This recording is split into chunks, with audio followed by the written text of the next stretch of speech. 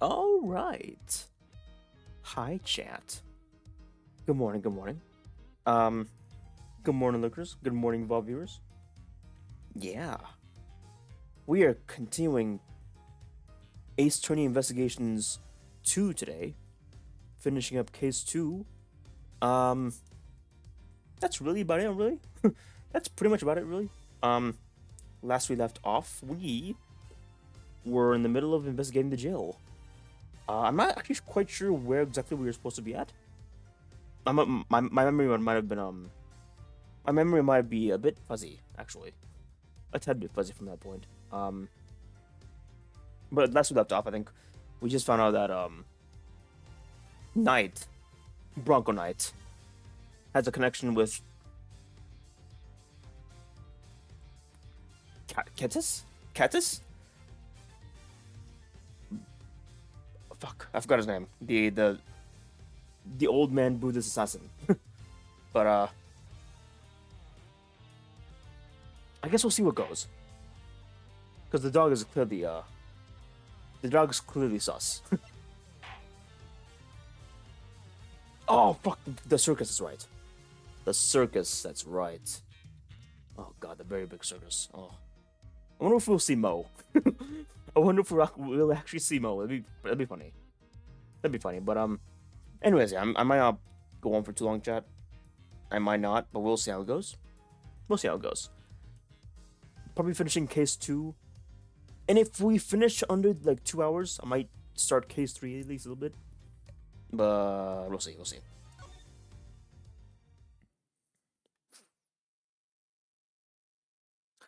March 28th, 3:02 p.m. Visitors room, detention center.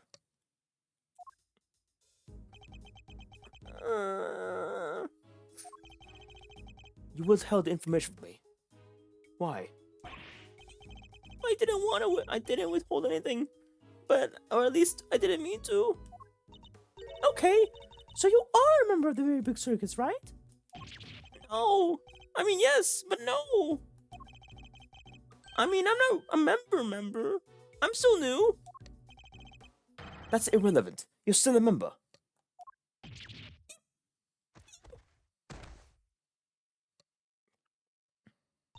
Let's try this again. Why didn't you tell us? Because it would have looked so suspicious.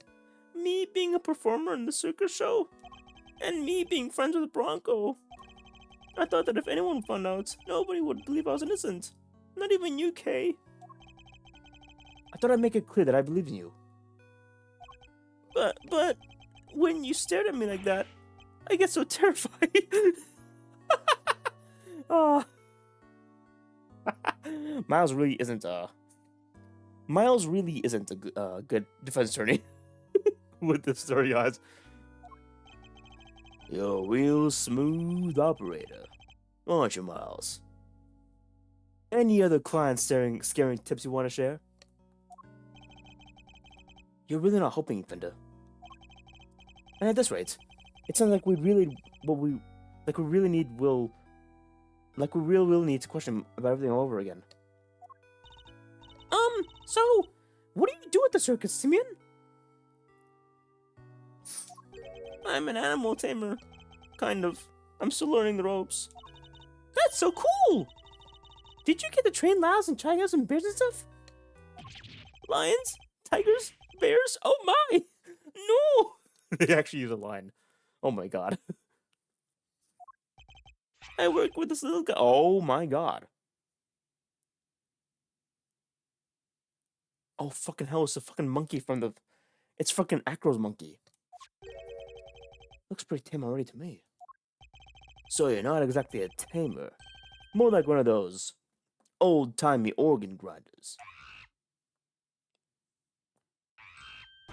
Not now, monkey money. I'm trying to... Oh, you little scamp. Oh my god, it's fucking Ratatouille. He's doing fucking Ratatouille shit. Something tells me it's the organ grinder who's been really monkeying around. When we spoke to you before, you said you worked at the company. I was telling the truth. The circus really is a company. We all have titles and everything. The ringmaster's the CEO, and I'm well, I guess you could call me a gopher. I even have a line manager. He's head of the animal taming department. It's part of the showbiz division. She's such an inspiration. There isn't a creature in the world she couldn't convince to do her bidding. Even Miles here. I like to see someone whip him into shape. I am not some kind of creature, Fender. So, this line manager, was she working with you on the show? Yes, it was just us two. It wasn't all that big of a job compared to what we normally do. She's usually the one performing on stage. I just do all the monkey work. But I did have a big part in this time. So only 2 members of the circus are relevant to the case. Alright. Talk me through your movements here at this facility. Sure. I came to see Bronco at around noon 2 days ago. And that was when you brought him into the chess set? Yes. At the same evening, I started work on setting up the stage in the yard. It was so hard. I had to haul everything myself over multiple trips. They let us use one of the rooms in the prison for storage. Workshop A, I think. Workshop A? When Knight's body was found. You mean your boss didn't help you? Oh no! I can never ask her to slip all that stuff around. Like I said, the monkeys work's my job. Once it was all set up, we did a run through, and it must have been midnight by the time I left. Next morning, I was back and ready for the show, which started at 8 p.m. till we performed till 10. So Mr. Sim was the only one of the pair to have entered the room where the body was found. And Knight's body was found immediately after the show ended. That would seem pretty suspicious, actually. That actually would seem pretty suspicious, honestly. Do you have any idea why you were arrested? And why so quickly? I never seen a guy that get booked so fast. Surely even little Wiener wouldn't just pull someone in on a hunch. Never underestimate the power of an underdeveloped intellect. I think I might know why. When I was moving all the stuff, I wanted to go see how he was doing. Bronco, I mean. You went to the holding cells on your own? Tell me you had permission. No, it wasn't a formal visit or anything. So I just sort of snuck over and hoped that no one stopped me. But you seen him earlier the same day. Why take the risk? I know, I've known him since we were kids. When both of us were all alone. He doesn't have family, you see. Just like me. He knew he'd be feeling lonely. That he'd want somebody to talk to. So, I had to go see him. Hmm? You don't have family?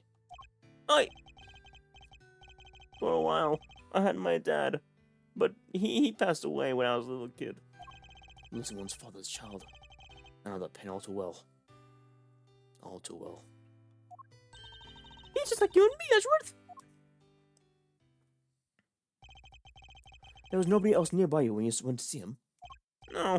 The only other holding cells were empty, and I didn't see any guards. Well, somebody must have seen you, or you wouldn't be here. Oh no! No! I messed up so bad, didn't I? So the assumption is that something happened while the two were alone together. At least, I imagine that would be Wiener and Judge Gavel's thinking. In any case, I think we'll need to speak with your boss next. Last I heard, she's supposed to be around today too. Somewhere in the yard. Tell her I'm sorry, won't you? I'm so sorry. I can't believe let this happen. Sure thing, Simeon. We are here for you. If there's anything else we can do, just say the word. But, there's nothing I can do for you in return. You don't have to worry about that. We are friends. We know what it's like to be your shoes. We're all part of the same club, after all. Right, Mr. Edgeworth? Unfortunately so, I'm afraid. Thank you for sharing such personal details with us. By the sound of it, you had little reason to kill Knight. If anything, you're the one most affected by his passing. And what's more, I simply don't believe a person as general as you is capable of murder. So rest assured, we believe you, and we will get you out of here. Well, what do we have here? A gosh darn defense attorney, that's what. Bravo, big guy. I can't believe what I'm saying it, but you even reminded me of your old man for a moment there. I did?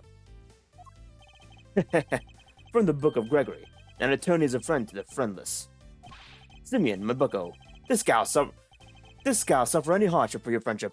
Things are gonna be simply amazing. I didn't realize talking like a pirate had come early this year, friender. But that's just the thing. You never know when the pirate will strike next. Anyway, kid, you want some candy? No, thanks. I don't like sweet stuff. Huh. See yourself. Bummer. I wouldn't mind a nice ship myself. The Great Deep Scallion for the Greater Pirate City. Yaha, me hearties. We'll sail the 7 seas together and claim the greatest treasure of all. The truth. Shiver me timbers. You two be the death of me. Come on, let's set sail for the prison yard. But no sea shanties on the way, please. Sea shanties.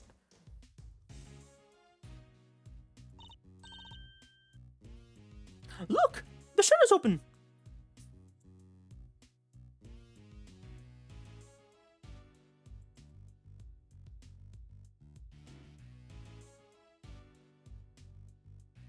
Oh, give me a minute.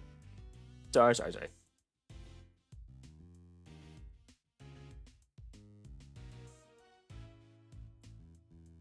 Yeah, okay.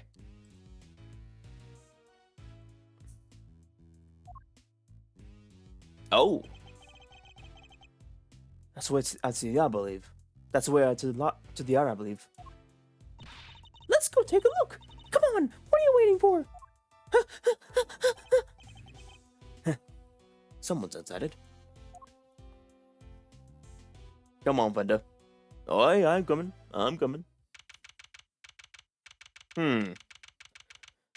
Nothing out of the ordinary from this immediate view.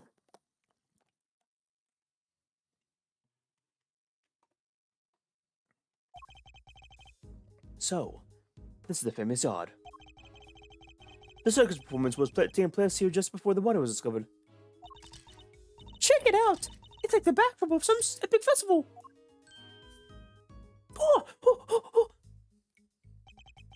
Most of the prisoners were assembled here when the body was discovered, which means that anyone who saw the show had down by. Building layout data updated. Okay. All right, time to take a look around. K. Stop hitting me! Help, Mr. Edgeworth! Cease and desist, you beast.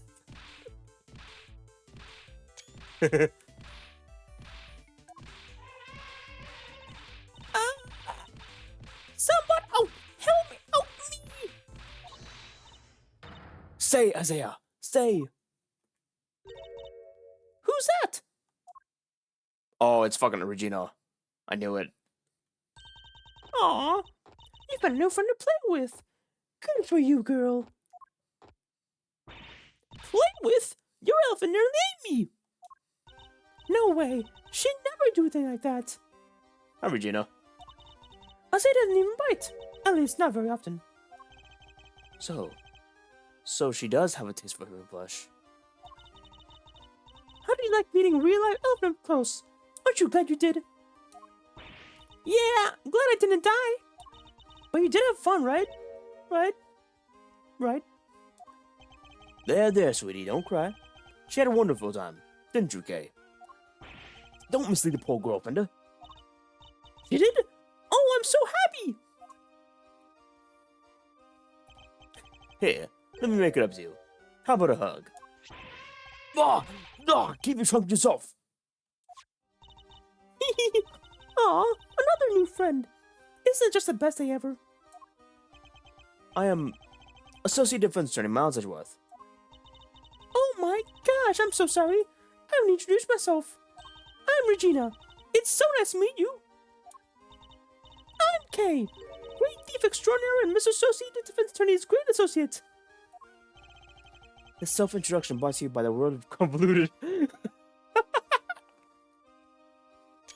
This self-introduction brought to you by the word convoluted. And your elephant's newest friend is Mr. Fender, the defense attorney. Oh, she's not just any elephant. That's Isaiah, the aged elephant. Isaiah stopped the second you told her to. You really have a way with animals, Adrena. Well, I wouldn't be much of an animal tamer if I didn't. What? So you're Simeon's boss? That's right. Regina Berry, head of the animal taming department, Shelby's division, Berry Big Circus. It's so lovely to meet all of you. Pleasure's all ours, mademoiselle. Name's Eddie Fender. I'm a bit of an attorney. I forgot he said that. I forgot he says that. So much for being me into shape. Yes, she's perfect. What are you muttering to yourself about, Kay? The positivity, the charisma, that energy. Regina, you'd make a perfect partner in crime for the great thief Yazagarasu. Great thief? That sounds like fun. My animals and I have shown the spotlight quite a bit in our time. That's the one thing we don't want to steal. Gotta keep it down low, like all something ninja like. But what's the fun without a show? The elbow sounds like might be fun. Might get me down. Bummer. I think we've got a fundamental difference of opinion going on here. It would indeed appear that the negotiations have broken down. Maybe next time, Kay. Well, Mr. Edgeworth, let's get cracking. Too bad we can't see much of what's beyond this metal fence, though. Indeed. And we're in so need of information and we're in so need of information in addition to evidence. Therefore, we should make an effort to talk with any persons of interest as well. Alright, oh, research soul. Shit. An Asian elephant named Isaiah, and one of the Berry Big Circus has many animals. She certainly seems very fond of petting humans, based on what we've seen. Well, most humans. You can't just glare at that, Mr. Edgeworth. She'll think you're trying to show her who's boss. Are you telling me that she thinks I'm one of her kind? No, just that she respects you, I guess. How comforting. Danger! High voltage! I never saw one of these in life. Hey, that must be the fabulous garden outside the walls, the warden's office over there.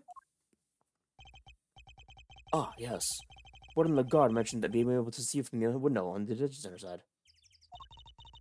Wish this dumb barbed metal fence was in the way, though. I thought it was all one big yard. Given how protected the warden seems of a little bit of earth, I imagine it's to keep the riff like us out.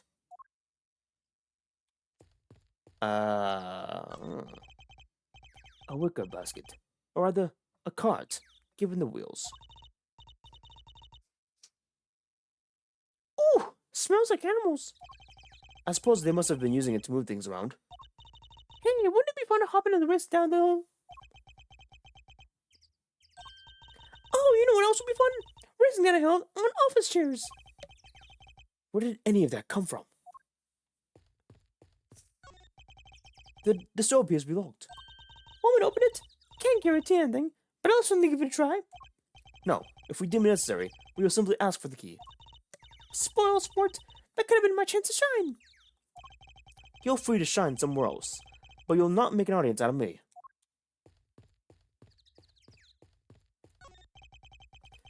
This must be the stage for the show. Do you think people would be interested in the Great Thieving Show?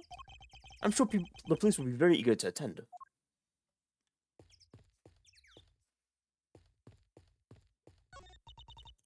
Hey! Who are you shouting at? Ones like this one usually have a goldfish at them, right? I wanted to see if they'd come to say hello. Why is there a skeleton there? What the fuck? I only see water striders. Hey, water striders are so cool. They can walk on water like ninjas. Whoosh! Whoosh! Man, I wish I could do that. So much for the goldfish.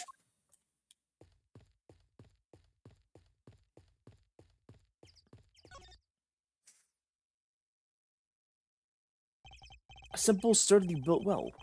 I wonder if it was in the work of the prison. If it was the work of the prisoners. Someone's left a bunch of tools rolling around. There's a long piece of rope and pretty heavy weight. Let's see. It weighs 30 pounds. Oh, and there's some pulleys too. Okay, can you stop touching everything in sight? Ah, come on. It's not like I was gonna take anything. What exactly were they being used for, I wonder?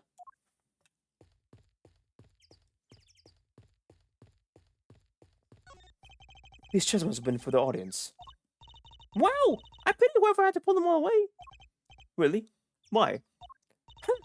You've clearly never had to pull a bunch of boring chairs before, huh? Not personally. I've been told other people to do though. Come on, Miss Edgeworth. You gotta roll up your sleeves and help out once in a while. I'll consider it.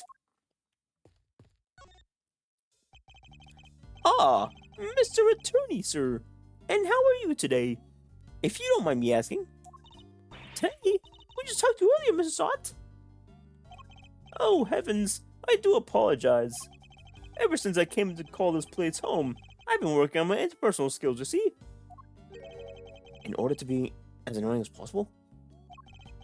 I'm curious helping out with the circus show stage, tearing down and... I'm currently helping out with the circus show stage, tear down and clean up. But if you happen to need me, I'll do my elbows help. I'm just chipping in and doing what I can, model prisoner that I am. Yes, my stay in this prison never has seen me reborn. The Frank Saw you see before you is a changed man.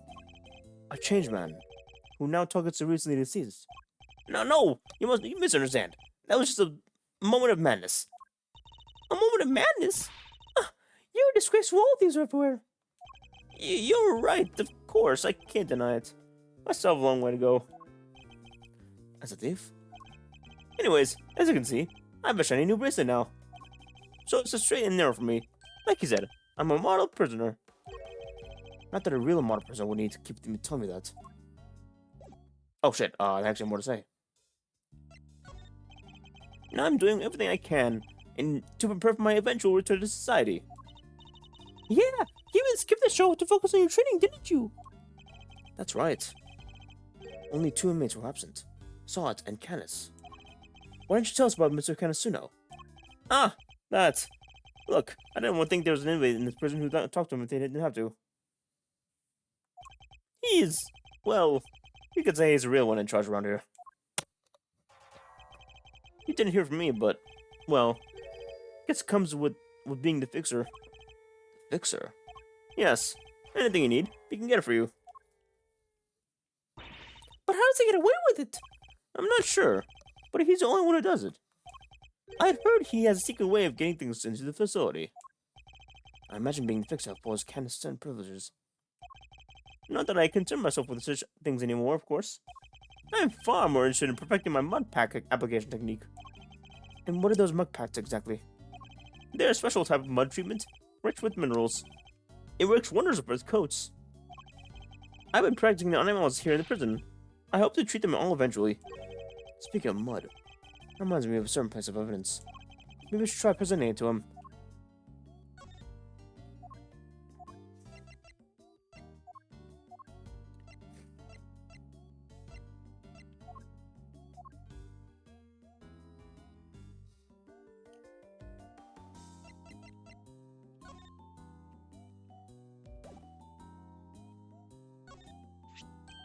Ah! That's the rubber glove I dropped! Would you care to explain why it's so dirty? Oh, of course. That's the mud from one of the pet peeves I've been practicing. I was giving one of the animals a mud pack right when the incident happened. I see. Around what time would this have been? Let's see. The show already started, so around 9 AM perhaps? The thing is, the more mud I applied, the more in the zone I got, and the darker the animal's fur became. There's no trance quite like the trance one enters when the one slathers an animal with thick black mud. I think the stress of losing might be getting to him. Of course, it's all thanks to the warden that we have access to such wonderful instructions. I'm eternally grateful, truly I am.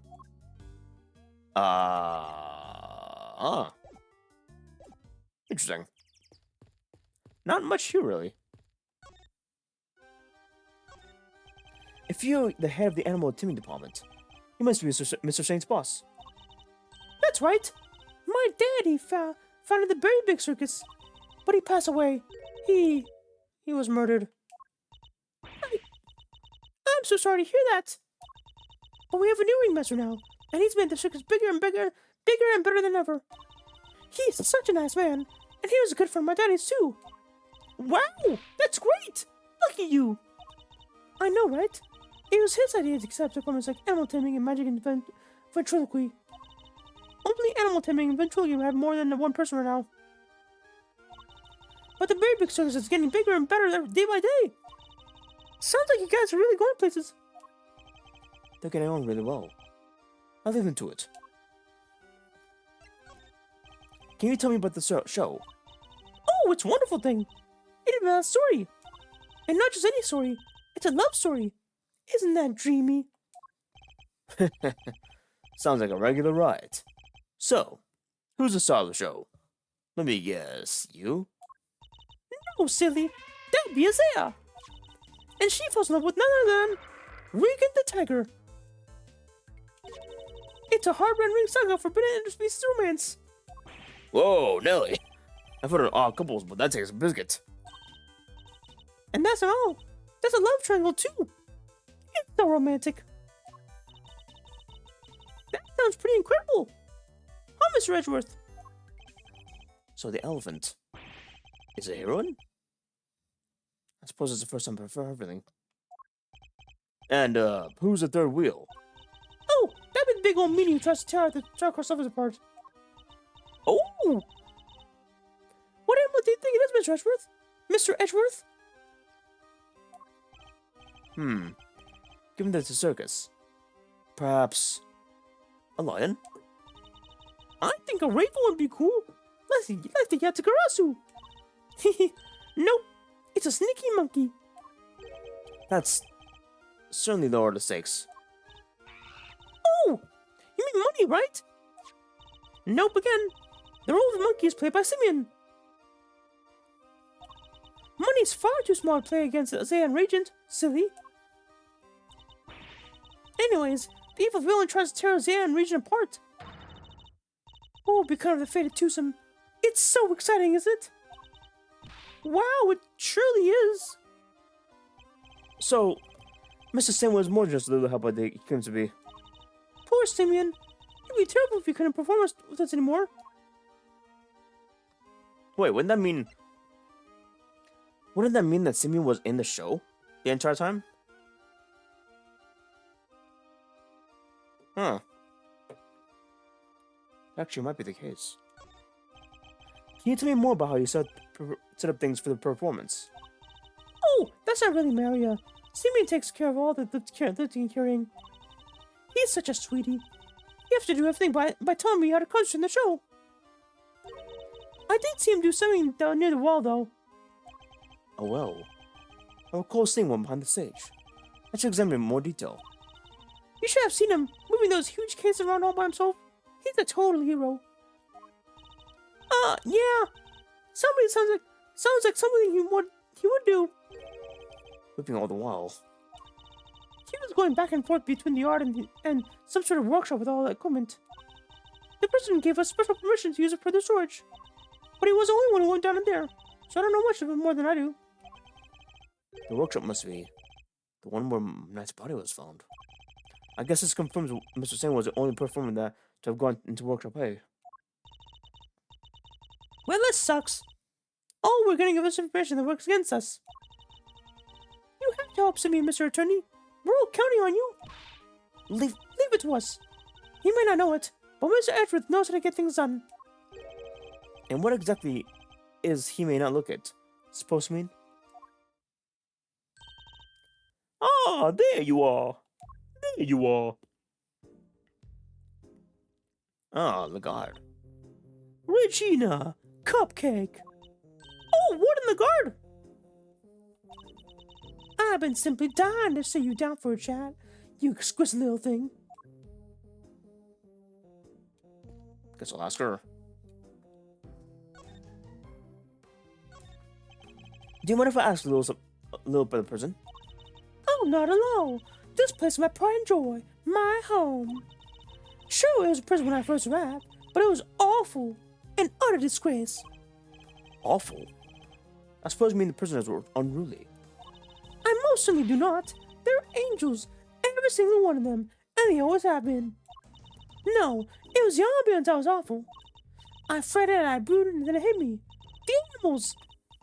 If anyone can burn up the place, it was them. It is nice to be having them around. Isn't it just? And now look at the fabulous little family. Why, my darling Frankie is the very picture of rehabilitation. Like someone is rifling through dead men's pockets.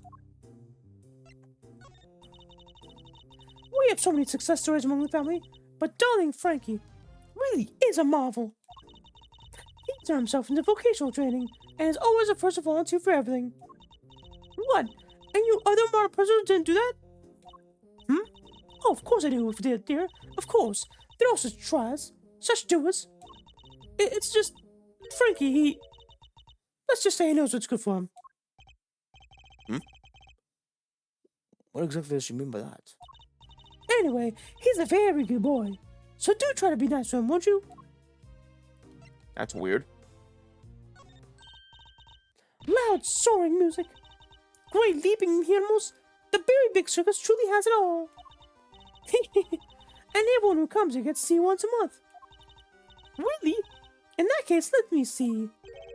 She'd better not be thinking about something to confess to. This monthly show. It's always performed by the Very Big Circus. But of course, sweetie. I'm Regina's biggest fan. That girl's my little princess, my superstar. She's so wonderfully talented. Yes, she is. Yes, she is. And she's so adorable, so sweet, I could just gobble right up. So you're not lying when you say you're his biggest fan, huh? Which is why I'm worried about her. So worried. It's all because of poor Simeon, you see? If he's found guilty, why, darling Regina will be devastated. So you simply must make sure it doesn't happen, Miss Lawyer. Please, I'm begging you. If there's anything I can do to help you cheer up this awful misunderstanding, you let me know. Regina, darling, you put on the most splendid show for us yet again. The stage, the stars, and you in particular, my beauty princess, it was simply divine. That's so nice of you. I hope everybody else who watched enjoyed too. About that, dearie, I'm afraid I have something awful to confess. There were some absences, you see. She must mean Kenneth and Sawat. We were 3 members short. Unbelievable, I know. How will you ever forgive me? I'm sorry, but you're saying there were 3 inmates that didn't attend the show? That's right, sweetie. I couldn't deceive myself. 1, 2, 3 no-shows. And I always make sure there are enough seats for everybody. But Miss Edgeworth, that's not right, is it? Indeed. As far as we were aware. Mr. Kenneth and Mr. Saul were the only ones on present.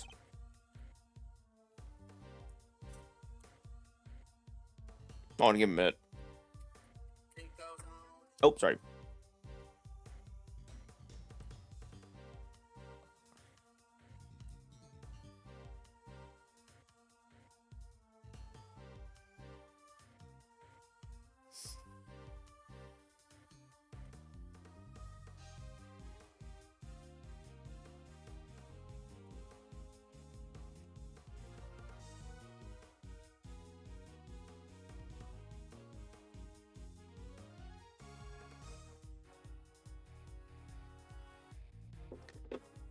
Okay. Mr. Kenneth and Saul were the only ones not present. This doesn't add up. Who's the third missing prisoner and what were they doing? Seems we need to investigate further. Oh, I was enjoying a chat with my dear Regina so much, I almost forgot. I must feed little one. Little one?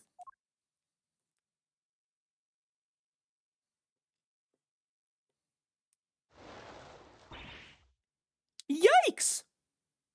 I want to give him a minute. Ugh.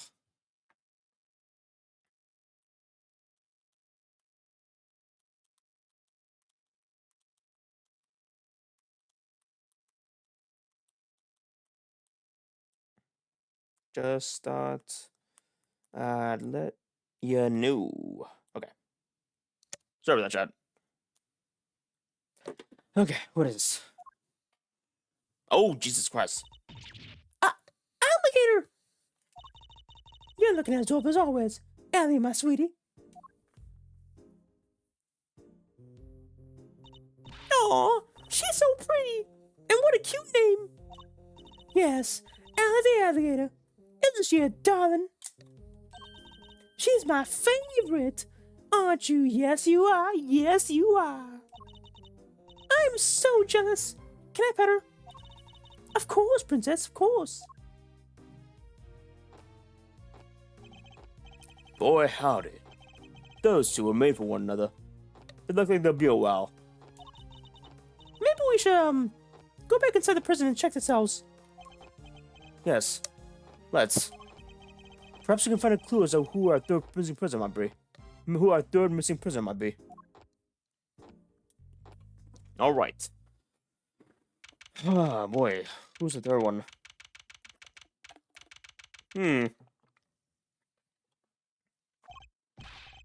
Sir! Mr. Edward, sir! Moo! I finally caught up with you. I knew it. Detective, you're not needed elsewhere. Nope. The judge and the kid aren't here yet. No! I got your message. So you searched the victim's cells? Did you manage to turn anything up? We struck gold, sir. Well, blood anyways. It was right there on the floor.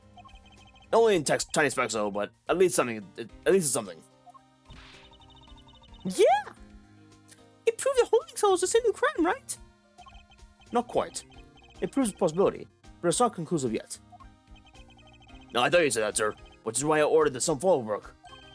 I asked forensic to analyze the blood and see if it matches the victims. They're on as we speak. Nice work, Gummy. You thought of everything. Detective, I must say I'm impressed. I'm impressed. Did you hit your head with something? Gee, the looks of surprise, sir. I just hope things continue in our favor. Alrighty. So that's proof the murder happened in the detention center. And for our next trick, We'll find out how the dog got over there. don't worry. You can leave that one to me. Until the kid and the chaperone are here, we got the whole prison to ourselves. Which is why I brought my secret weapons along. Secret weapons? That's right. A few tools of the trade that helped me that helped me bust more than a few cases of wide open. Behold, the 7 secret weapons of Dick Gumshoe, Ace Detective Extraordinaire. Well, I don't know about you, crazy cats, but I'm sold. Miles? Very well, Detective. We'll try using your secret weapons. You've got it, sir. Let me run you through the list. Secret weapon number 1.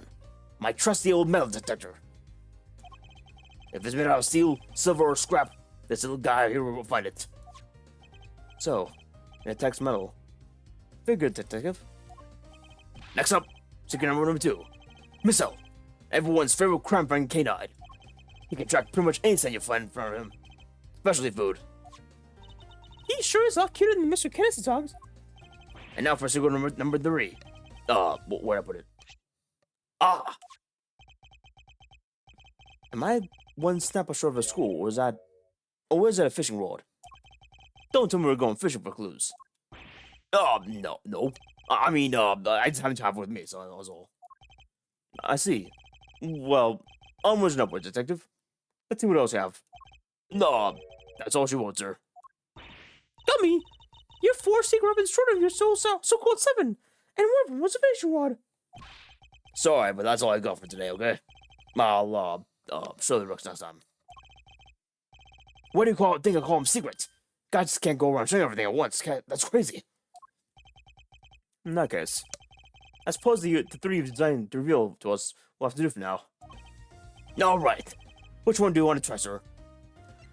Fucking hell. I feel like fishing will be, will actually be helpful. I'm not quite sure, actually. I guess fishing rod for now. Let's give that fishing rod a try. You got it, sir. There's a pond in the prison yard. We might find something helpful looking around the depths. In the depths. Yes, sir. Leave it to me, sir. No. What's the matter, detective? Detective? You're not gonna believe this, sir, but I had something big for the moment, and then it took off with the bait and my fishing line. That's a little warp looking around in the waters. Come to think of it, there's an alligator living in that pond. Probably shouldn't tell the detectives that he nearly lost more than just a secret weapon. Oh, it looks like the fishing rod won't be much use, sir. Let's try something else. All right. Which one do you want to try, sir? Smell detector it is. Coming right up, sir. I'll just crank the old girl up. And away we go.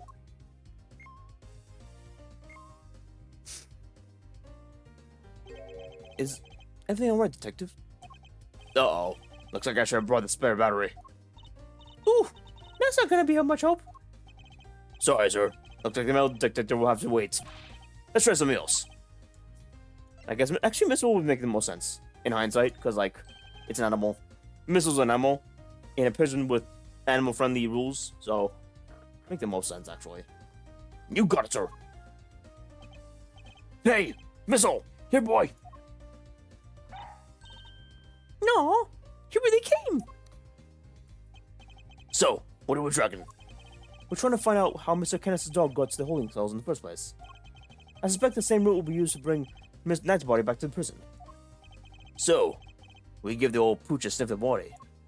And he'll find the route for us.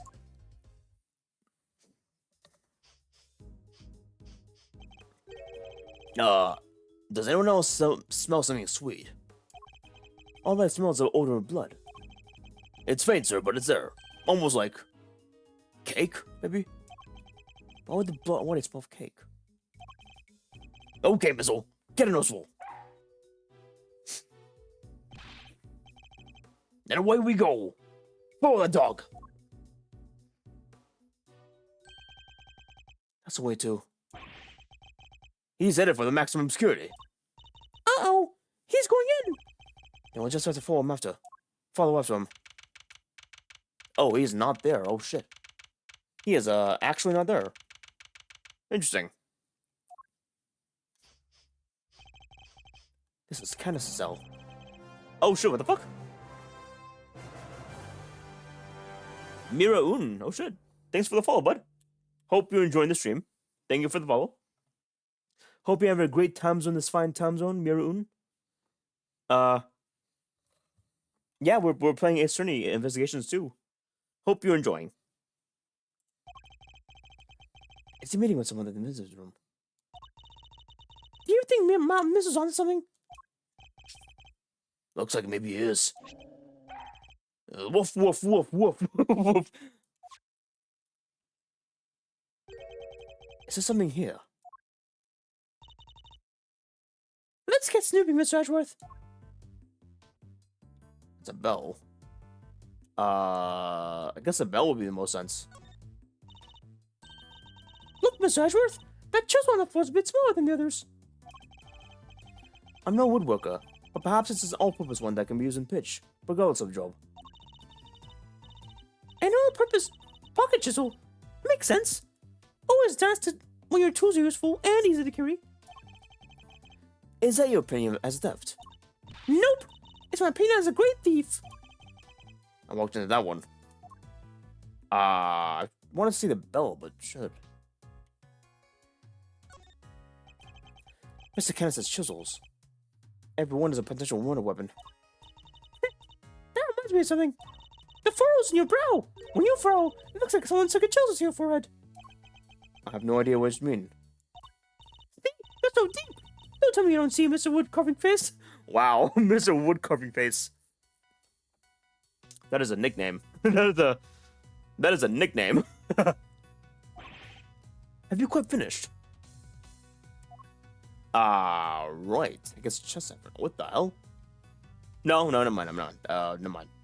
Chest, that's fine. Is that cookies? Rice crackers, my bad. tea and rice crackers. Mr. Candace cleared it like for comforts. I can think of worse ways to spend my time in jail than drinking tea and playing chess. I thought this was maximum security, not maximum comfort. How could nobody else get that special treatment? Complaining to me isn't going to help. Perhaps you could take it up with the man himself. Yikes! No thanks. Mr. Candace's chess set, complete with a special dog piece. That's not a chess set. That's a whole chess table with legs. Looks like it might be worth something too. It's not inconceivable. Some of them are. And this is quite a nice one. I never would have pegged Mr. Candace as a chess fan though. What with the whole Eastern aesthetic he's going on? I thought maybe he'd be more to go. Go, huh? Can you play? I can play Go Fish. Not the same thing, Kay. Not even close. Not even close. Oh? Oh? What's the matter, boy? Wait. Is this cake what you were after? Whoa! Woof, woof, woof, woof, woof. Whoa, whoa! Down, boy! Stop that! No! No! You can't have any of it! Dogs can't eat chocolate. You know that. If you won't behave, I have to eat it myself. Not bad. Not bad. That's some real outside the chocolate box thing there. Not sure everyone agrees though. Got me! I wanted some. Dang, if you both assume the food in prison is set to eat. Well, daring or dumb. Oh, so anyways, it looks like it really was cake, Mr. Wolfdragon. Talk about a waste of time. I suppose we just got our desserts. But the little guy's definitely capable, right? Oh, sure he is. This is just a blip. He'll fall the right side this time, I promise. Sneak boy.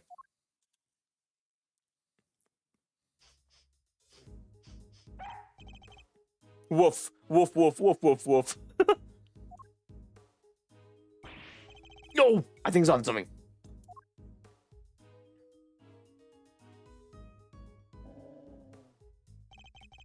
Whatever it is, it's in there. Mr. Casarado's cell. We need to take a look around. Detective, call the guard. Yes, sir. Thank you, officer. A question before we begin. Is the prisoner, Mr. Casarado, still in solitary? No, sir. He came back a little while ago. And he was here for the noon roll call. Guess he must be on work duty someplace. I see. Now, if you'd be so kind as to open the cell. Yes, sir. Interesting. What is it? Is that an hour? What the hell's in that hourglass? What the hell? Bear bites. Wow. He really does not like the warden. If he's willing to draw the warden on the punching bag. So, how many minutes do you think the time is for, Mr. Ashworth? Well, Mr. Casarado is a boxer, so 3 minutes is my assumption. Same as the length of a round in boxing. Psst. Thanks for playing, but the correct answer is maybe about 2 minutes. Why? Because there's a crack in it, and a bit of the sand spilled out. Ugh. Why does it hurt so much when she's right? Wow. That was literally nothing. Literally not what I wanted, but... It says Teddy in extremely poor handwriting. So this tire belongs to the bear. I wouldn't have thought of it. Mr. Casarado and his Ursine partner seem really close. Wow! This takes me back. Hey, Mr. Edgeworth, did you just have a swing at this like a kid? Not that I can recall, no. So, what did you do for fun when you were a kid? Chess, golf, flute practice. Did you have any friends? Did you have any friends? Damn, Kay. That's fucking brutal. What? Why would you think to ask that? This punching bag has certainly some use. Wolf? Hi, Tiny. Hi, Tiny. Welcome to stream. How was 7.1? I don't know if you did it tonight. Welcome. Hoi hoi. Mush mush. How was 7.1? I don't know if you did all of it tonight, but I know you did some of it at least. I'm assuming. What breed were you getting, Missile? Sure wasn't a boxer? I didn't, it's good. Mad, there's a cliffhanger though? There's a cliffhanger, okay. I gotta be careful then. I gotta be careful. I'm trying to, like, I probably should I probably should mute the words on, like, Twitter or some shit. Because I don't actually want to know about the MSQ. Like, too much about it, at least. Or at least any hints or anything, you know? I gotta play through it. I'm contemplating doing Final Fantasy Fridays this Friday. I'm contemplating it because it seems like it's like a good time to do so. But I gotta level my item level first before I do that. Although I might actually if not this Friday, then next Friday. I won't say anything, but I'm excited to see a reaction. I'm excited to play it actually. I might. We'll see how it goes. I definitely plan on doing the alliance raid though, of course, but off stream most likely.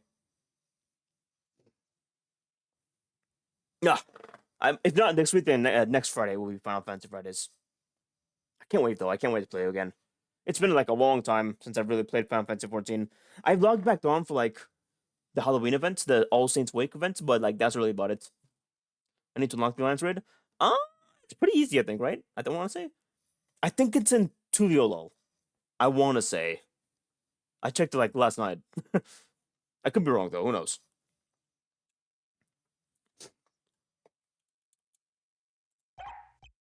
Woof woof woof. No way. No way indeed. Quickly, detective. Move the sandbag aside. Yes, sir. Oh, fucking hell. Oh. Could this be? Woof, woof, woof, woof, woof. Oh, there. Wait, missile. I'm going in too! Wait, stop. Sir, I'll go get her. Oh, that side. Shouldn't have been that cake. He's gone. Well, I'm not going in there. Guess I'll just have to wait. I'm not going in there.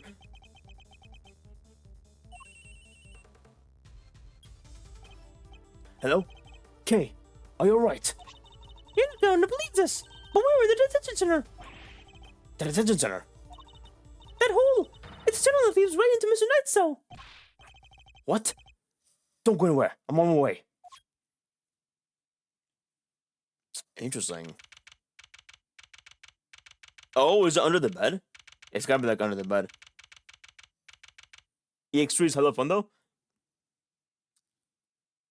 I don't know if I actually did EX1. I don't know if I did any EXs in the in the in the raids. I'm a pretty filthy casual when it comes to 14, honestly. I'm a pretty filthy casual, honestly. I'm bored in Tune 3. Wait. EX3 being like the EX of Arcadian, right? I want to say. Unless I'm thinking of something else. It should be Arcadian, right? EX3 Arcadian.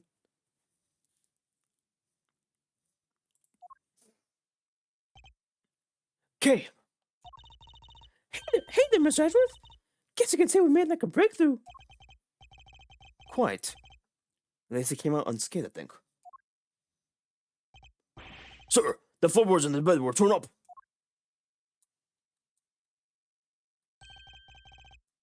So that's how they did it. Ah, interesting. Somehow we never checked under the bed. Somehow. On Content Extreme, so... Oh, okay. So, EX1 was Valigamondo, then. EX2 is Zoralja, and then EX3 is Spleen. That makes sense, okay. That makes sense. That makes sense. Okay, okay. I can't wait to do EX then. You know I'm right. You know I'm right. Actually, I don't know if I actually unlocked EX 1 and 2 yet. I mean, so that's how I did it. There's no doubt about it. This must be the route that we've been looking for. The corridor connecting the detention center and the prison is locked down by some heavy doors. But what the hell of this tunnel? It can be circumvented. It was a sweet scent that started this whole search. Could it be that the scent was in fact coming from Knight's body after all?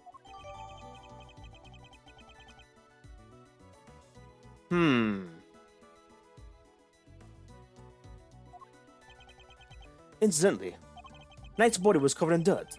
Dirt that might have come from being dragged through the tunnel. Okay, what was it like down there? Well, it was pitch black, so I couldn't see a whole lot. Luckily, my camera has a flash, so I took some pictures. Now let's see what you captured. Look at that. Spoons, a fork. Guess these are for digging the tunnel. That aside, are those footprints? Paw prints even. From a dog, perhaps. Oh, I'm so sorry, chat. Ads gonna start soon, in like a minute, like a second. I'm so sorry, chat. I forgot to tell you all. Be careful of ads. They're gonna be 3-minute ads, but it'd be very appreciative if you watched. It would be very appreciative if you watched. I apologize for not notifying you sooner, though. Hopefully it'll be okay. Tunnel prints, okay. This is a vital piece of evidence. Ugh. This is a vital piece of evidence. However, it begs the question of something of a question. Does it? Mr. Costerado has certainly been making use of this tunnel. Which means... Detective, we need to find out where Mr. Costerado is immediately. If my suspicion is correct... Huh? Oh, nuts! The guards were alerted, and they began searching for Mr. Costerado right away. But after a thorough investigation of both the prison and the detention center, he was nowhere to be seen.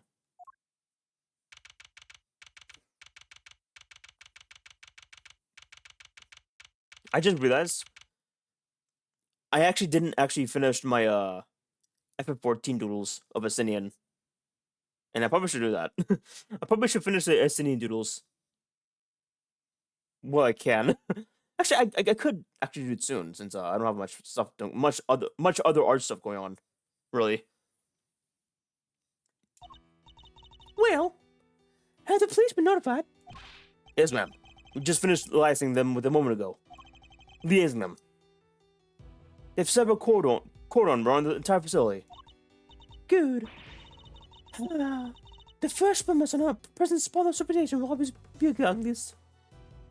The first blemish on a prison's spotless reputation is always the ugliest. It won't happen again, madam. A rather different warden of the god to the one we've seen so far. Mr. Edgeworth, was it? I really can't thank you enough for finding that tunnel, darling. Sadly, it may have been a little too late. It seems he might have already left the building. I'd say that's unlikely, warden. After all, there's a security gate to the exit into the detention center. You're not suggesting he simply walked through it. He simply walked through it. What's to say there was only one tunnel, Trudy? I suppose that's true. Well, whatever the case, this is no time to be standing around chit-chatting. Mr. Edgeworth, would you mind continuing your investigation? It would be my pleasure. And you three can get back to your post. Yes, ma'am.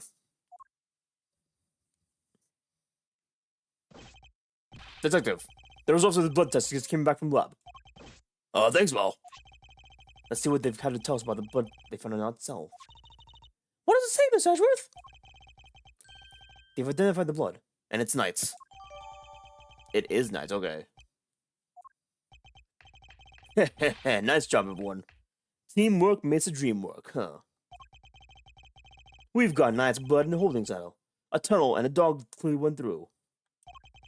And security footage showing Knight being attacked from a dog bite in a cell. Case closed. We have all the evidence we need. Let's see what Mr. Kenneth has to say for himself. Kenneth? Oh, darling, are you sure? Do be careful around him, won't you? He's well connected to the outside as in here. I suppose it would have to be. How else would the so-called fixers stay in business? The police have been trying to track down his accomplices for a long time. Even I've had to lend them a hand, you know. So that's what it's all about. It's all talking. It's from the last time we played. Tiny, actually, quick question. Tiny. Sorry, I don't know if you're still in chat. I hope you are. Let me know if you're still in chat, Tiny. I got a question to ask. I am? How long is 7.1? Would you say? I would assume like 3 hours-ish. But still, I want to be sure.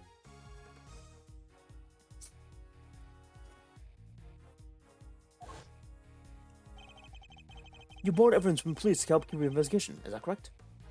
3-4 hours? Okay. That's about the time of a stream then. That should be good enough then. Assuming I get people to help for the dungeon. Assuming. I would hope so, but you know, you never know. That sounds like a good stream session-ish. You borrowed evidence from the police to help with the investigation, is that correct? Why, yes, sweetie. Everything related to Cass is with me right now. Heavens knows how many times I've hauled the secretive scoundrel in my office to talk to. But no matter what I say, or how much evidence I present with him, he simply won't say a word. I can help with the dungeon if need be? Hopefully. If I need you... If I need you and you're available, I'll ask you. In that case, it'll definitely be on like Friday, not this Friday, but like maybe next Friday if anything. For sure, unless I get lucky with my item levels and get it higher enough by the time of this week, but that's highly unlikely. A prison warden connecting interrogations herself. That's irregular to say the least. Let your guard down and he'll devour you whole. Be careful, darlings. You've been warned. Woo-wee. And I thought things couldn't get any spicier.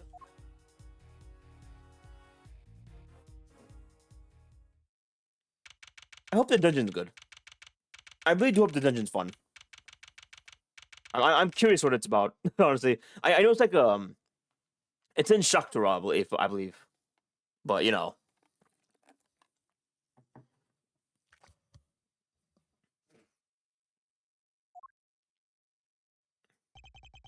Judge Gabel, I didn't expect to see you here. We've been conducting inquiries, which, given that we are in charge of the investigation, is hardly strange. What is strange is that you're still here, Mr. Edgeworth. I gave you a warning, did I not? I told you that your badge would be at risk, should our paths cross again.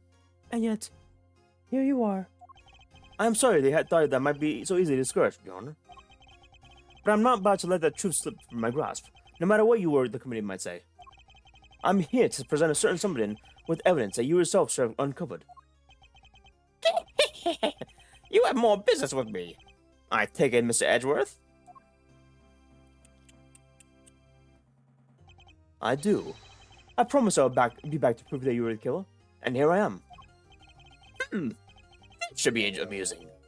Very well, whenever you're ready. Not so fast. We have some truths of our own to share. First-rate deductions, in fact. Indeed. We are now more certain than ever that Simeon Saint was a murderer. And only he could have moved Mr. Knight from his holding cell to the prison proper. We shall prove this to you beyond a shadow of a doubt. But first, a question. Are you quite determined to continue on this course, Mr. Edgeworth? Hi, Stratos. Welcome to stream, Stratos. Hope you're doing well. Should you fail to reboot at its abductions, there will be no going back. Your very career hangs in the balance. What? You mean you'd take his badge if you don't like how it goes?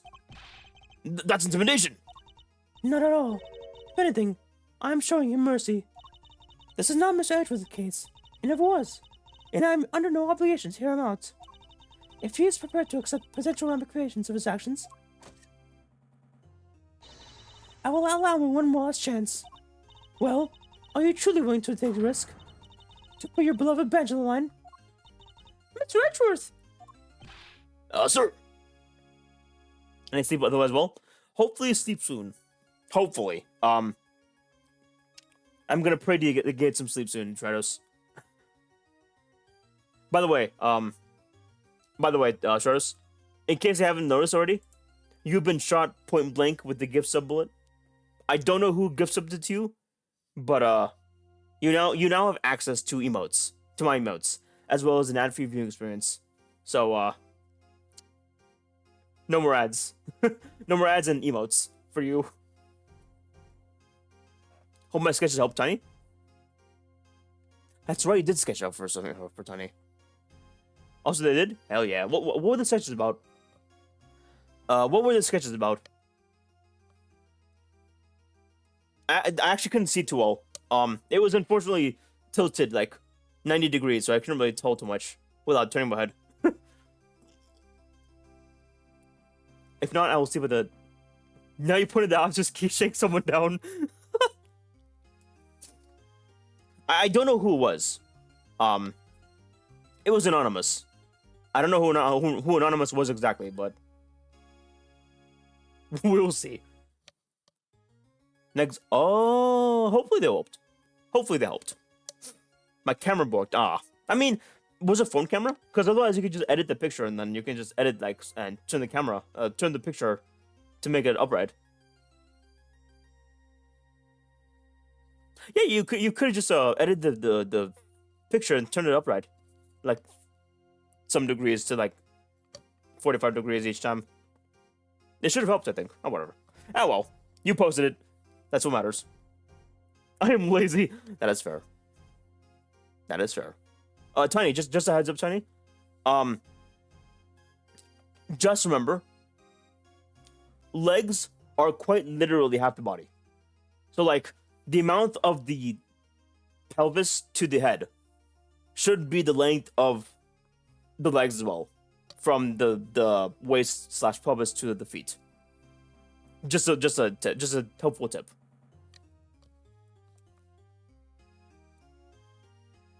Sir. I accept your terms. Legs are the feet's arms. You're not wrong. You're not wrong, technically. Especially with how evolution works. Hopefully you get the legs done, Tiny. Hopefully. I'll pray for you. I actually had to get some legs done myself on art recently. And I think it looks good, but I gotta make sure, you know? I'm confident of my reasoning. And what's more, I am representing the firm of Edgeworth & Co. And I do not intend to besmirch the name. My duty will be done, and I will not be intimidated. Very well. Let us see whatever you are brave, or simply reckless. By the power vested in me by the almighty goddess of justice, let this judgment commence. Eustace, if you will allow me. Fine by me. He's all yours, Gavel. Break down hands too? That was a while ago. But yes. I want to say yes. That was a while ago, though. For sure. I don't remember. I don't even remember where it was, actually. It feels like 2-3 years ago? It's gotta be. Like 2-3 years ago for sure. I'm not sure where exactly it was. What that was exactly. Or what the context was, but I remember that vaguely at least. Wasn't She's? That was a while ago, goddamn. That was a hell of a while ago. Whoever need help, but I did hands.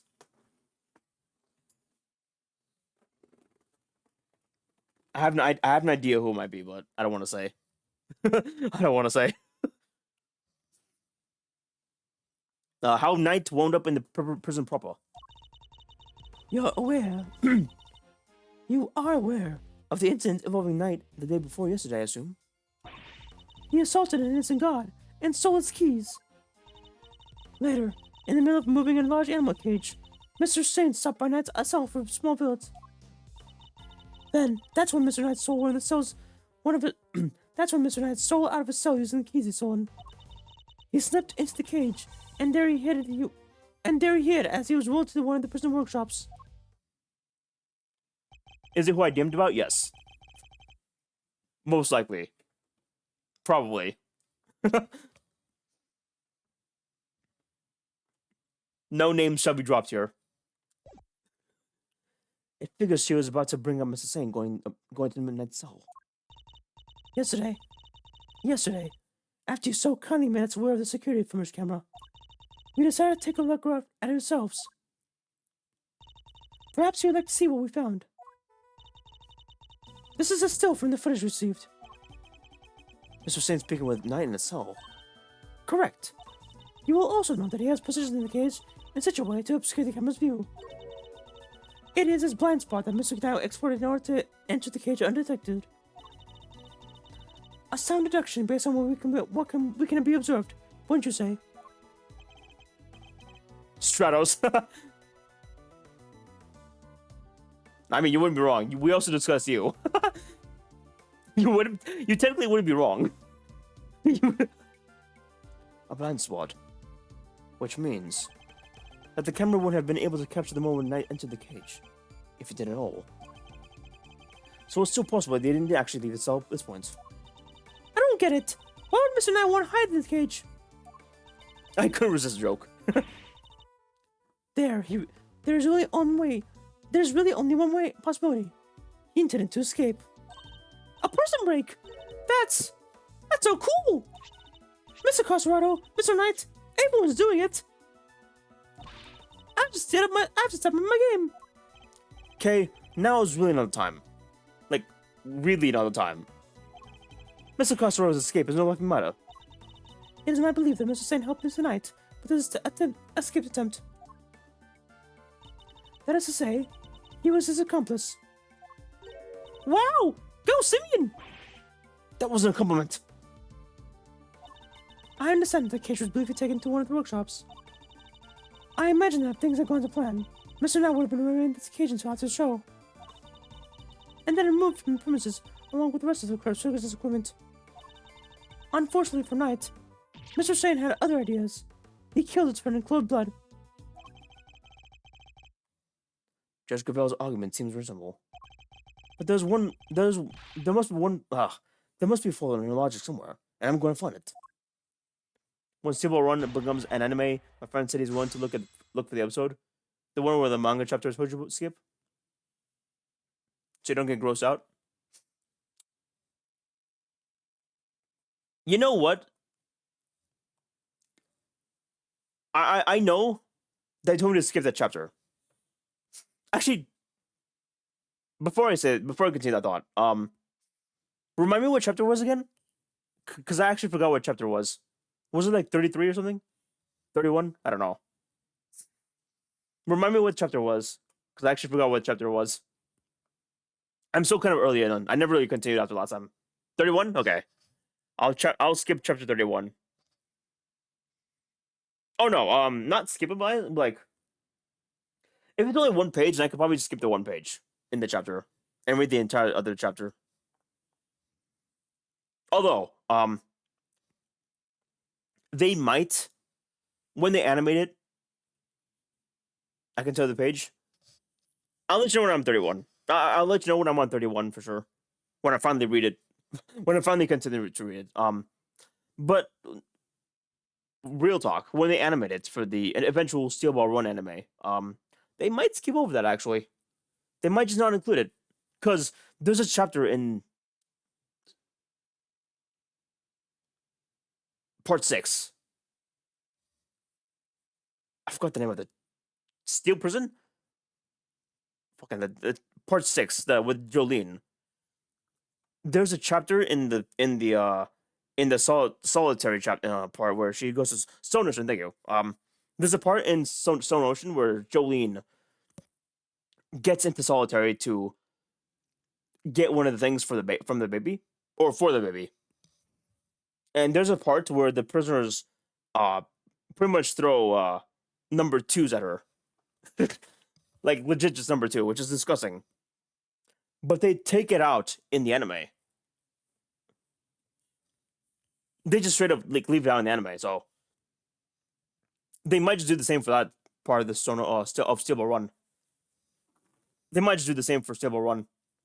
Unless it's like really integral to the story, but I doubt it. I doubt it. That's more for like grossness. He'll keep looking. Probably. Anyways, I gotta continue that. I gotta continue Stable Run. It's not just in case it slips by.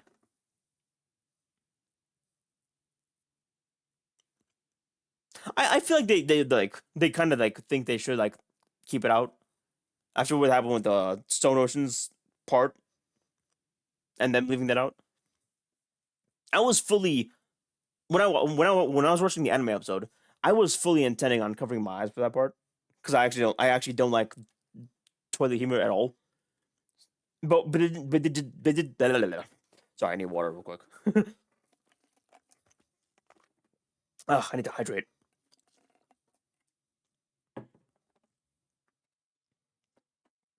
So when that thing happened in the anime, it never happened. So maybe they'll do the same for Stable Run. You never know. Press.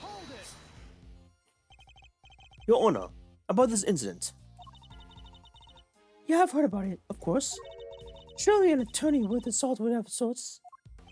Yes, I'm aware of it, of course. I was simply wishing to confirm. Then you are wasting both of our time. Shall we continue? Oh boy. Do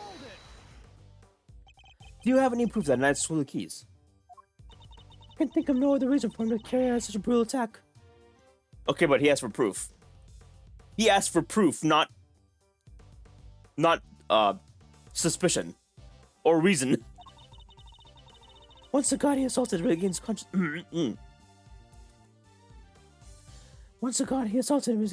consciousness, I am sure he will confirm our suspicions. I wouldn't be so sure. Perhaps I should press her for further reasoning. Sorry, but I believe there's a flaw in your reasoning. If None had the keys, there was nothing to summon from even whenever we wanted to. Why would we from Mr. Saint? There was no need, surely. He chose the option he deemed most likely to succeed. He stole the keys and hid them somewhere. Then waited for an opportune moment to present them.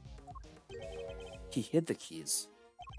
I'm afraid you might have made an uncharacteristic oversight, Your Honor. But Knight wasn't hiding any keys.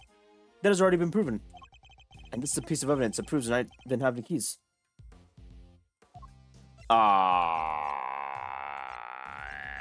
This thing. I want to say. Wait, no. The day before the body was found, got assigned to return. I was told non-concussion with single blow. Okay, this is just saying the keys are there. Let me just say this real quick.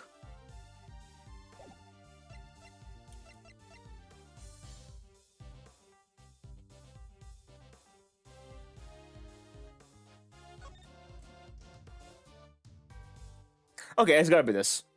It's gotta be this, because if Knight had the keys, then it would have been on this person. Since you know about the incident, I assume you must already know about this, but after the assault, the gods searched both Knight and the cell, and no keys were found. And if their whereabouts for the keys cannot be proven, then neither can your theory. I have considered the matter of missing keys, and I do not think it is such an issue. I still believe he had them. After all, the guards only said that they were unable to locate them. And this is because they were cleverly hidden inside the pocket chest size. The pocket chest set. Nice chest set. The same set in which the murder weapon was also allegedly hidden. Was it? I can't help but wonder about that. What? Well, you're the one. Where was it? Actually, if you recall, that was Eustace's assertion. So the two of them aren't one of mine in this, I take it? Allow me to restate the facts. Mr. Knight hid the keys he stole from the guard inside that chest set.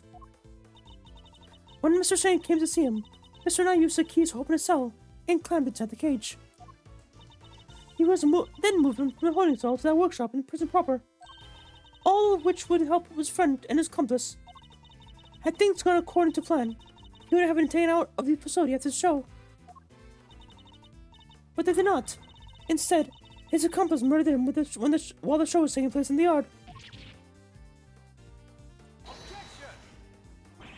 But Mr. Singh was part of the performance. How would he even have time to commit the murder? How indeed. Allow me to explain. As you know, many stage performances follow a set narrative. Yesterday's show was one of such an example. She's done her homework, I see. The suspect played the part of the antagonist of the elephantine heroine of the show. In the latter part of the performance, the heroine's love prevails and the villain is defeated. This victory is depicted in a very unique manner, whereby the villain is sent flying to the stage by the heroine. He's sent flying by the elephant. Isn't that dangerous? Having been ejected from the stage in this manner, the villain no longer appears in the performance. In other words, the suspect did not appear on stage for a period of approximately 15 minutes. And you're saying the crime took place in the time? Yes, I'm afraid so. After all, it's more than a sufficient window, wouldn't you say?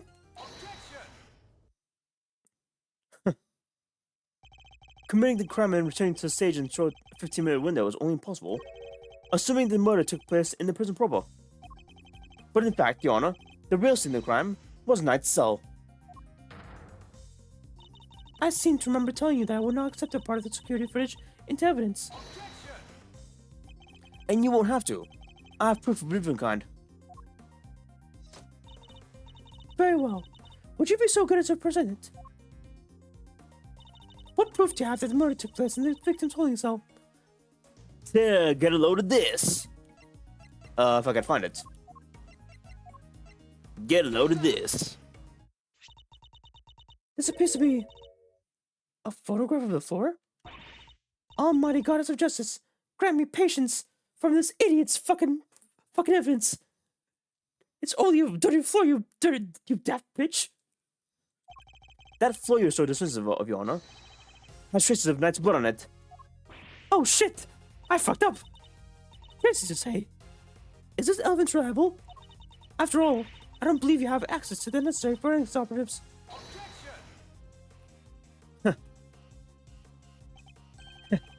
I have resources. A certain blunt instrument, you might say, but a reliable one. Oh. The detective. How very unfortunate for him. Perhaps before he decided to circumvent the law, he might have considered that the committee's influence extends to the police. Oh no! Now Guppy's badge is on the line too! Forgive me, Detective. I didn't mean to put you at risk at all as well. I will enter the fact that Mr. Knight's blood is found in the recording cell into evidence. However... Bad luck, idiots! You're really on the edge now, Mr. Worthless. Mr. Wiener, I'd forgotten you were there. It was nice while it lasted. I just butted in to tell you that your entire argument is one big inconsistency. You showed us camera footage of a dog killing Mr. Knight in a cell. Are you saying that Mark also wiped the blood off the floor and left it behind the scene?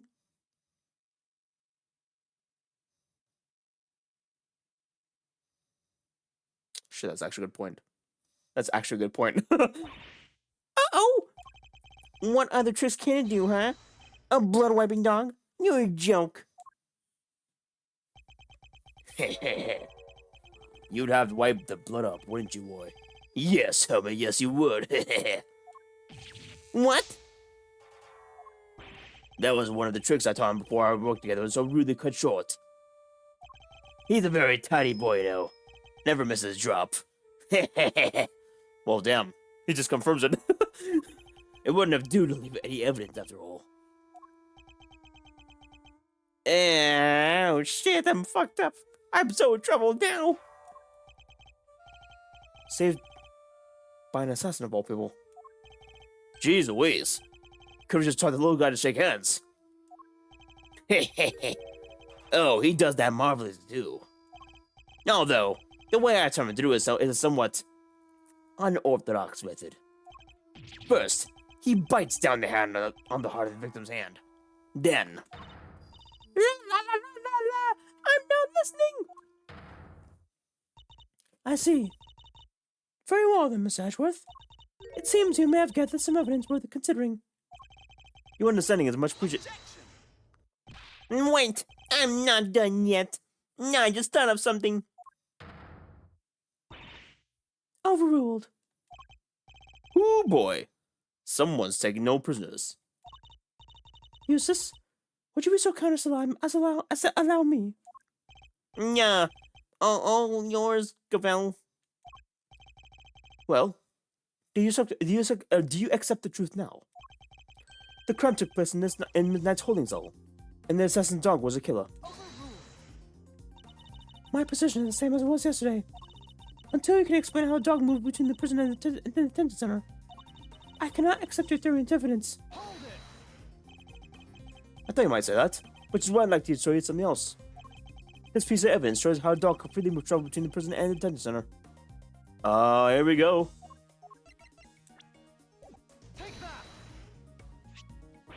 No! This is... It is a secret passageway. It runs beneath the prison. Well, what? A secret passageway? It was dug by one Mr. Rocco Carcerado, escapee.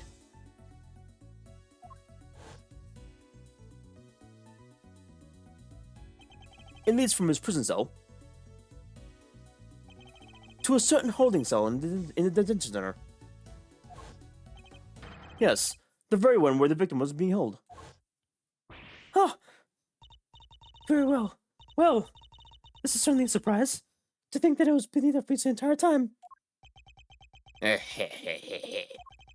Mr. Candace, you knew of this tunnel, didn't you? Because it's the same tunnel that was used to carry out the murder.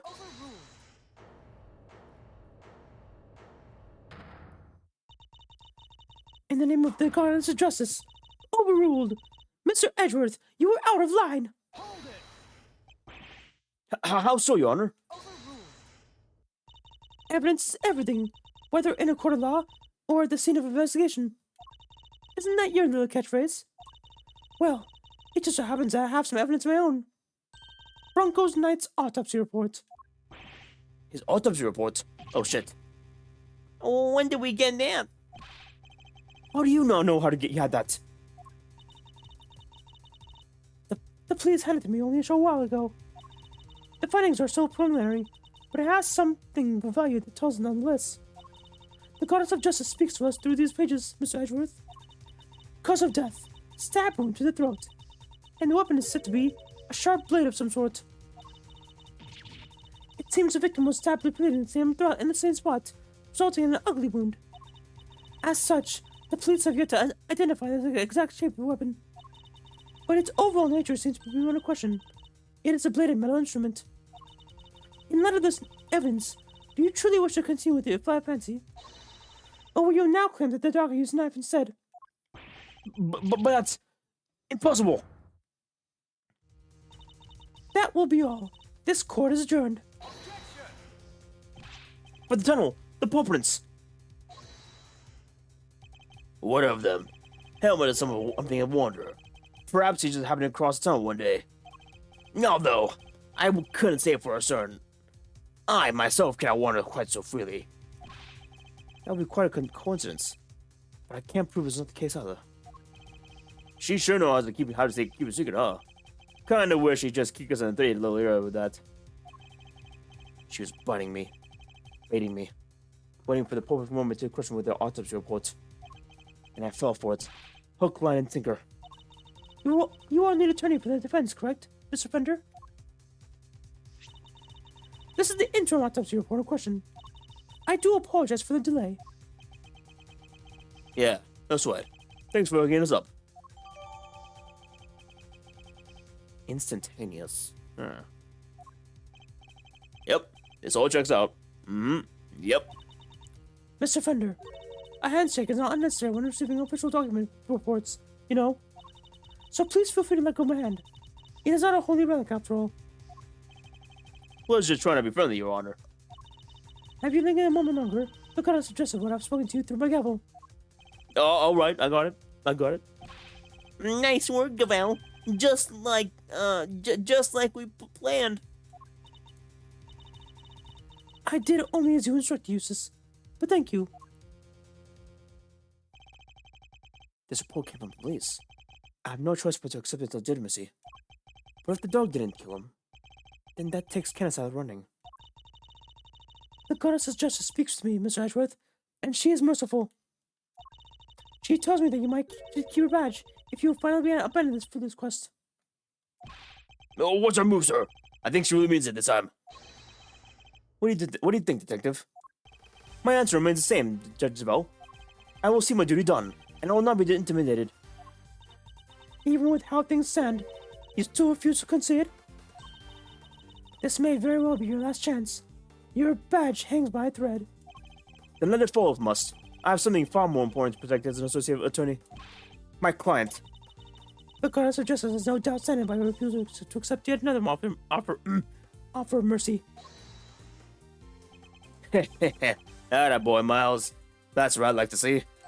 Looks like the defense never rests. It's really starting to mean something to you. Credit to your old man, though. He's the one who said it first. My father.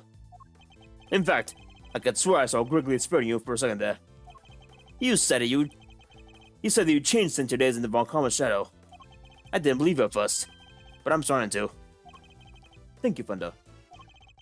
Alright, kids. This is where the rubber really hits the road. Put your thinking caps on. It's make or break time. If it's true that Knight was off by a bladed weapon, does our cold case really fall apart? A bladed weapon? Of course. There was 5 chisels in Kenneth's cellar when we last looked. A former assassin certainly wouldn't struggle to commit murder with a tool like that. In which case, the weapon that killed Knight was... Have you quite finished? It would be in your best interest to... Evidence is everything.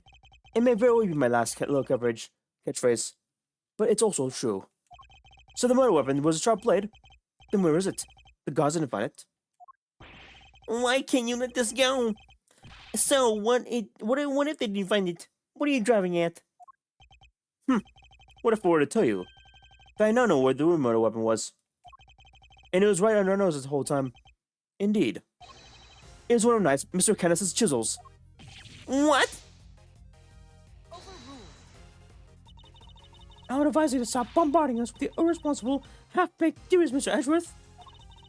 You have repeatedly insisted that Mr. Knight was killed in a cell by a dog. I simply go where the evidence takes me, both in the courtroom and at the scene of the crime. If the murder weapon was in fact a chisel, then yes, the murderer could not have been the dog. But that begs the question of what exactly it was we saw in the security footage. No, yeah, the security footage. How do you explain that, Mr. Smarty Pants? An excellent question. The footage shows... dog killing someone. Hold on, let me play the obviously wrong answers first. Hold on,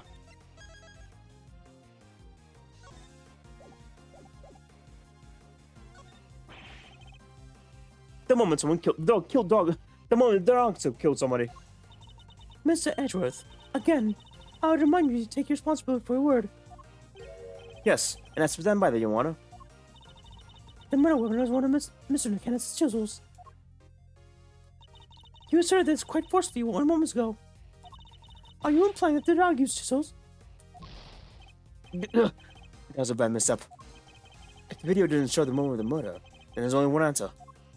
Well, what was on the video then, huh? Somebody attacked the dog. The moment somebody attacked the dog. The dog was being attacked? Are you sure about that, Mr. Edgeworth? It really doesn't look that way to me. Okay, let's go back. Let me do this real quick.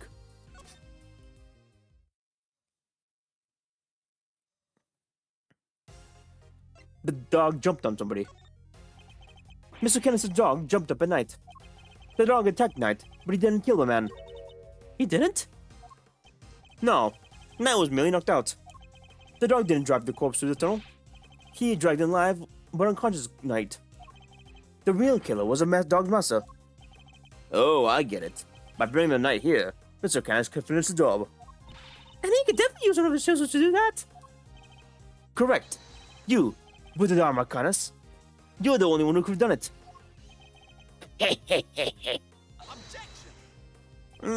Mr. Edgeworth. Ever get this on your report card? Refuse to listen. Must learn to respect others. Are you asking me or confessing to what's on yours? We already searched Miss Kenneth's stuff from top to bottom, right, Gavel? Yes. We even inspected his chisels. All 4 of them. Oh, 4. Oh, 4. Okay, okay. If you think there's 4. There wasn't a single speck of blood. Why, thank you, Anna. You just confirmed my theory. I have? What exactly do you mean? The last time we were here, there were 5 chisels, not 4. No, Oh yeah! I definitely remember counting them. Definitely 5. And the one that's missing is the small one, the one we thought might be a pocket chisel. Mr. Canis, where did you hide that chisel? a pocket chisel. And what use might I have for such a thing? I am merely allowed to leave myself. In which case, he shouldn't have it on the chest. He shouldn't have a chance to dispose of the weapon. Heh. You just dug your own grave, Mr. Canis. You seem to have an idea where the missing chisel might be, Miss Edgeworth. Would you enlighten us? For memory can't leave a cell on his own volition. Canis could have only hidden the chisel here.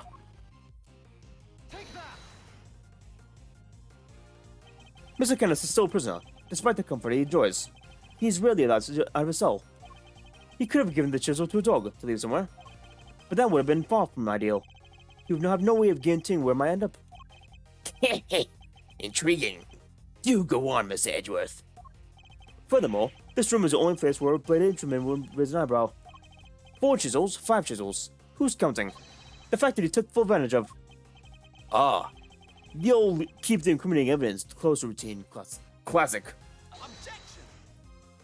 But I looked, and I searched the whole cell myself, and there was just nowhere it could have hidden. I'm certain that the murder weapon is here. And that the reason why no one has found it yet is because he was hidden in such an ingenious manner. Do enlighten us, Mr. Edgeworth. What was my ingenious plan? Think, Miles. There must be a hidden spot he can make use of. Think about what you came with previously. What are you missing?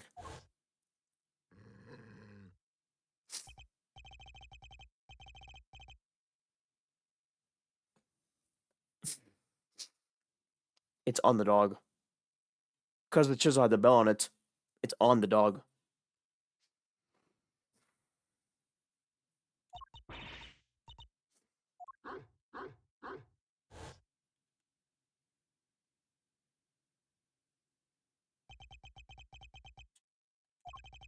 The dog!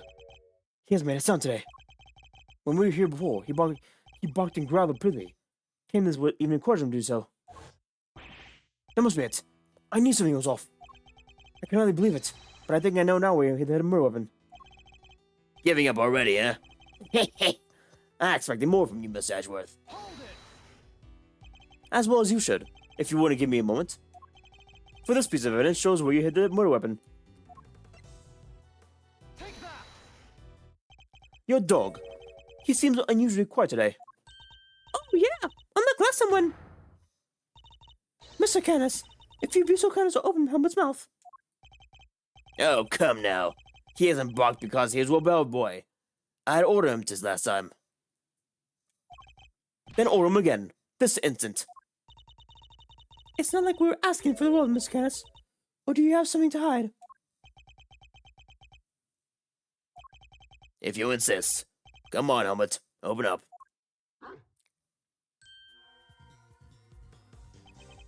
And there we have it. A chisel that small was easy. What? A chisel in the dog? Why is there a chisel in the dog? He makes a valid question, actually. That is a valid question. Why is the chisel in the dog? I thought he had been strangely quiet.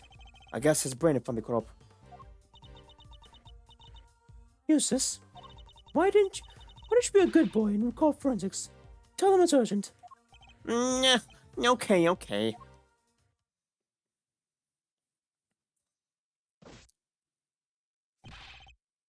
Our findings as follows.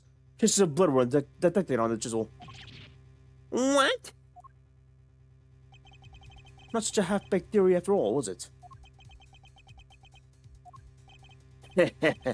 Alright, so we're all on the same page here.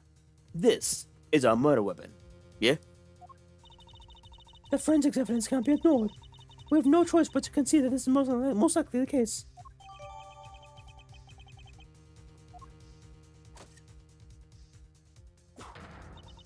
Mr. Canis, in light of the discovery of the murder weapon, the court demands you explain yourself.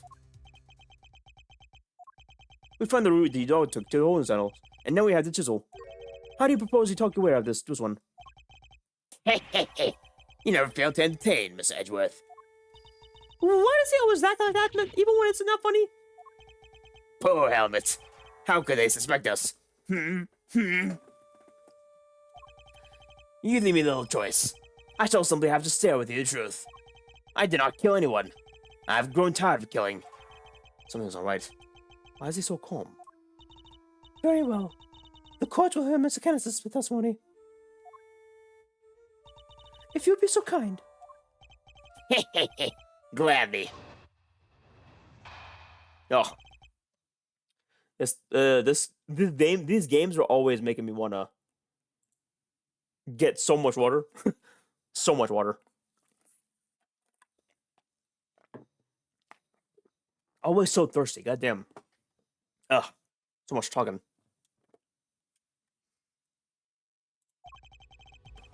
Perhaps you might begin by explaining what you think, but believe my motive might be. I never knew this knight. I had no contact with him. No connection whatsoever. That is a lie. That is a bold-faced lie. Given that this is the case, why would I possibly wish him dead? Ah, could it be you were suggesting that it was my canine companion who had the motive instead? Helmut told me to build his fans when I told him to. I am not so bloodthirsty that I would kill a man that I don't know. I mean, when he puts it that way... An assassin only kills his acquaintances. Not the soundest business model, I agree. My work required me to deal with strangers, of course, but murder for my own sake. That's not my style. So I need to prove the link between Knight and Canis. I should go over the evidence again and see what I can discover.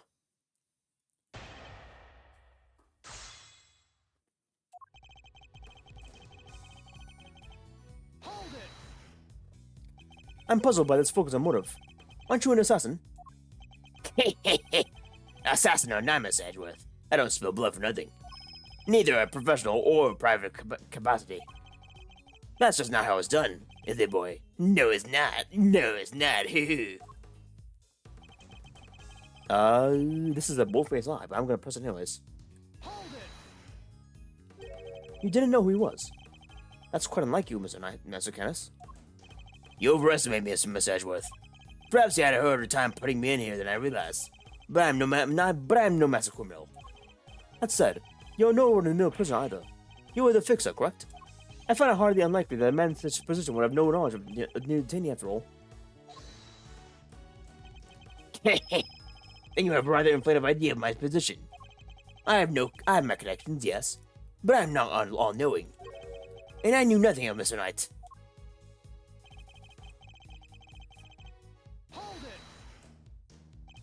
You're an assassin. Since when you've needed a motive? He's a strange man, isn't he, Helmut? Yes, he is. Is he a fool? A genius? It's so hard to say. Drop the act, Mr. Canis, and answer the question. No, you'll answer mine. Who am I, Mr. Edgeworth? I am the very same person you caught. An assassin, a murderer for hire. Were I one to kill without a rhyme or reason, I would still be free to recite truthers in peace and out there.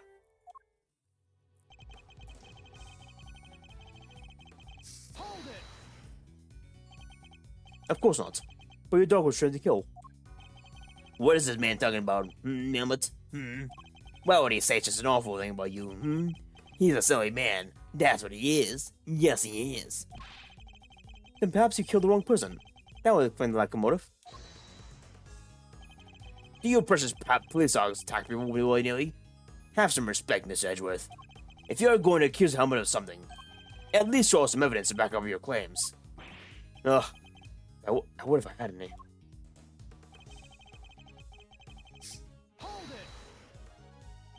Then you must have done so, didn't you? You were the knight's death. Oh, Miss Edgeworth, you have to try harder than that. Have you forgotten what I just said? I did not know Mr. Knight. I did not even know the name. If you're going to insist otherwise, then at least you can do is show us some proof. He must show us some proof, mustn't he, Helmut? Yes, he must. Yes, he must, boy. Whether it was Cannister's dog that committed the killing, Knight wouldn't be dead if Cannister himself had wanted to be. My first order of business is should be to prove that Knight and Cannister knew each other. There we go.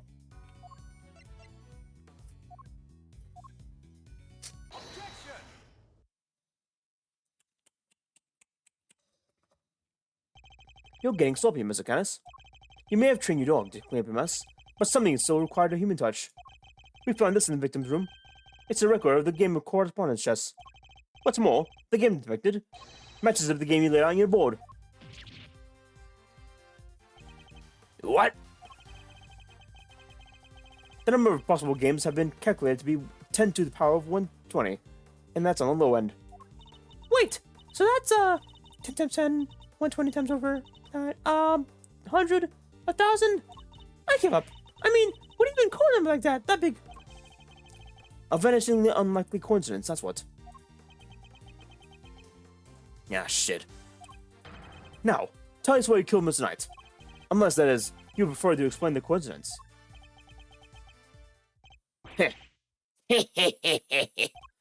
Well, they do say the truth is stranger than fiction.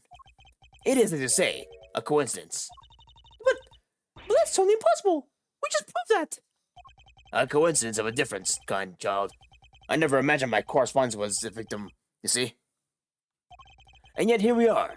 Helmut is as surprised as I am. Aren't you, Helmut? Yes, you are.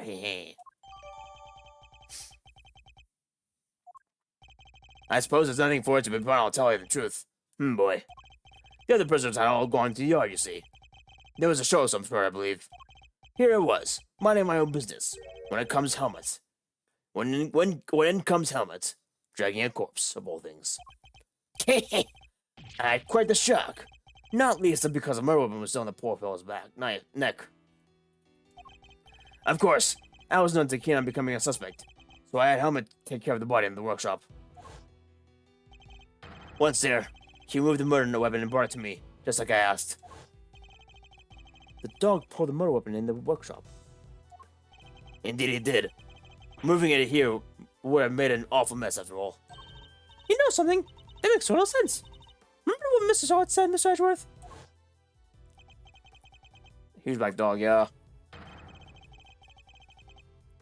It lines up with Sod's testimony.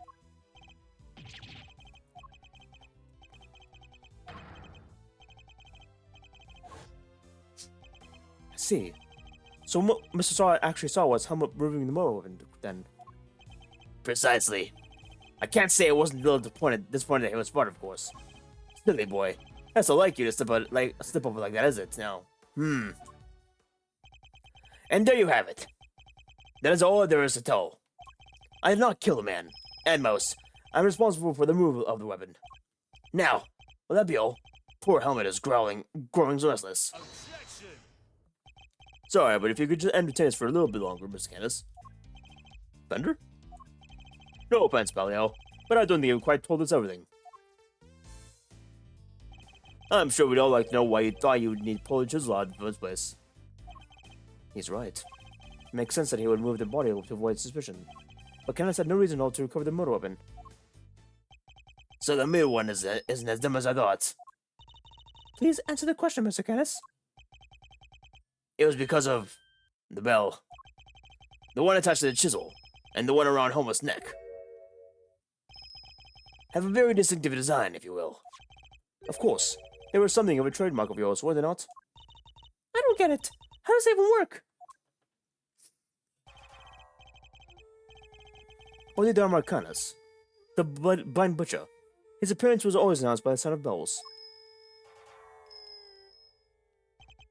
The last sound of his victim were to ever hear.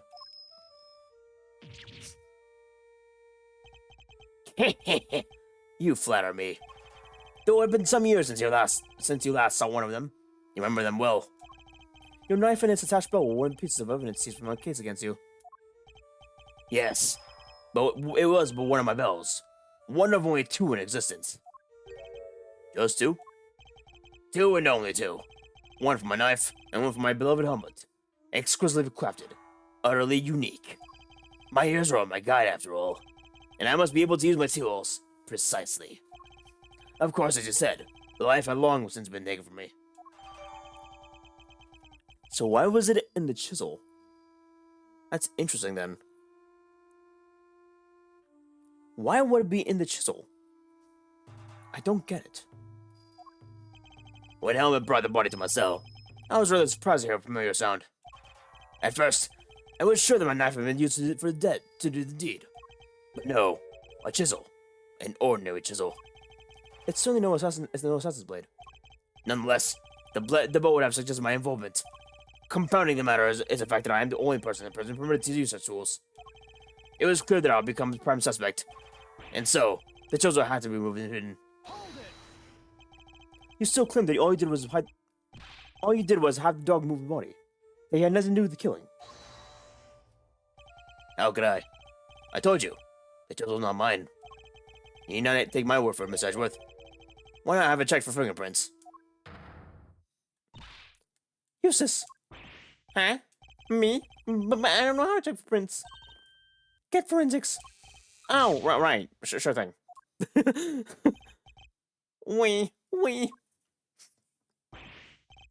got him. Fingerprints. They're missing nights. And Candace's? No, just nights. Oh, and forensics said there's no such any fingerprints haven't been wiped off. Hey, Patrick. Welcome to stream.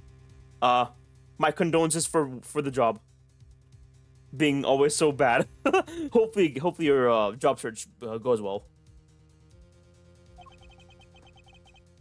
Only Knight's fingerprints. This isn't good. Should I check them again? Hi, Danny. Glad to see you're still here. Now do you see? I never had so much trouble, so much as touch the chisel. Helmut carried it in his mouth. That is all. Therefore, any prints must belong to whoever had it last. Oh, so the murder weapon belonged to the victim. Oh, that's not helpful. As I said, I have not touched the chisel. Therefore, I cannot be the killer. Or do you wish to suggest otherwise? No, I've got nothing to counter with. But what could this mean? Is he not the killer after all? Is he actually telling the truth? Can't be. I am sure this goes without saying, Miss Edgeworth. But if you do not find a solution to your current predicament, and quickly, I will have no choice but to relieve you of your badge. Even my patience is the limit, and I will not tolerate you throwing your investigation into chaos. Am I clear? You've done it now, sir. She's serious. I had 10 minutes, but fingerprints turn everything on its head. Without more evidence, I'm back to square one. Wait! Something doesn't add up. A few things, actually. What would Mr. Knight have needed a chisel for? You can do a lot with a chisel, child. Break out of prison for one. Alright. Then how did he get here? There's no way the guys would let him bring a super sharp tool in him right with him. Right, Miss Edgeworth? Hey! Earth to Miss Edgeworth! You can't stand there humming and hawing just because of a little setback. The important thing is to find the truth, you know? It doesn't matter how we get there. As long as we save Simeon in the end. We can't give up now. Or ever. Yeah. What she said. Now I'll second that. You and me around with that, Kay? I'm half tempted to offer you a job for real. It's like I said, quote unquote, the defense never rests. Or rather, like your pop said. What do you think lies at the end of at the heart of the words, Miss Miles? Any guesses? The heart of those words. It's like this. As defense attorneys, our client's fate rests on our shoulders. We're the ones we can turn to. Simeon's was our clients. Simeon's our clients. And we're the only ones who can save him. So we can't rest. Not while he's counting on us. I'm not about to turn my back on your old man's legacy. Are you? Oh shit, oh sorry. Ads gonna start soon, chat. My apologies. Should be lengthy as always, but very appreciative if you've watched. Although if you have subs or have been gifted subs, you are safe. An associate of defense now. No. I'm an associate with my father's firm. That's the role I have chosen. And that means that if I fail to save my client, I have failed my duties. I will honor my father's vision, and I will save Simeon Saint. No matter what setbacks I face, I cannot accept defeat. If one path is blocked, I must simply find another. There we go! That's the Miles Edgeworth we know! Now let's find a new path forward. We can start by figure out how Mr. Knight brought the chisel into the prison. Right. How Mr. Knight have been able to bring the chisel in here? You know what, China? It's been a while. I gotta take a bio break anyway, so, let me just be right back real quick. I already know what the answer to this is, but, let me just be right back. Let me just take a quick break. I'll let the ads play. And, yeah, we will continue momentarily.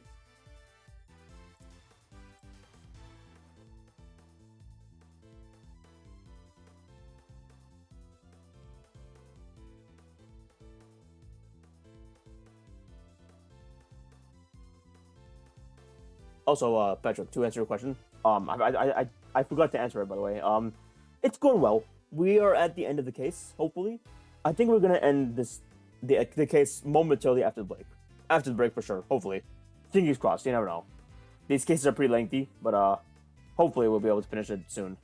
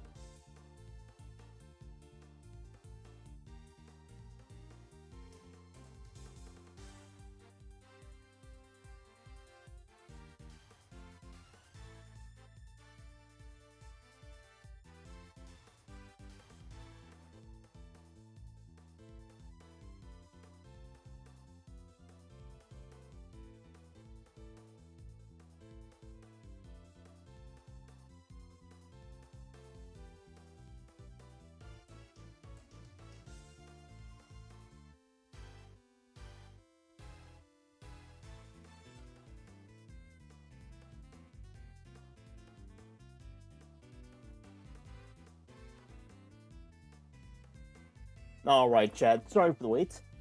Thank you for waiting. Thank you for watching ads. Much appreciated. Thank you, thank you. Right, let's continue, I guess. Let us continue. Knight would definitely manage to bring a chisel here by the chest set for sure. Usually, it wouldn't be possible to bring a metal object into the facility and detect it. Because of the security gates, right? Correct. But we already know that checks out at. But we don't know that. But we already know that checks out at one of the gates that haven't been entirely thorough. That hasn't been entirely thorough of late. Namely, the gate at the entrance to the detention center.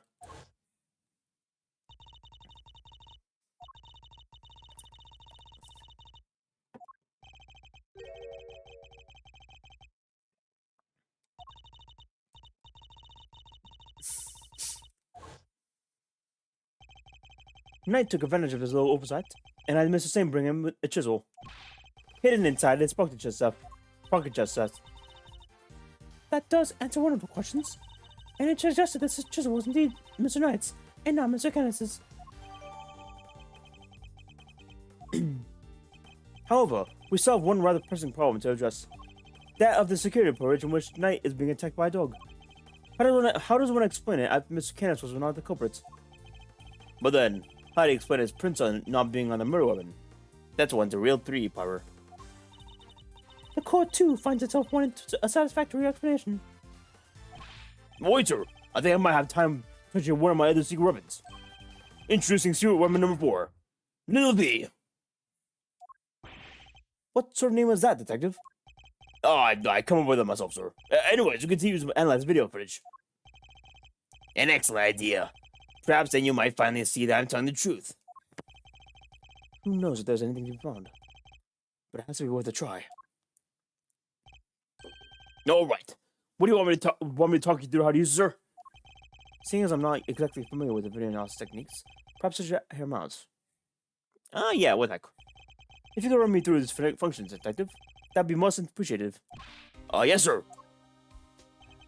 So basically, you just gotta do what you always do. Examine anything that catches your eye. And I can examine things with Y, I see. Now, see this controls at the bottom of the screen? The panels on the left and right, you rewind or fast forward.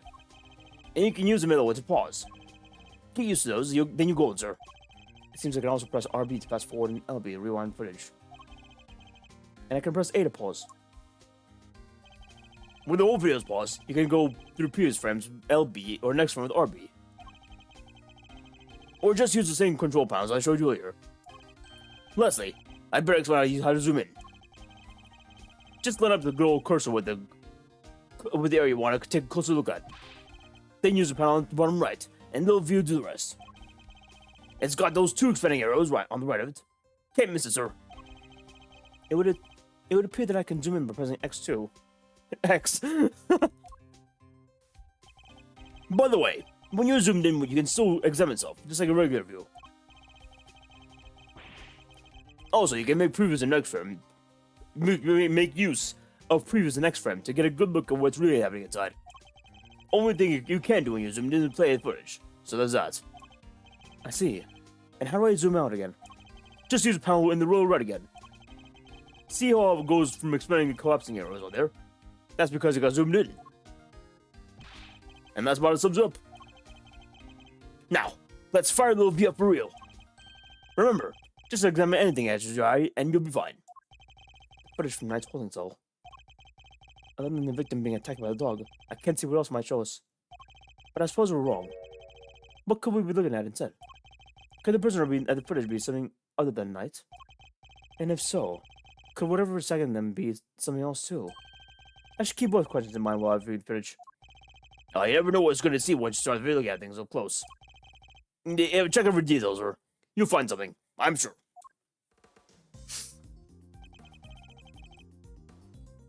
One of this footage seems odd.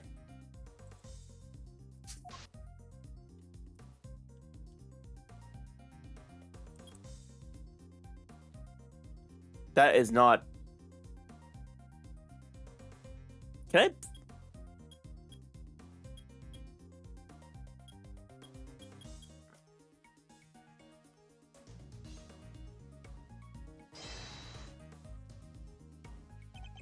I must be seeing things. I should take another look at things. And if nothing seems off at first glance, zooming in might help. The devil's in the details, after all.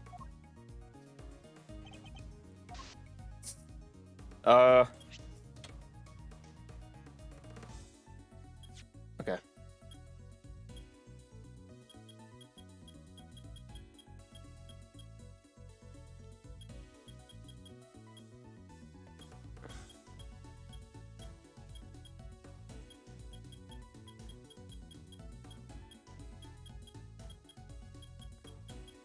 Is that who I think it is?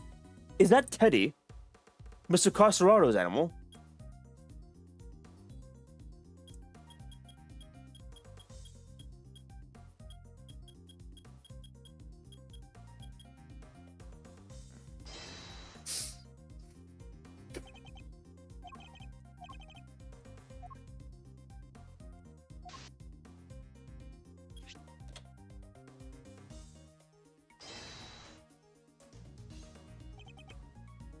Huh.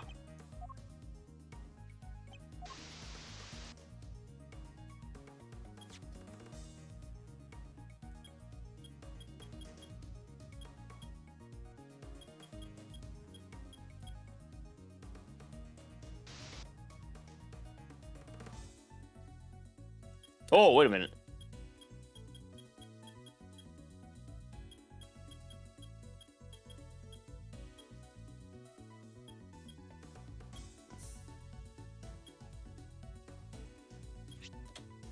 What the hell's... What's on his hands?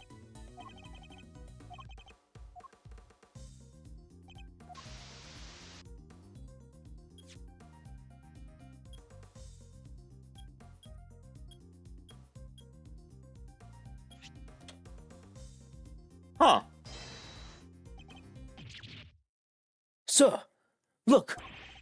I suspect we may have made a critical error in judgment. What we're looking at here is no dog. This animal is a pig. A pig. Yes, clearly a pig.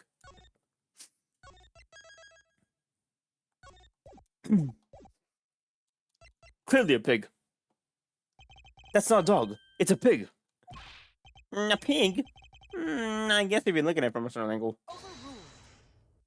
Eustace, that is most certainly not a pig. Hey, look. Sometimes even the most uptight people can need a little lull in their lives. Am I right, Miles? What the heck is a lull? That's kind of funny, actually. What? You mean it was just some joke? Some dumb joke? Mr. Edgeworth, the court demands you answer seriously, truthfully. That you answer seriously and truthfully. No. Lol had better not better not have been loss of life. I guess I'd better take a look around.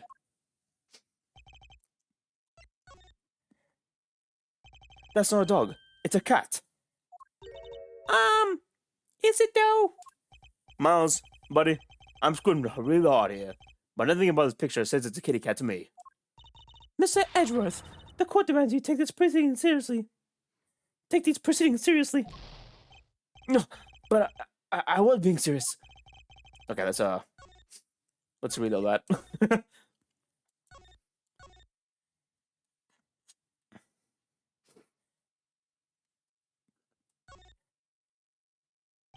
That's our dog. It's a bear. What? So the paw prints from the photo that took. We're not canine, but ursine. A bear. So could this mean? Yes, I think it could. After all, who else do we know has such a pet? And if we were mistaken about the creature in the footage, it's not inconceivable that we were mistaken by the person in the footage too. Maybe there's something in this footage that can prove it too, sir. Something that shows it wasn't a knight. You're right. We can't see the person's face, which means a different identification is out of question. But perhaps there's something that can tell us who they are indirectly. Indirectly? Like in the mirror? Yes. It's certainly worth a look.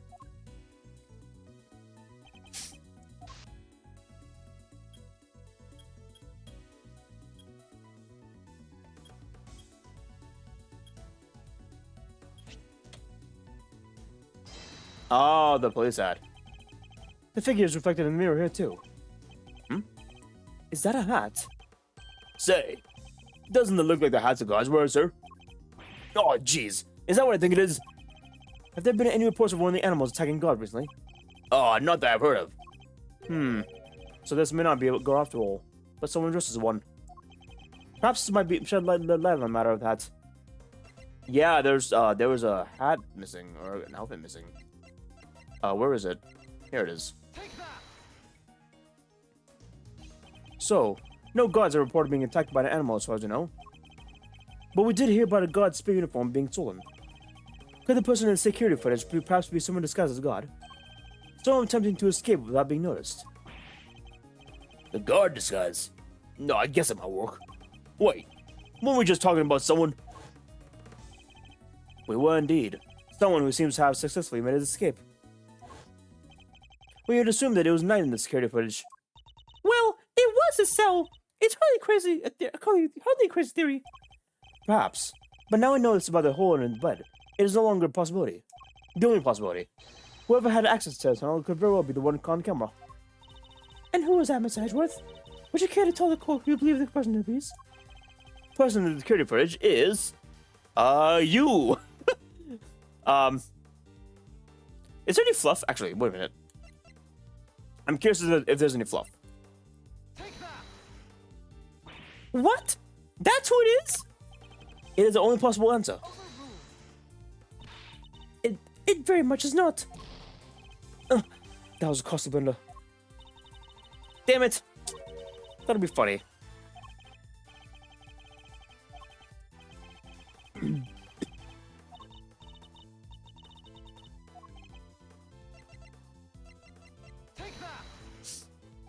I believe I know who our guard in disguise is.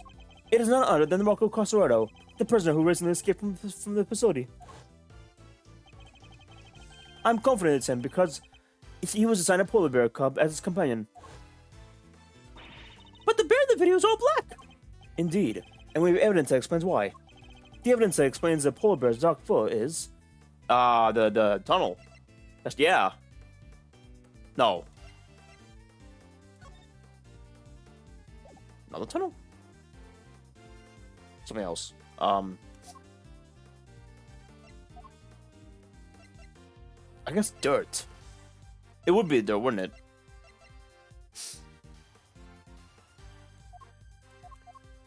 Yeah, I guess it would be dirt. You mean to tell the court that it somehow explains how White Bear became black? Call me a dum-dum, but... Quoi? How does one even work, Miles Rito? Indeed. Do enlighten us. You don't even need to tell me. I already know the answer. The court requested their friends from making baseless assertions. Seems there wasn't an answer. Huh. Indeed. And the nature of that treatment may... okay. I get it. Okay, game. Fucking vaccine game. Swear to God.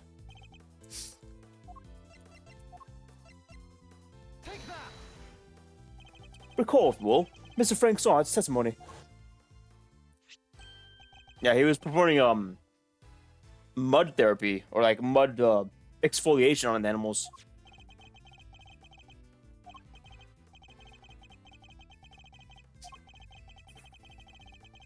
Mud pack, right? Yeah, okay. That's what it's called. Showed already started, so around 9 AM perhaps? The more in the zone I got, and darker the animal's fur became. Thick black mud. While the circus performance was underway, he was giving one of the animals a mud pack treatment. And that animal could have been... Indeed, a polar bear. Mr. Edgeworth, your latest assertion simply introduces yet another contradiction. The footage couldn't come... I fully understand, Your Honor, and your doubts are entirely justified. Mr. Saw mentioned applying the mud pack while the circuit performance was underway, and this is indeed introduced a new contradiction concerning the security footage. God damn it! I need to. Sorry, chat.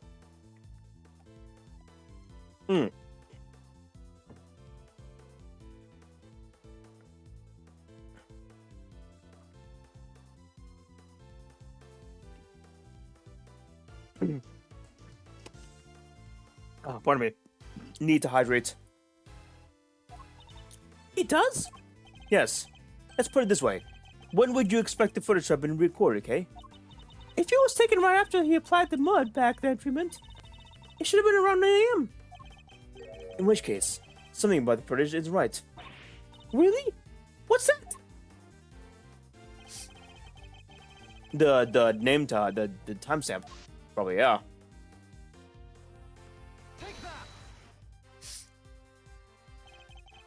Mr. Sod said he administered treatment at around 9 a.m. In which case, the security footage should also show a time around 9 a.m. However, the timestamp said 6:42 a.m. On the day of the murder, the prisoners all went out to the yard to watch the circus. All except 3. Mr. Canis, who remained in the cell on maximum security. Mr. Sod, who was administering a mud pack treatment in the workshop.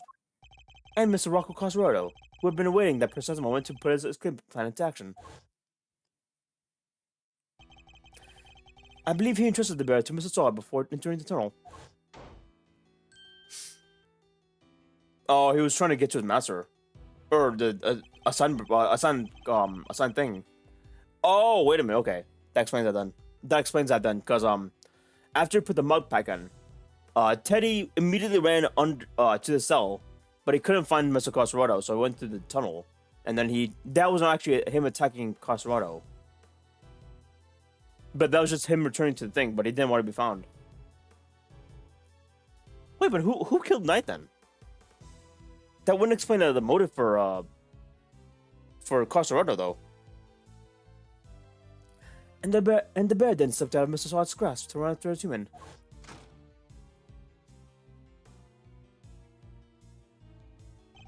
Mr. Sod would have then left the workshop to pursue the bear.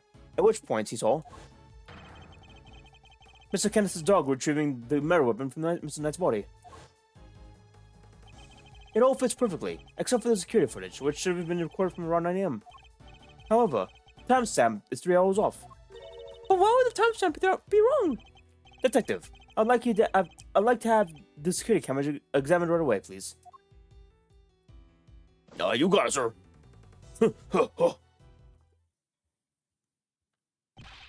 I'm back, sir. I just talked to the guards and, Gumshoe? It seems like the time codes can slip from the cameras if they lose power. What? They're pretty old, sir. Guess the clock stops when the power's off. Which would mean the power's off for approximately 3 hours at this point. Huh. The power's off. The power was off then. That's not all, sir. Remember how Knight denied stealing the keys? No one believed him, considering, well, you know, he seemed like kind of the only suspect. Turns out, that wasn't all he said. He also said he was knocked out cold, just like the other guy. Which had not necessarily been a lie. Darlings, there you all are. How goes the investigation? Is there anything I can do to help things bring along? Actually, there might be something we can do for you, Warden the Guard. The escapee, Mr. Cosarado. I believe he still may be on the premises. He's disguised as a guard. Here's the proof. Sure you need it.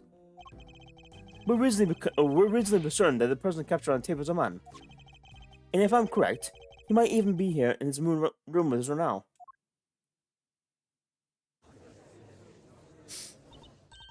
Hey, Mr. Cosarado would have been wearing a bracelet, right? Yes, a bracelet that could easily be hidden under the sleeves of his own uniform. Furthermore, the doors of the prison proper don't have those sensors that detect the bracelets installed. So if you've avoided the doors with the sensors, he can simply wait for an opportunity to finally make his escape. Well, yes, I suppose he could. He'd just have to avoid workshops and cells and... Oh my. He's one of you, isn't he? He's here right now. Look, it's Teddy! Hey, buzz off! You get your mitts off me, you big palooka. Thank you, Teddy. How very kind of you to confirm my suspicions. Dang it, kid. If it wasn't for you, I'd... What a thing is it to be loved, huh, Mr. Cosarado? I'm almost envious. Gods, apprehend this man! A moment, if you will. I have some questions for our would-be escapee. If we're to learn the truth, I will need to speak with him. With your permission, of course. I can hardly say no, can I? Well, come on then. Hit me with your best shot. Mr. Casara's escape route led directly to Knight's cell, so it's highly possible he has something to offer. Tell me what you were doing on the day that Mr. Knight's body was discovered.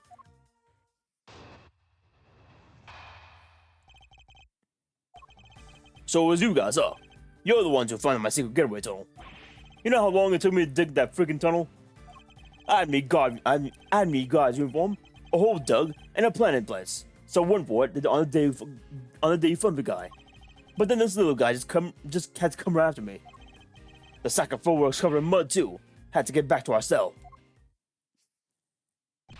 Ah, would have gone away with it if someone had an officer night and brought you bums down here. You claim to have dug the tunnel just now. How exactly did you do it? How? Use everything I could to get my hands on, you see? Hammers, spoons, you name it. Spent every dime I had on this caulk and me fixer. And what do I do? What do I got to show for now, huh? Do not be disheartened, friend. Tomorrow is another day.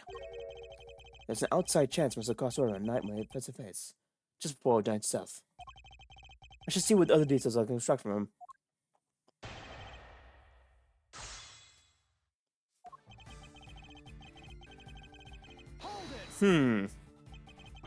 Shut up! Who are you telling to hold it? I'm telling you you don't know nothing. You don't know what I had to do. Had to come crawling to the fixer marker.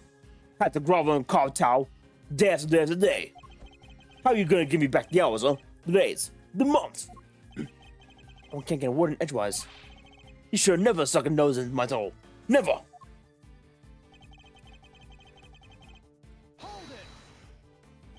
So the tunnel was all your own work? Every inch.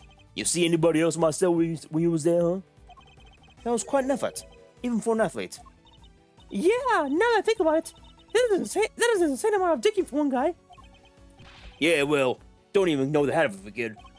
But I ain't like that choice. Trust nobody and don't get caught. Them's rules of cons gotta live by. Huh. You know, the rules of being a great thief are pretty similar. Okay. I'd rather you didn't start sympathizing with the suspect. I was just joking, Mr. Edgeworth. I know saying joke me. You punks on me.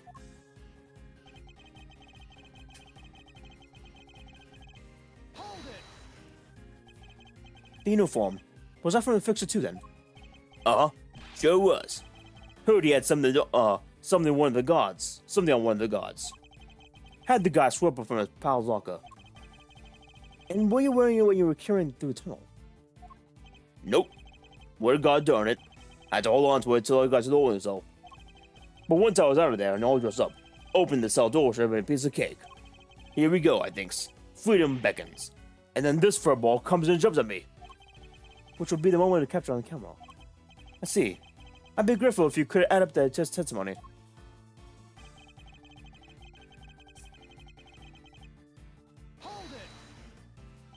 Opening the cell door should have been a piece of cake, you say? Sure. Anything seems easy after you drag yourself through a hole in the ground. And you weren't familiar with the layout of the detention center, even though you lived in prison. No, why wouldn't I be? I'm like I haven't been there before. If he's familiar with the detention center, then he should be aware that unlike the doors in the mansion in prison, the holding cells are locked with the actual keys. And I'm sure Mr. Casardo would have needed that particular piece of evidence to make it escape. Yeah, he would have needed Mr. Knight's keys, actually. It's like the only way he could have done so.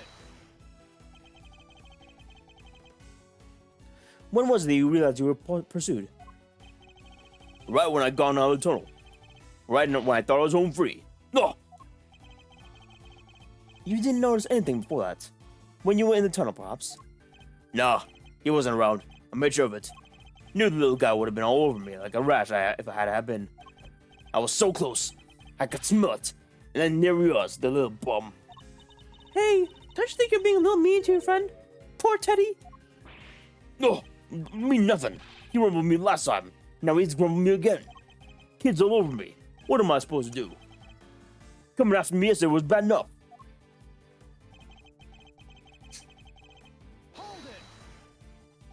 You didn't consider trying to escape with Teddy?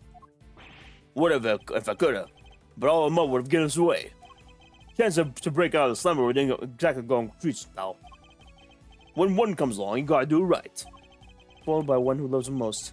It's almost tragic. There's an outside chance Mr. Cosarado and Knight may face to face. Okay. Let's bring this up here. And... hell yeah.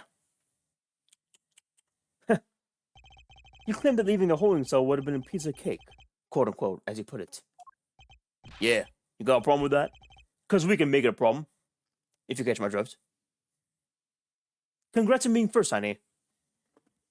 Congrats on being the first person in the stream. No one else came before you. Actually, were you the first person in the stream? I think you were, actually. Yeah. Yeah, you were the first person in the stream. Yeah, you were. Even once had you reached Knight's cells, you'd still had another door to contend with. How exactly did you plan on opening it? Mr. Cosarado, I posit that leaving the cell would have been a piece of cake, only because you had the key. I don't got no stinking key. I didn't need one. It was a piece of cake because the door was open. I walked right out. Yes, I suppose Knight's cell was evicted at a point. There was no reason to lock it. And it was indeed locked but when I went to examine it myself. So perhaps when you finally succeeded today, it truly wasn't locked because it was after the murder. But you attempted to escape previously. Yeah! The security footage shows that when you tried and failed because Teddy caught you.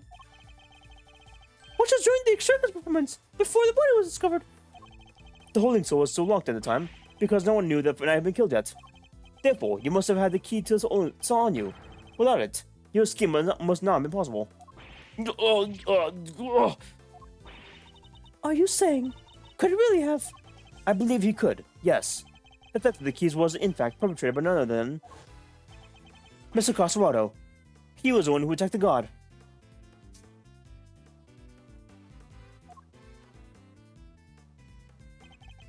But not just the god, Knight too. All to gain possession of the god's keys. It wasn't me, you lousy bum. I didn't even know that guy. After you stole his keys, you went back to your cell to avoid suspicion. And then you waited for the perfect moment to escape. A moment when the prison would be almost deserted. That's right, the moment of the show. Just before the discovery of the body. Unluckily for you, that particular attempt was thwarted by your furry friend. No, says who, huh? Got proof, genius? This ain't your win yet. Nuh-uh. Knight knocked the guard out for the count, and everyone knows it. Don't play games with me. Knight was as much a victim as the guard in this case. As a matter of fact, I have proof that Knight had been attacked in a cell. Right here, little shithead. That proves it? Indeed it does. Yes, I think I see it. Very victim-y. Very victim-y indeed. What? Wait. How is it? It's a security fetish. Wait, what? Really? Yeah, that's what I meant to see. What the hell?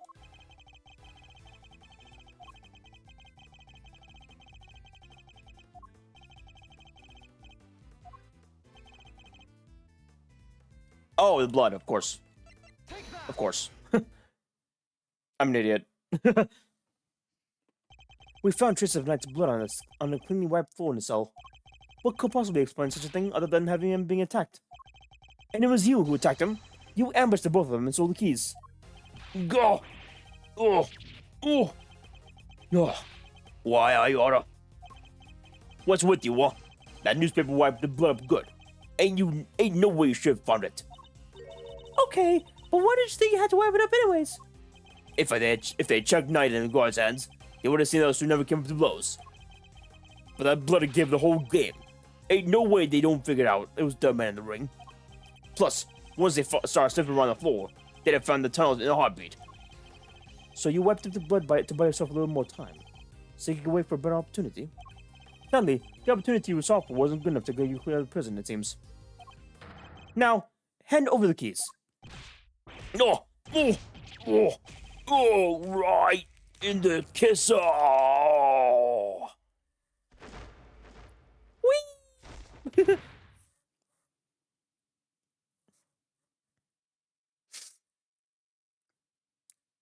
Oh, KO'd by a lousy, stinking bum. Fine. You want the keys? Here. Hope you're choking them.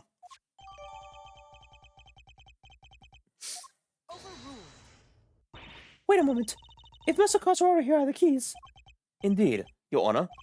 Your theory relies on Knight having used his keys he lodged his cell to escape his cell. That was the only way he could have been able to enter Mr. Saint's cage and be moved to the workshop. Unfortunately for you, we now know that theory cannot possibly be true. No. I guess it's changed things up a bit, huh? Now, the only person who could have moved Knight's body is the one person who knew about the tunnel. No, you gotta be friggin'.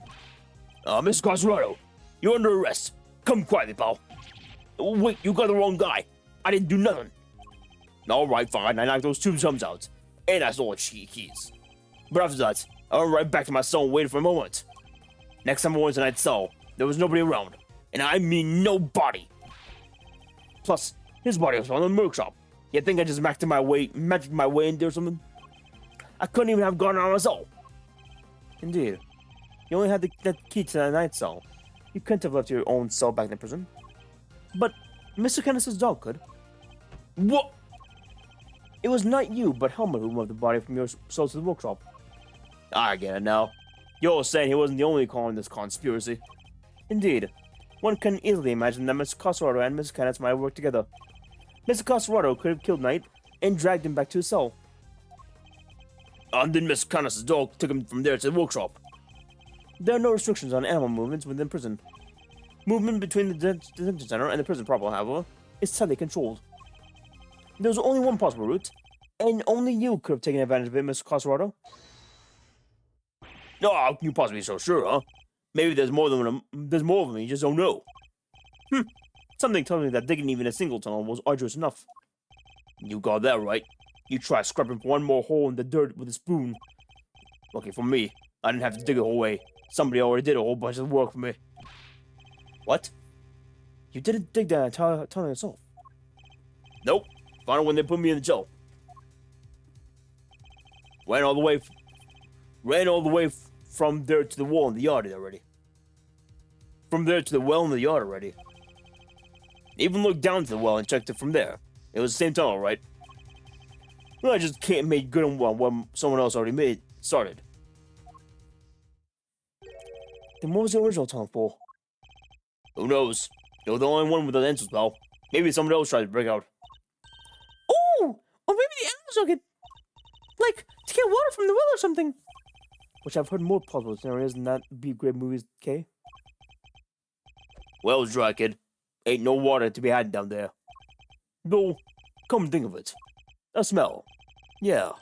Always smell kinda nice down there. Nice. Gee, I don't know. Smells sort of like dessert, I guess. A sweet scent. That sounds very familiar. Where did we come across such a sweet scent before? The body. Detective Gumshoe noticed a sweet smell when we were examining Knight's body. With the help of a police dog, we followed the scent of the body and traced it back through the prison. And that, Mr. Cosrado, was how we found your tunnel. Oh! Could that same sweet scent be what you noticed coming from the well? Very clever, Miss Edgeworth. You mean you suggested that this evidence of the body had been moved through the tunnel? I do. Furthermore, Mr. Cosrado, you are the only person who could have done it. No one else has access. You have our thanks, Mr. Cosrado. Truly. Finally, the truth comes to view. Now, unburden yourself. It is time. Confess your role in this tragic incident. What? You ain't planning this on me. I am glad to see you are finally in agreement, Your Honor. Oh, if only we were, Miss Edgeworth. Mr. Cosrado may have been an accomplice, but not of Kenneth. No, he was working with Mr. Knight. Oh my god. What do you mean? I do not believe that he had moved Mr. Knight's body. Instead, I believe that he lent Mr. Knight the use of the key to his soul. You gotta be kidding me! Granted, it seems like that he attacked Mr. Knight. But that doesn't necessarily mean that Mr. Knight was knocked unconscious as a result. And what if it wasn't? What if he and Mr. Crossroader had a certain agreement? What kind of agreement exactly? Mr. Knight was planning an escape for which he required a means to living a cell. And here was that precise means, in the form of the keys Mr. Crossroader had just sold from the guard. Mr. Crossroader himself would need to pass through Mr. Knight's cell in order to effect his escape. Mr. Knight needed only shout and alert the guards, and Mr. Crossroader's plan would be ruined. And so, the two struck a deal. Lady, the only striking I do is with my fists. My, still you deny it. So, we're in agreeing that we still disagree? Mr. Knight had Mr. Crossroader unlock the cell, so that when Mr. Saint arrived, he could escape into the cage. Mr. Saint was unable to move them to prison proper, just as planned.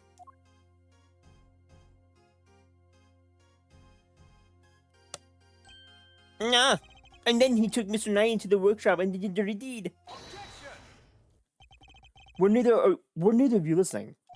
The scent of Knight's blood, the scent of Knight's body proves that it was taken through the tunnel. It was moved from the cell. Perhaps if you would let me finish, Mr. Edgeworth. I'm not denying that Mr. Knight's body was moved through the tunnel.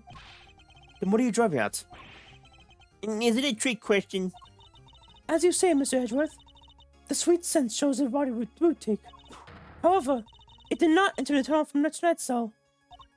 Huh? Then how did it get there? There's another possibility. One you seem to have overlooked. And the well in the yard. Could a body have not entered the tunnel from there? The well in the yard? Oh, yeah, that thing!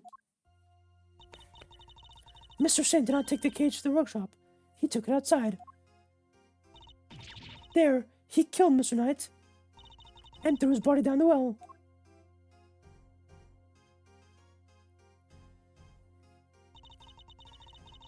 Mr. Candace's dog then dragged Mr. Knight's body here to his owner cell from the bottom of the well.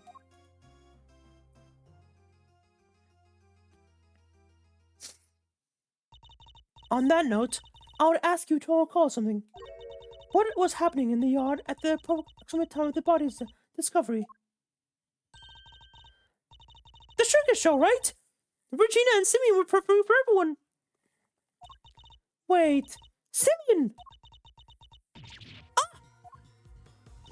Ah, indeed. And so you see how it must have also been him who disposed the body. Well, is truly a formidable opponent. She so effortlessly adjusted her theory to fit the facts. I propose that Mr. Knight was taken to the yard, not the workshop. As we have established, Mr. Stain was off stage for 15 minutes. Ample time to throw the body down the well. I'm sure you will agree. Your deduction is impressive, Your Honor. However, even supposing that Mr. Knight's body was indeed thrown down the well, you cannot conclusively say that it was during the show. It could have happened at a different time. My sympathies, Mr. Edgeworth, but it simply cannot have. What? Mr. Crosswater was using the tunnel at the time of the show began.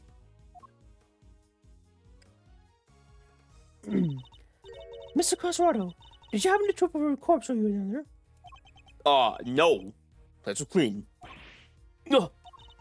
If the body had been to the bottom of the well before the show began, Mr. Crosswater would have seen it. However, he saw no such thing.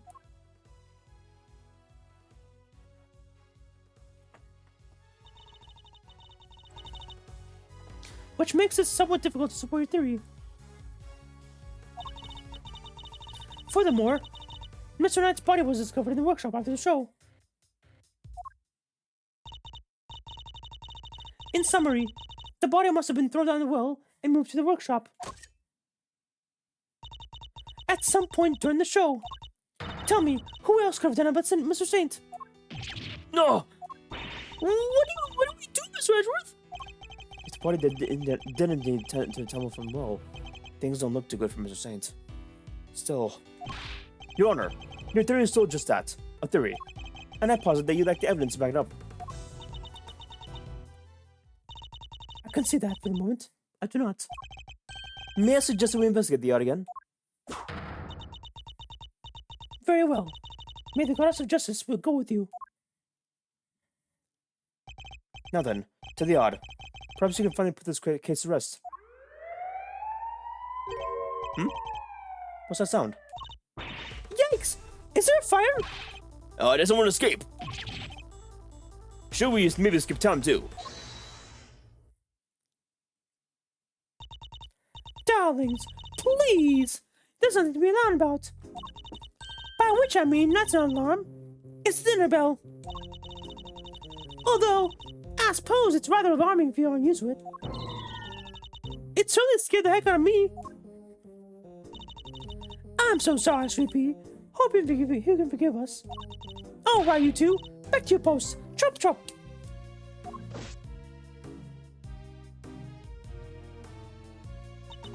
As for you, Rocco Quasarado, it's time you went back to your room. Oh, yeah, fine.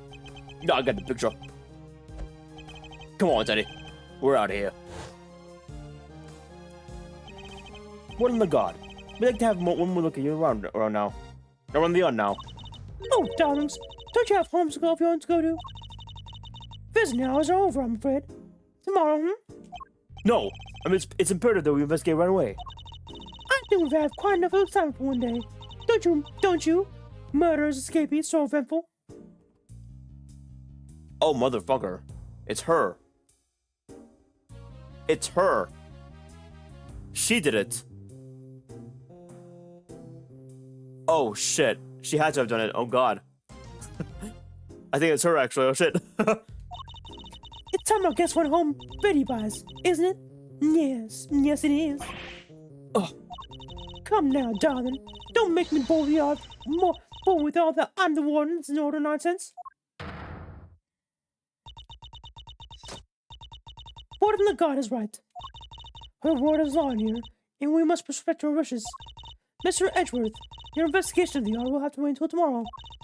You may keep your badge for now. The matter of your sending can wait. I bid you all a good day.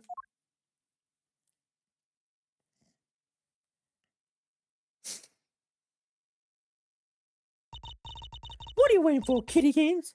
Off you go. Fine. At least there is tomorrow for me. Judge Cavell believes that Mr. Knight's body was dropped in the well, and then taken to Mr. Cosworth's cell to the workshop. But is that really the case? Do the facts really support the theory?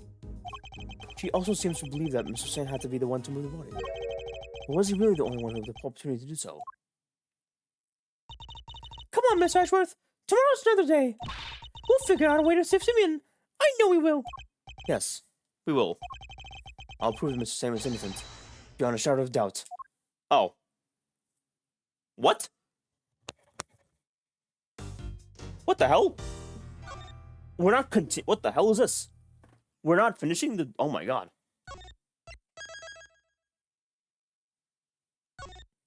That's so weird. Huh.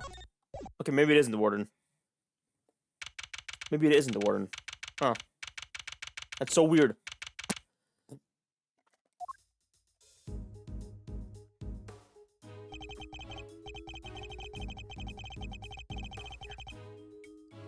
Here we are again. Let's hope we can find something this time that will finally reveal the truth behind it all. Although, that might be easier said than done. There's something left to investigate. Judge Cavell's deduction yesterday.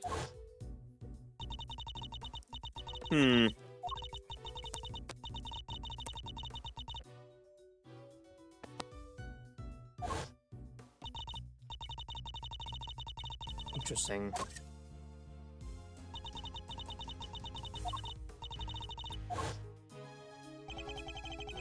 Had Knight's body really been thrown on the well? The answer to that question will surely show us a way forward. But before we begin, I should tidy up my organizer for a little.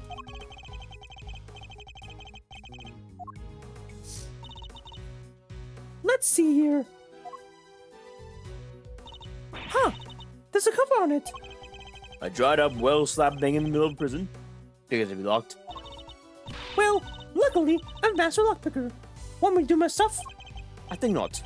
We'll do this investigation by the book. Come on, don't be such a stick in the mud. Woo! What is it, Kay? The lock's broken. And from the looks of it, it's been broken for a long time. If that's the case, then anyone could have thrown a knight's body down their wall. Judge Gavel's theory was that Mr. Saint carried out the murder here in the yard. And then, during the performance, he threw the body down the well. What are you thinking, Miles Reno? Plausible or no? Oh, why don't we see if Missile can help us out again? He'll be able to tell us if Mr. Dad's body was here, which way it went. Good idea. I'll call Detective Gumshoe.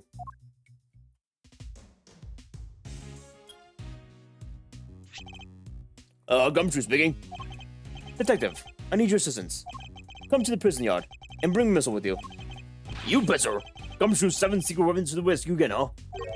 I'm fairly sure Missile belongs to the precinct. I'd also like you to bring one of the witnesses. Call the Berry Big Circus and ask Miss Regina Berry to come down here with you. Oh, yes, sir. I'll be there before you know it.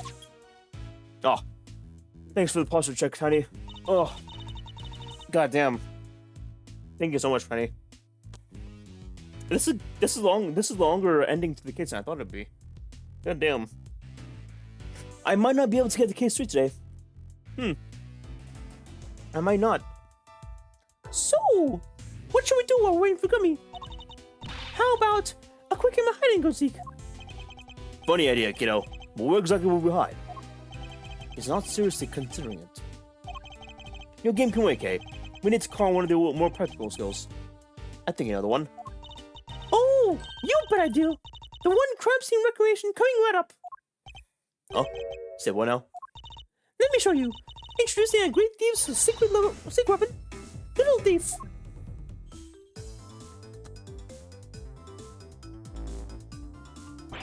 Whoa! Screens appear from all dead air? This is some next level text, little sis. Want to talk me through the deets? What are you doing now? I'm inputting everything you need for the simulation. Allow me to explain. This is Mr. Thief. It's a device that can recreate crime scenes at specific moments in time, based on the data you feed it. How about I start us off with a recreation of what the yard looked like yesterday? Good idea. That was when they were first in the middle of tearing down the stage. We didn't pay much attention to the well then. Who knows? We may have overlooked something. Leave it to me. I use a photo check. Beepity boop boop beep. That's all data. Just gotta pump the pressure to max, power to max, and dark skies evening. When no other bird dares take wing, one alone remains all-seeing. Now, witness the true power of the modern-day Robin Hood. Hoo-ah!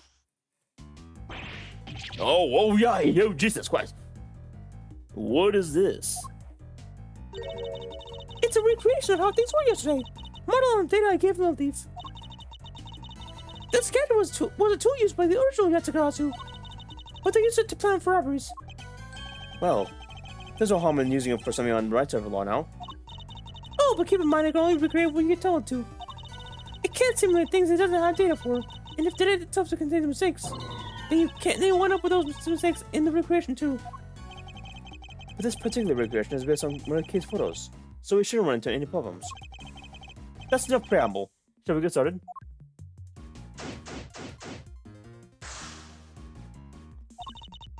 Don't forget, you can examine stuff in the recreation, just like real life.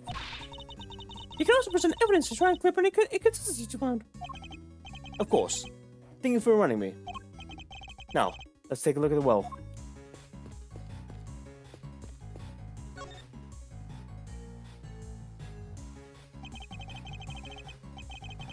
"7.1 is an instance? Oh my god. Are you sure? Wait. Like MSQ instance? Like, serious question, is it MSQ related? Yes, holy shit. I actually knew that actually. In the patch notes for 7.1, it said they had like a new area. And it's like, what the fuck? I theorized that it was like part of the Alliance Raid shit, but no. I guess not. Alright then. Good to know the confirmation that Shit. Okay, okay. I'm curious what it'll be.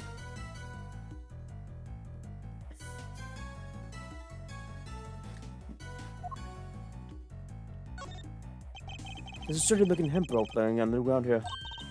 That reminds me of the rope we used for playing tug of war in school. The answer is no, Kay. What? I didn't even say anything. Yet. I see that it also has a metal stick attached to the end of it. Oh, yeah. Looks like something you used to put up a tent. But there was no tent, was there? In which case, what were you for? It's a metal weight of some kind. Looks like it weighs... The projection makes it a little tricky to read. Do you remember how heavy it was, Kay? Sure, it was 30 pounds. What does anyone need such a heavy weight for anyways? It doesn't seem related to the circus, so however, anyways. What are a bunch of pulleys doing here? They don't seem to be wall pulleys for lifting buckets. The one was behind the stage, which means there aren't many people who could have thrown Bonai's body down during the show. This is looking worse and worse for Mrs. Saint. So what do you think all the stuff around the well was used for? I can't see any of the animals needing for them for part of the performance. Indeed. Nothing immediately strikes out to me as likely purpose. I'll have to ask Miss Berry later.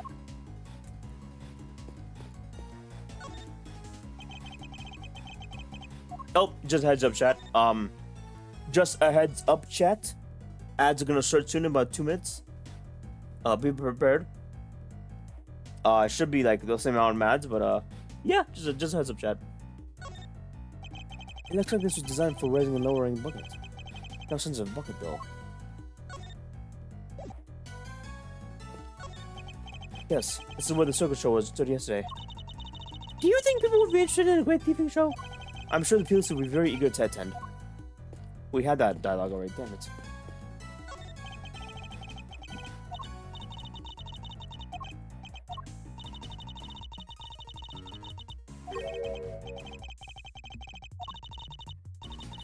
Same kind of dialogue.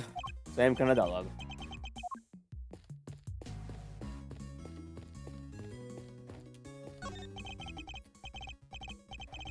Ah, same dialogue, yeah.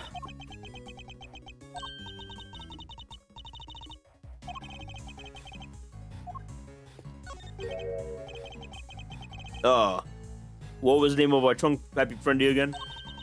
Isaiah the Aged Elephant. Of course. How could I forget? Not exactly inspiring though, was it? Was Miss Berry having an off day when she came up with it? Oh my gosh, Miss Asworth. Not from the poor elephant herself. I suspect that's all about theirs to find for now. Detective Gum should be here soon though. Okay, you can power down Miss Deep now. Sure thing. Prepare to return to normality.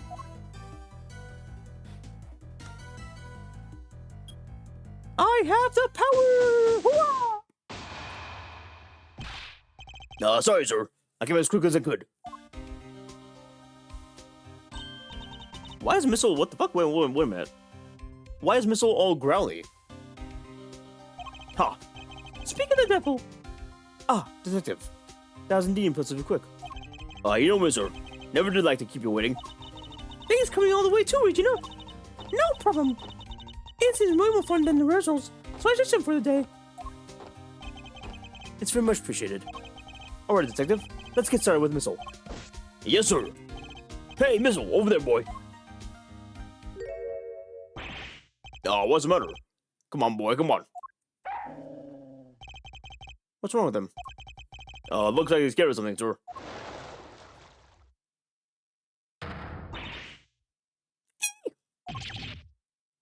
Alligator! I guess it's not a fan, sir. Well, I doubt it would be much of a fan like that, helpless like this. Any other bright ideas, Miles Reno?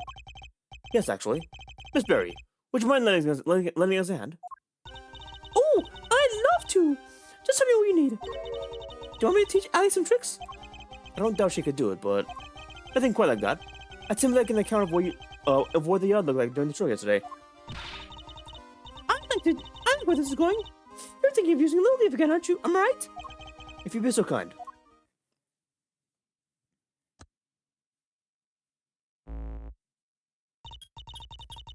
Okay, I'm plugging in all the data. Firing up simulation. I have the power! Here you go. This is what the art was like during the show. The time at which the body was purported to have been thrown down the well.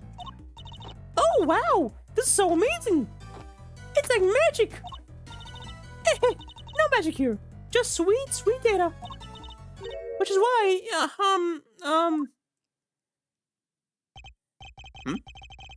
The area behind the stage is missing. yeah. We should have said she wasn't involved in getting the stage set up. So we don't have any idea what it was like before back there. No data, no simulation, huh? Brutal. I'm so sorry, you guys. It's all because I let Simeon do everything by himself. Oh, no. It's actually my Freely Associates' fault. Objection, Fender. Anyways, we got a fresh simulation now, but we still have another other data too. I can switch back whenever you want the recreation of them taking down the stage. So we can examine the simulation both during and after the show. And switch between the two at will. Can switch between recognition by using Y to talk with K. Now then, let's continue investigation.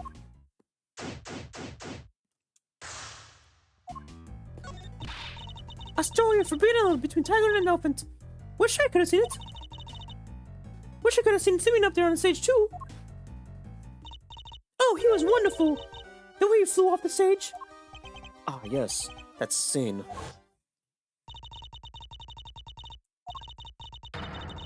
Oh boy.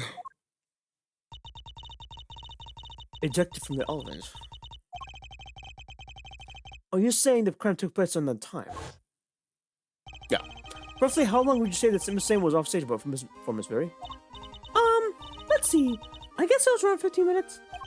Just as Judge Gavelle said. Isn't that pretty hairy health and safety-wise for having an elephant fling a guy off stage? Not at all. Isaiah's a gentle, very gentle. I'm not sure it's changing much if she flings him more gently, roughly. Too gentle, in fact. When we rehearsed it, she barely nudged him. But by the end, he was flying on that stage. Not because of Isaiah, though. Simeon had figured out some kind of trick there, apparently. Isn't that amazing? A trick? Do you have any idea what kind of trick? Who, me? Oh no, it was Simeon's big thing. I wouldn't know where to start. Simeon's big thing, okay.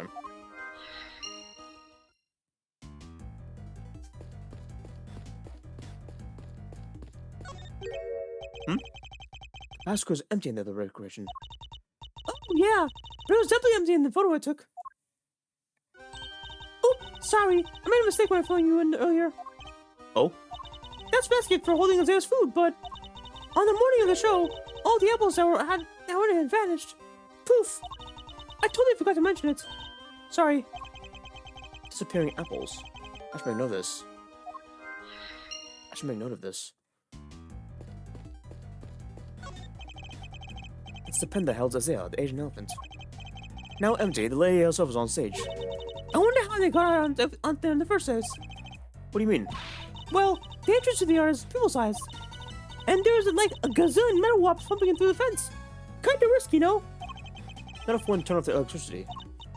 Yeah, but then all the prisoners would escape. There's an entrance blocked by an elephant. Think not. This is a real puzzle, alright. I need to give it some thought. She seems to enjoy the challenge. I'll leave her to it.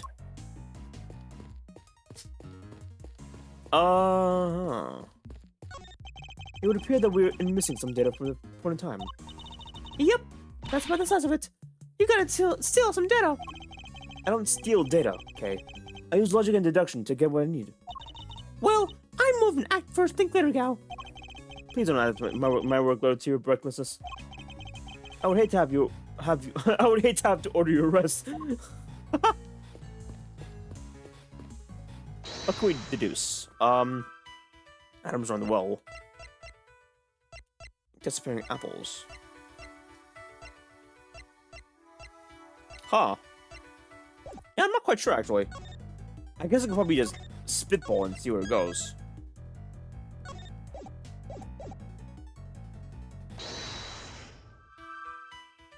Atoms on the well.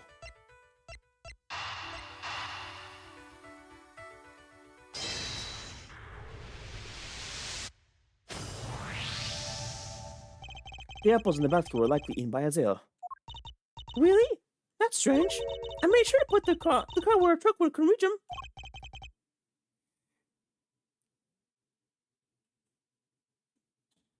him. Sorry. Are you sure about that? Oh yes, it was still full of apples the night before the show. We must consider the possibility that the car will move somewhere within Isaiah's reach. A large basket full of apples could have been moved by the wind, which likely means someone moved it for a reason. So before the show had even been started, the cart had been moved, and its apples eaten. Yes, it seems to be the most probable timeline. Let's update the recreation, okay? Will do. I'll add it in the simulation for the performance then. Updating based on what Regina told us now.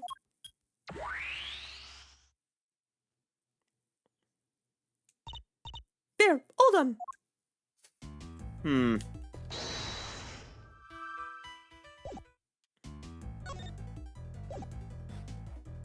Let me just save again.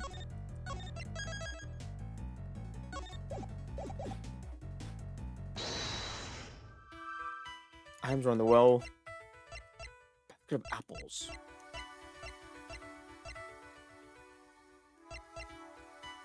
Let me try this. I don't think it will work, but let me try anyways. Yeah, major. It's not quite right. Basket of apples. I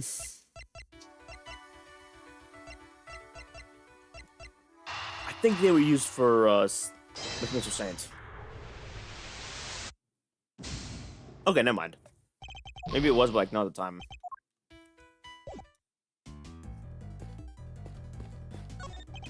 Little wonder it smelled of animals. It was being used for the elephant. You hold Isaiah's apples, right? Yep. It was full of them the day before the show. So they vanished overnight. Oh! Do you figure something out, Mr. Edgeworth? Quite possibly.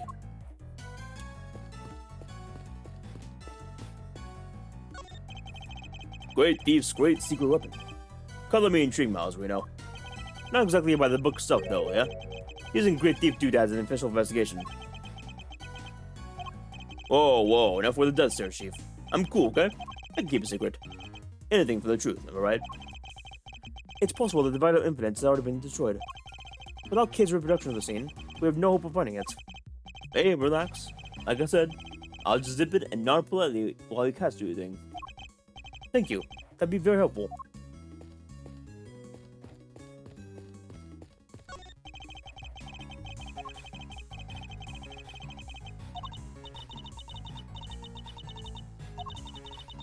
Karaoke contest. Oh god. You entered a karaoke contest. I sure did! And I came in second! Even in depths of night. Oh.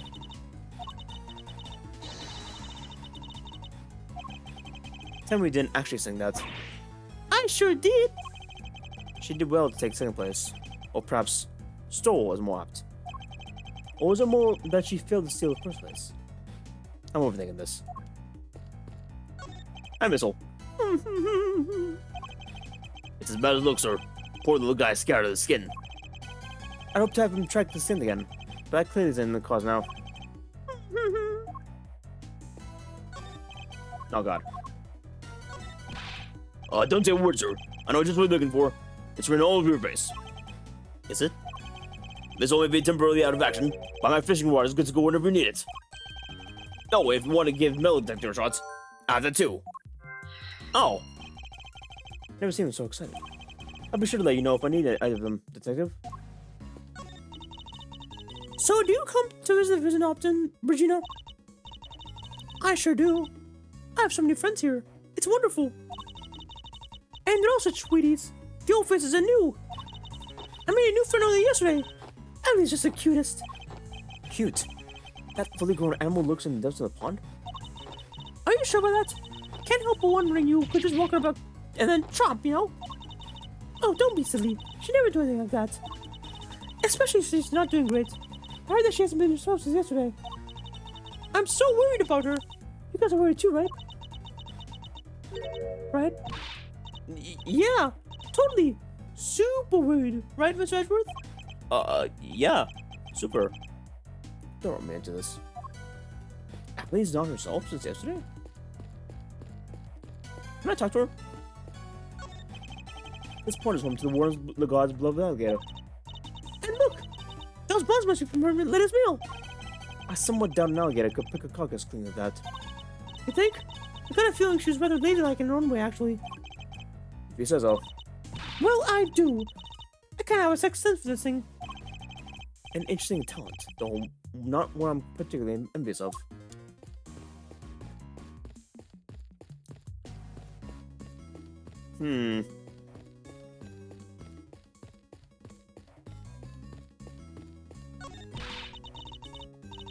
Pretty sure there's something else I can do for this part. Yeah, no. Warren's up lately, yeah, she can on close pets. Huh. Yeah, okay. I didn't get anything from that. This door appears to be locked. Won't we open it? Okay, we already got this. This from last time.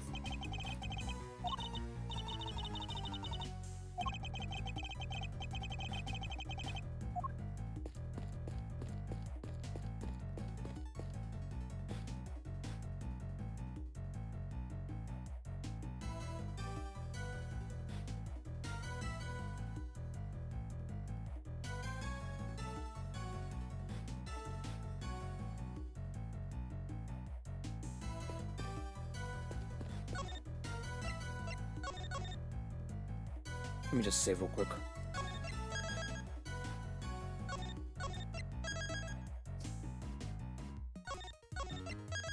I guess with logic now. Yeah, let's do logic. Actually, you know what?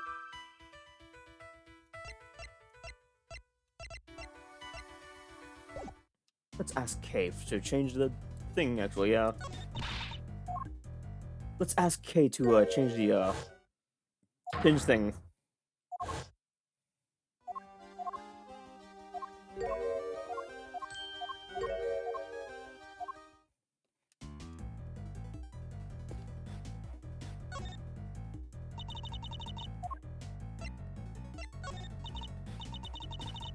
Alright. You want me to change recreation to yesterday's stage teardown? Here we go. Here's how things looked when they were taking down the stage. Did I get everything? Might have gotten everything. Oh, I get, okay. I guess I did then.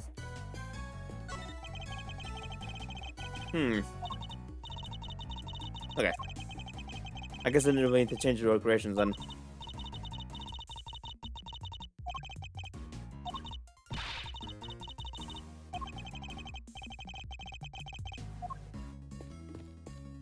Okay then.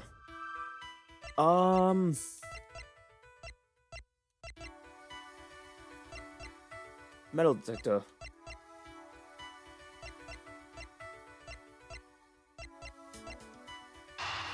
I wonder. No, okay. 30-pound weight.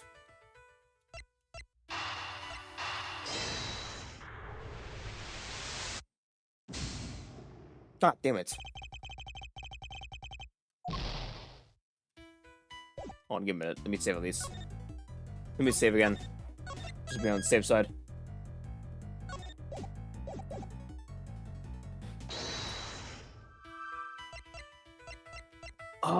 A trick.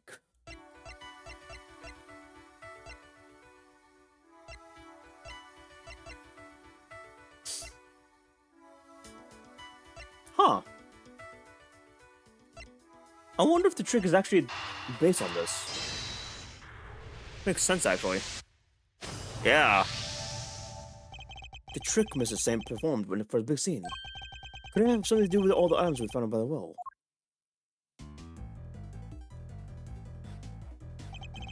Taking another look at these items. Could they not have been used for the trick of Miss Saints? Sounds plausible enough. Hey, I can maybe add that into the simulation. Good idea. Please go and ask Mr. Saint for the details.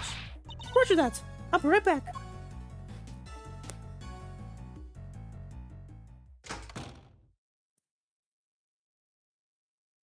I'm back. he told me exactly how he did it. Excellent. Well, how does it work? He said he used a pulley at the top of the well to suspend the heavy weight from the rope. And lower that down to the well. The other end of the rope went through two pulleys. And it was tied around his body. I see. So he used downward pulled weight to help him launch himself into the air. But how do you make sure the weight only dropped when he wanted to? He used a stick to stop it. That's how. Miss Berry didn't seem to know anything about the trick or the contraption he built for it. In which case, I suppose it must have been Mr. Saint himself who brought out the stake. That's right. And to do that, he used a second length of rope. He tied it to the stake. He tied it to the stake, and then when he gave it a sharp tug, the stake was released, and the weight dropped down to the well. It's a great trick. I had to steal it. This one has to go into the Great Thief's repertoire. It may not be quite that easy. These kinds of circus tricks can require user practice, Master. Simply stealing the idea won't be enough. Alright, practice it then. Well, before you run away to do so, would you mind updating the simulation? Oh, right. Then we can see how it all worked for ourselves. Okay, I'm switching back to the recreation of the performance.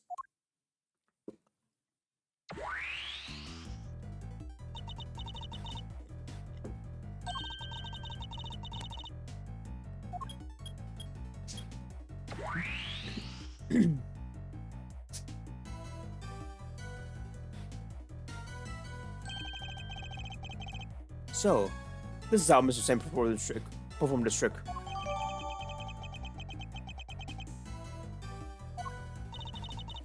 Simeon's full of surprises, huh?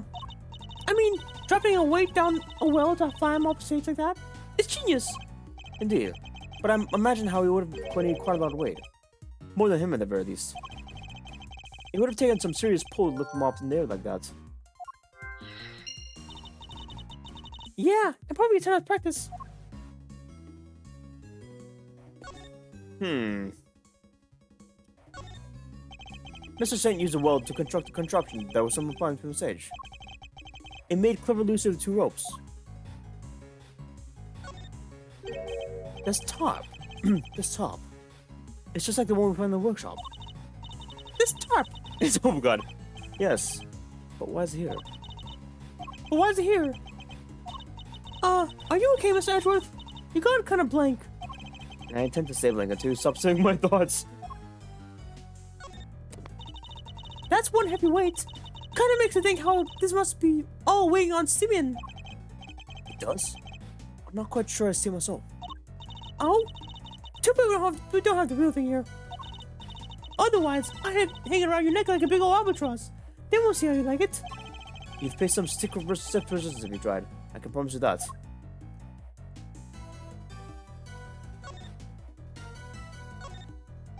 A pulley and a rope. I suppose the two do tend to go together. They sure do. Like a great thief and a treasure. Can't have one without the other. Sorry, but the proper pairing in this case is a great thief and a set of handcuffs. This is the rope that was hanging down the well. But there's no pinata at the end of it. And definitely no bucket. Do try to be serious, Kay. Oh, come on, Miss Edgeworth. I'm just trying to lighten the mood. So cut out with the star of yours. Actually, she may be onto something. We might want to consider what could have really been attached to the end of the rope. Huh.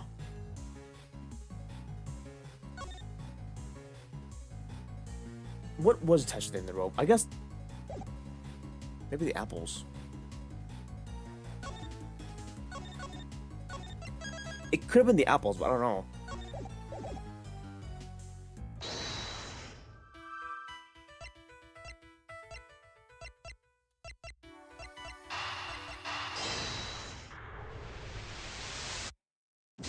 Huh.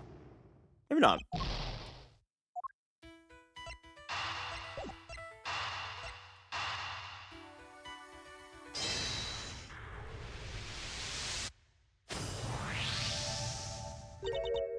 Wait, does this seem odd to you? No. You hadn't noticed, Detective? There's something strange about the way we found. How heavy it is. How there's only one? I guess how there's only one? I guess.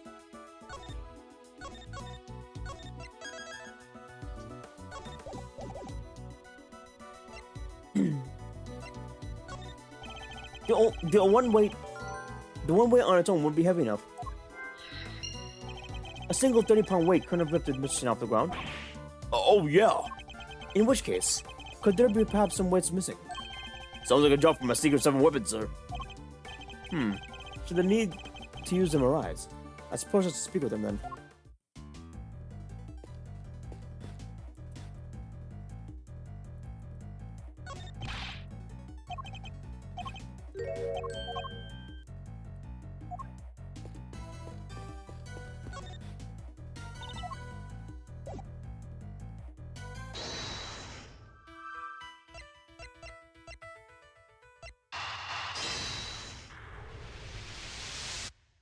There we go.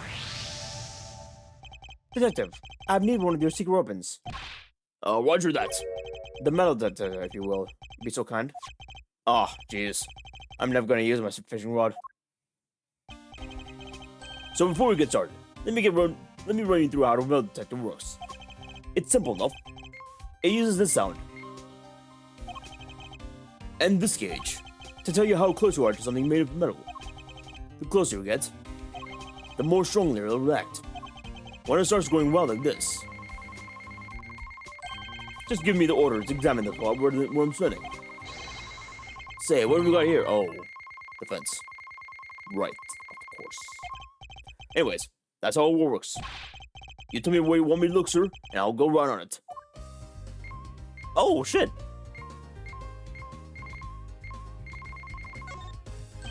Sir, I'm picking up something over here. Let's take a look-see. Huh? Found these little guys in the grass. They're the same as the way we found them by the well. They must be from Mr. Saint's trick. Did somebody hide these on purpose? I count 4 altogether, sir. They will be more than heavy enough to send them flying. Somebody hid several of the same weights as the one in the grass. But why? Why over here? Yes! Nice work, me! Eek! Alligator!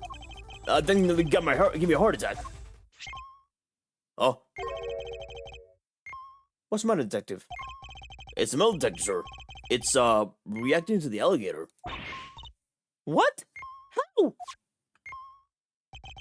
You sure it's not responding to the weights we just found? No, sir. I'm sure this is something different. And I'm sure it's coming from the alligator.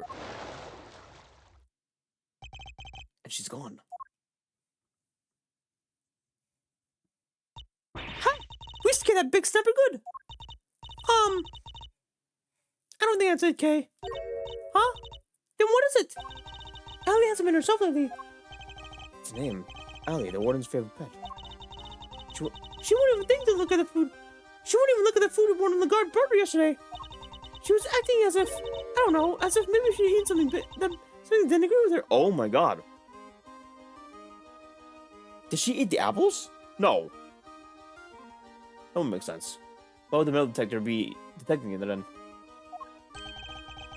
Maybe the metal detector was running to whoever she ate her. Oh no! What if she ate one of the weights?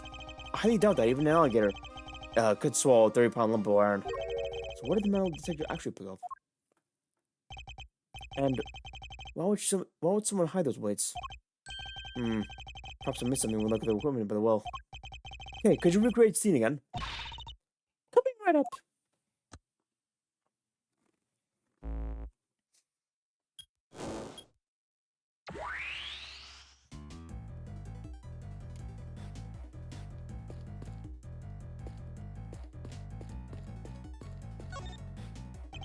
I must scour the scene and inspect anything that catches my attention.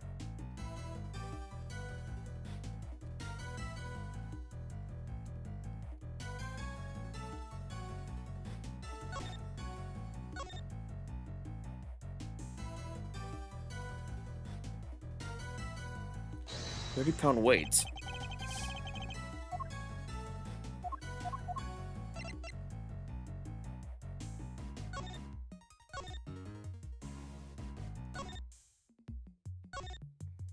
Huh.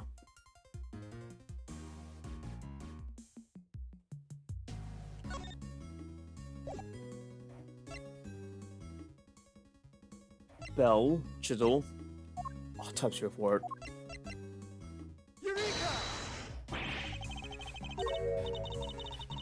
No, that's not it. If you look here.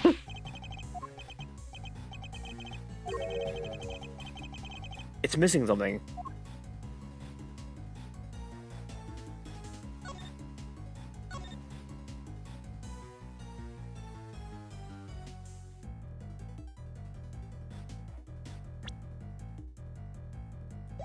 Huh. It's missing the second rope, actually.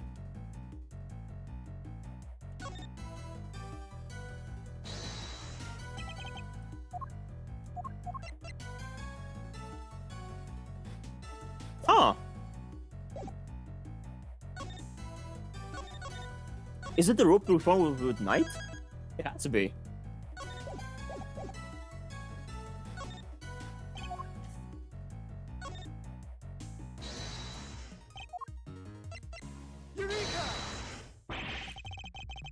Oh my god. What the hell?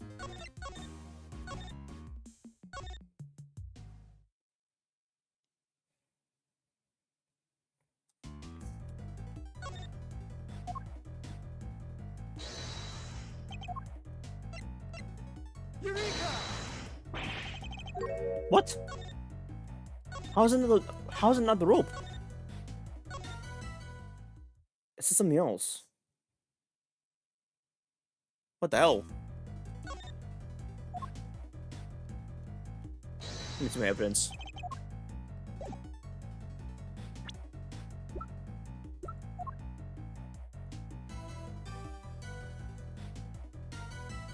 Or maybe I just present the trick. Huh. Maybe I do actually.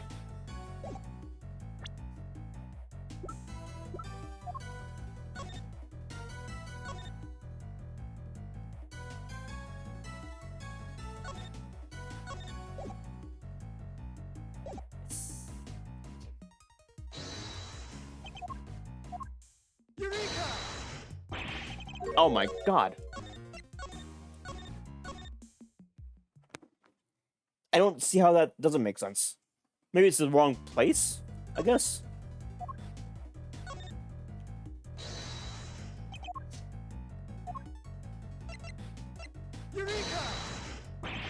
Oh my.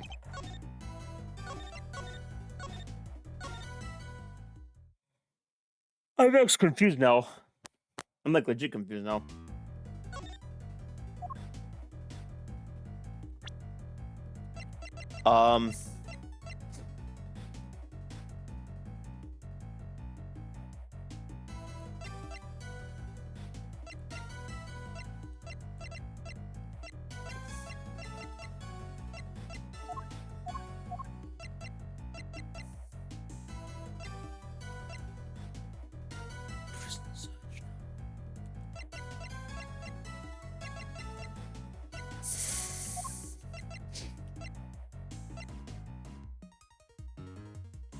All right, no worries, Tiny. Thank you for stopping by. Please go to sleep. Hope you sleep well. Have a good eep.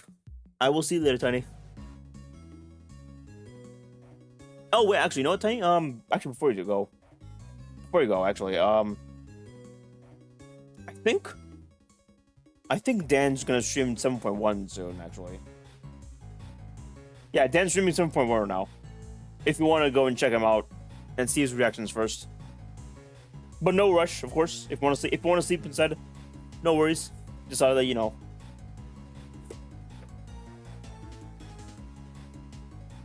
Okay. I'm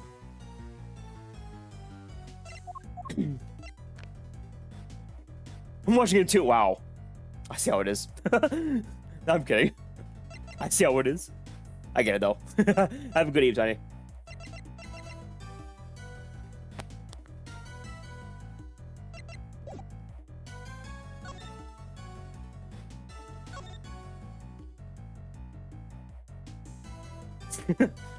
Have a good eve, Tiny. Reduce. Should be this thing.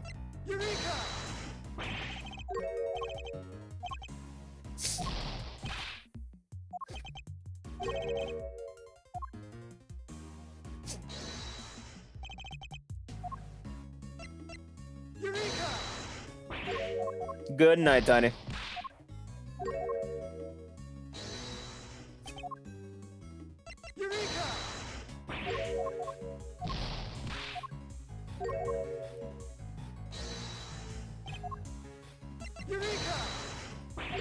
Oh my god. What the hell?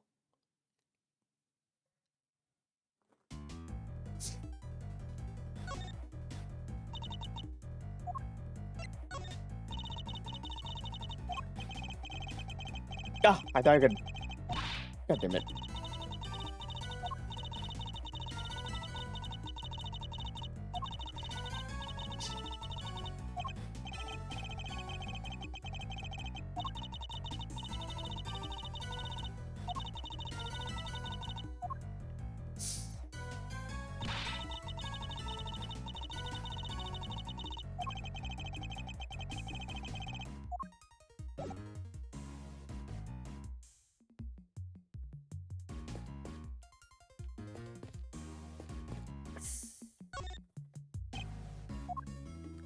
Fucking hell.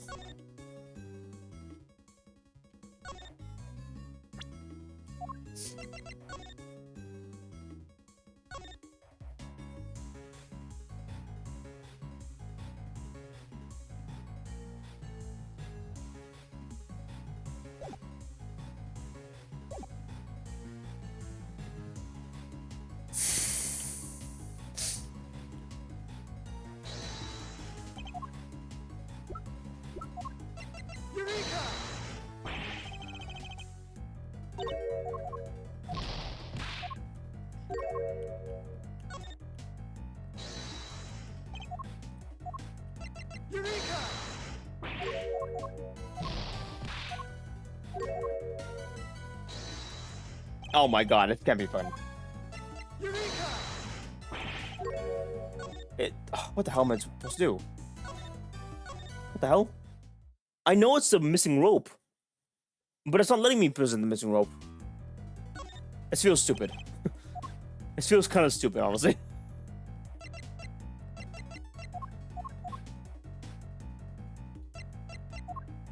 It literally can't be anything else.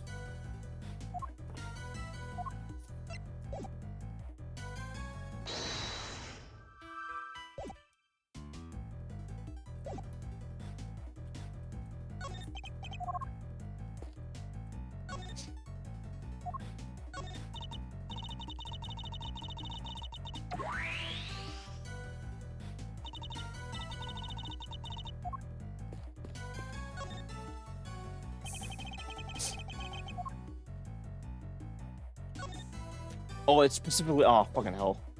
I gotta do it specifically at the other part. Damn it. God damn it.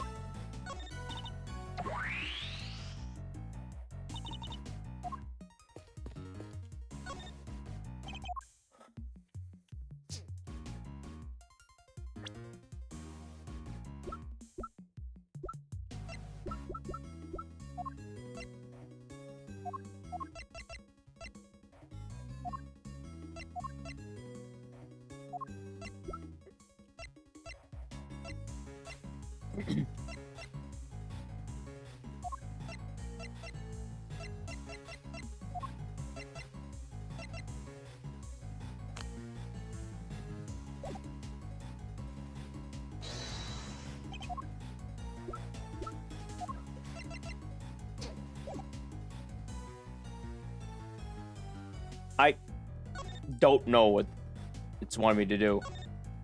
I actually have no idea what it wants me to do. It has to be the rope, but I don't know if they want me to present.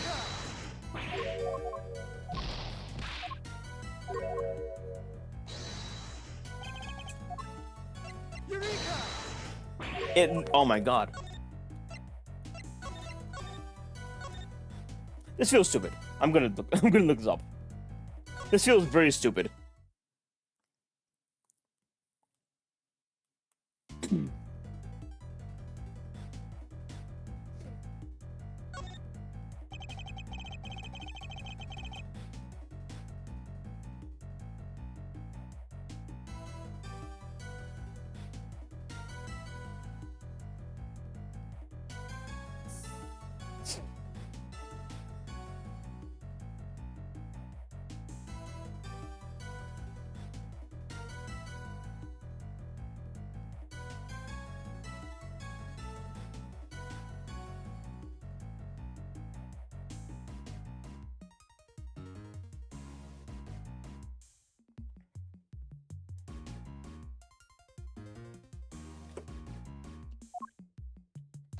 Did I not do this?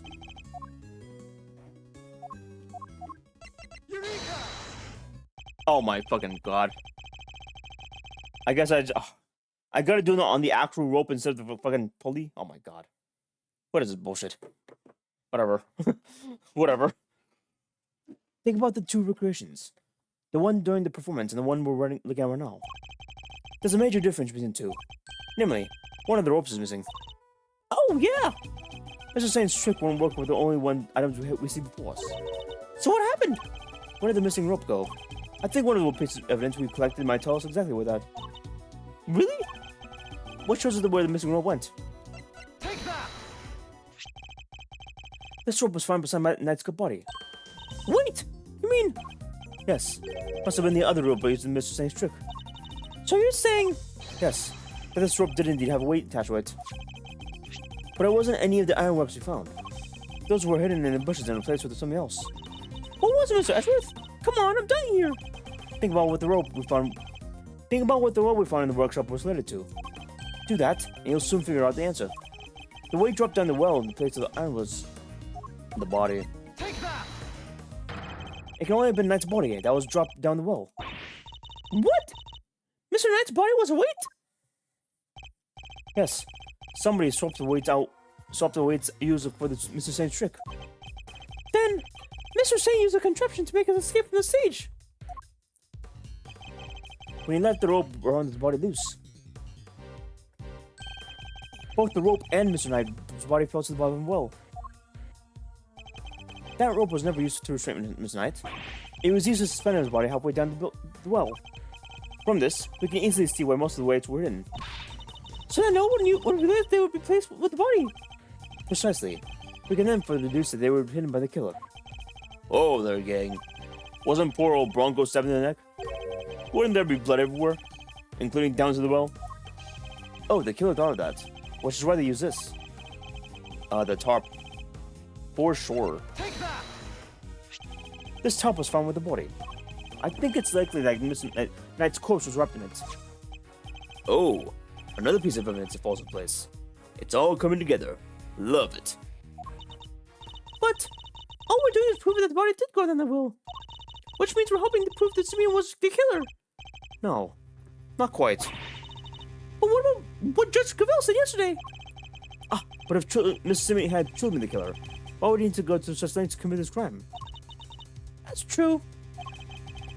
Knight's body fell down the well when Mr. Simeon used his contraption down the shore during the show. Therefore, it reveals nothing about where the revealed killer actually was or where they were doing at the time. It's only destined to throw suspicion onto those who were not at the show. Yeah, I guess we did kind of suspect Mr. Canis right away. That was the killer's goal, to make us think that the crime took place in the show.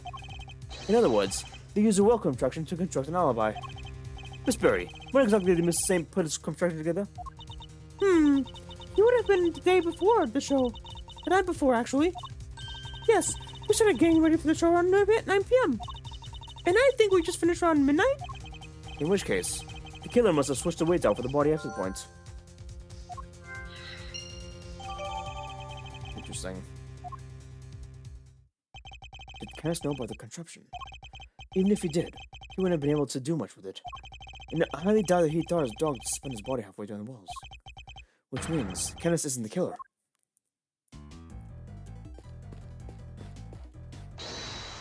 Should be one thing, yeah.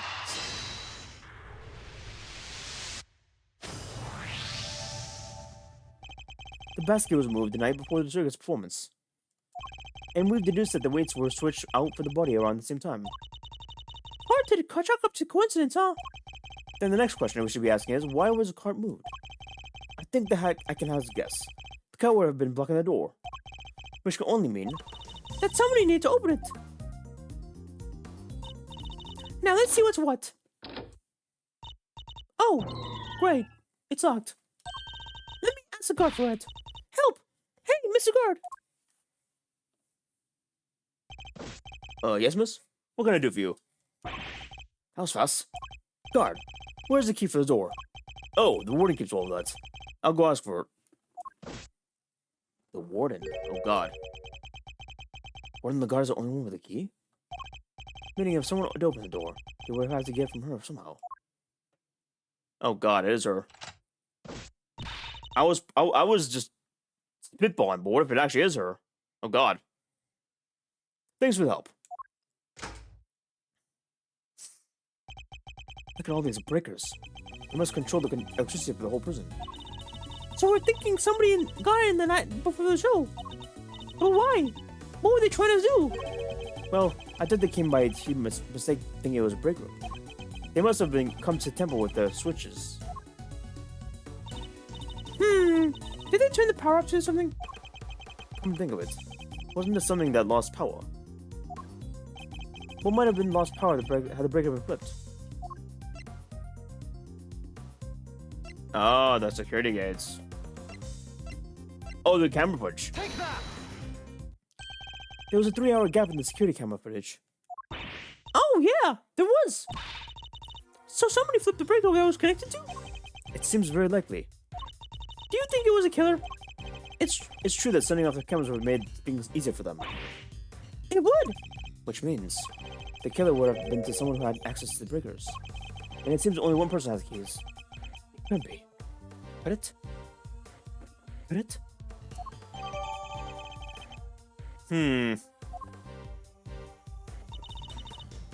Alright, little thief. Your work here's done.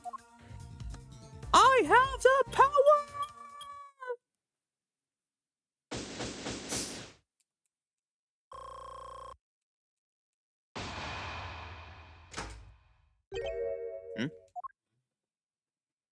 Oh, say so. First on the scene, the early boy catches the worm. Good morning, Mr. Wiener. What? You? How'd you get here before me? Good morning, Miss Edgeworth. I see you've made an early start. And I see you've made a late one, Judge Gravel. This is not my only case. I'm a very busy woman. Not all of us enjoy the film of prosecutor relief of its only current responsibility. Oh. Oh, I do apologize. I meant, of course, as an associate attorney. Associate. More like S9. We'll see about that. Eustace, let's begin the investigation of the odd. Okay, I'll go get some officers to help. Hold it! That won't be necessary. Why not? We've already finished investigating the odd, and it won quite the prize in the process. One? But I'm supposed to be the winner. Your Honor, I'd like to visit your theory from yesterday, in order to thoroughly disprove it. I would caution you to choose your words carefully, Miss Edgeworth. As I am sure you remember, your badge is in my hands. How could I forget? You've told me several dozen times already. Perhaps you'd care to try a different threat. Overruled! You have been warned repeatedly, yes. And each time, my words have seemed to fall on deaf ears. Allow me to make this crystal clear. The committee cannot and will not tolerate insubordination. Objection! The fate of my badge and the whims of the committee are of no concern to me now. The only thing that concerns me is proving Simeon Saint's innocence. Interesting. And spoken like a true defense attorney. In that case, I shall be equally uncompromising. In the name of the goddess of justice, I will strike you down your case without mercy. And when I am done, your career as cop rescue will be over as well. I hope you do not come to regret this. All right.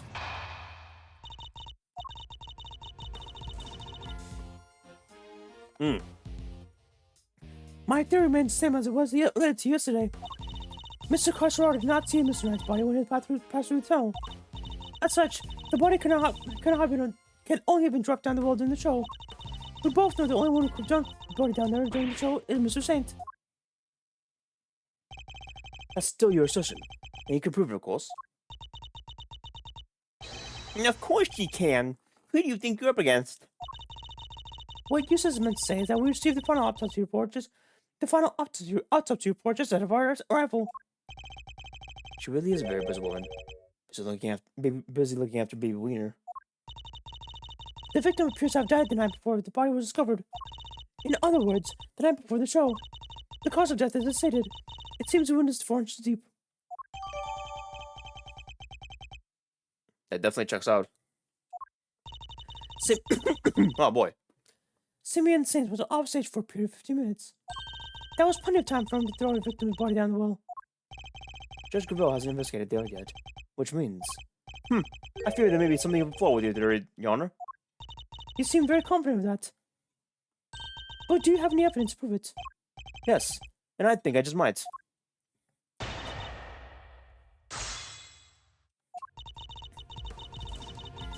Hold it! That theory being that Mr. Saint was the killer, you're certainly clinging to it rather stubbornly. And you are certainly clinging to rather stubbornly to the idea that Mr. Saint was the killer. Do you have any conclusive evidence that he wasn't? Any idea who the real killer might be? I'd like to see what evidence you have first. I am Madam Monsieur of the Goddess of Justice. My words are her words. But her words are what's on you, see? You would challenge me to see, as if I said that the sky was blue. Is this a quarter cult? If you truly mean it for the word of the divine, then come, show your evidence. Hold it! Isn't it possible that Mr. Carceraro simply failed to notice the body? Assistant to the Associate Attorney, you've been through the secret passage, have you not? Woo! How did you know? I noticed mud on you yesterday, on the charming key of your head. To be precise. Oh, that's incredible! You can see a great thief with your eyes like that. Answer me truthfully, in the name of the goddess. Would you or would you not have noticed the body had one present? Well, I guess I would have. There you have it. Mr. Carceraro did not see a body, which means there was no body there to see. Hold it! Could you talk us through your reasoning on that one a little more? The day before the performance, Mr. and I borrowed the keys from Mr. Carceraro. Or more specifically, the key to his cell. Mr. Knight used the key to leave his cell and enter Mr. Saint's cage. Mr. Saint took Mr. Knight to the yard in the cage, and that's where he killed him. The following day, Mr. Carceraro crawls his way through the tunnel, but there's no body there. Wait a second, that doesn't add up yet. Mr. Carceraro smelled the sweet smell, so Mr. Knight must have been in the tunnel already. No, his body did not pass through the tunnel until sometime after Mr. Carceraro had crawled through it. Mr. Carceraro used the tunnel right around the time the show was starting. The body was discovered just after the performance ended. From which you deduce that the body could not only have been thrown down the wall during the show. Yes, and who the culprit must be. Hold it! Are you sure about that? Could no one else have done it? I understand that Miss Berry was on stage for the entire performance. Most of the prisoners were watching during the show, and those who would not have plausible alibis. What about the gods? They too were watching the show, as was a warden. How can you be so sure? A god could easily put along unnoticed. None of the gods left their posts during the show. I've checked this for myself, I took signals from each and every one of them. She's too thorough. I'll give her that. Are you finally ready to accept the truth? That the killer could not only have been Simeon Saint?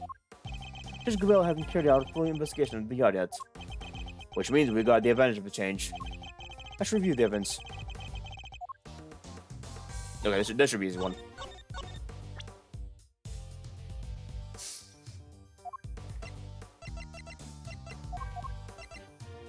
Aw. Fuck.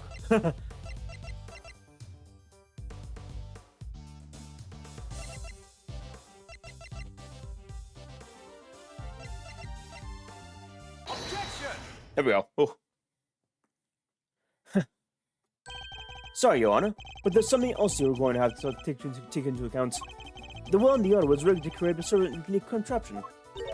A contraption? Go on. You will recall that Saint was sent flying in from the stage by the elephant. I do. Just before he was absent for some time.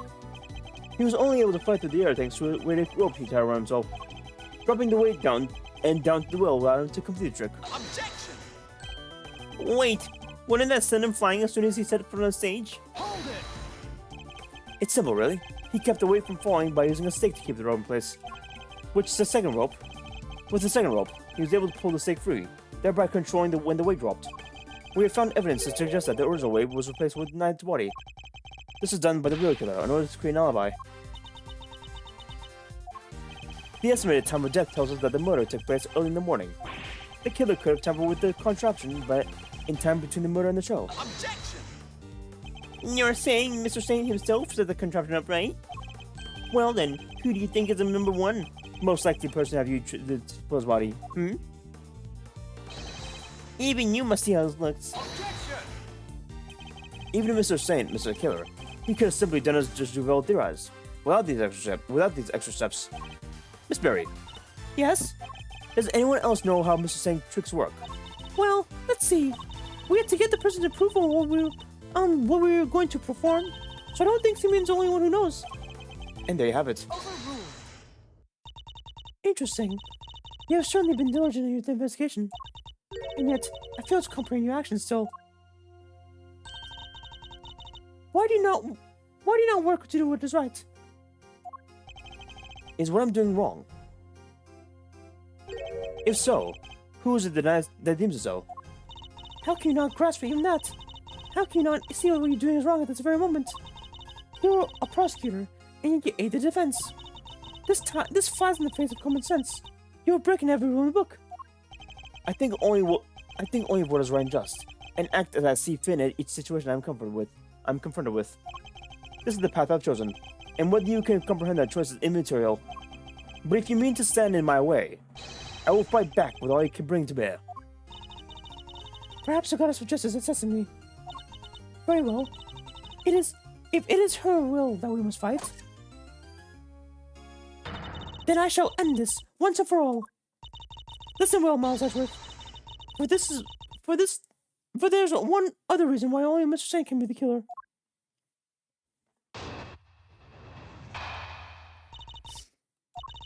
If the body was moved, If the body is moved from the yard to the workshop, then Mr. Knight must have been first brought here to the yard from the cell.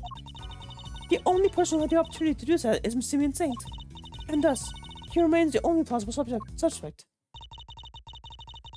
Mr. Saint took a cage with him to Mr. Knight's cell. But why would he do that? Why would he take such an unwieldy object all the way to the holding cells? Yeah, it is pretty sus. But we've all met Saint. It's exactly the kind of thing he would do. It's entirely plausible he would take the cage with him out of absent-mindedness and nothing else. It may be plausible, but it is not more than plausible in him having to help Mr. Knight to escape. Ugh, I need some real solid evidence if I'm going to get her to budge.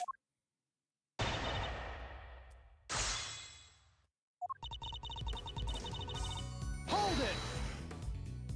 You seem to think that Mr. Knight was killed here in the yard. When do you think he was brought here? Sometime between Monday at 8 a.m., the day of the show. It can only have been during the time. In other words, between the end of the rehearsal and the start of the performance. As I was saying, if the body was moved from the yard to the workshop, Hold it! Was there really no other way he could have come here? Mr. Knight was awaiting trial.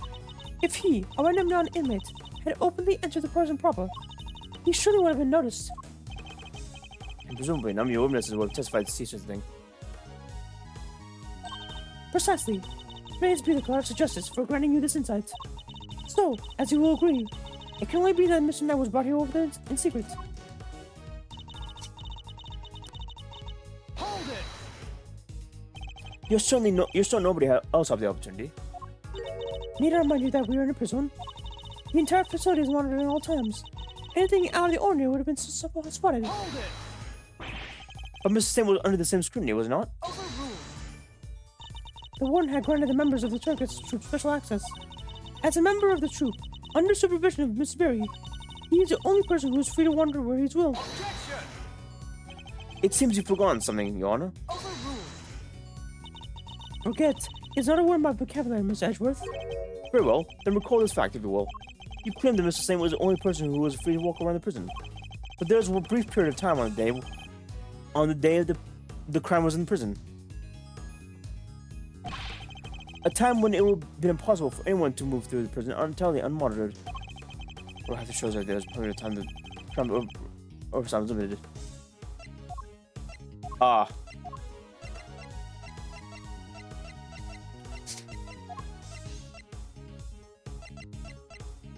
What do I show?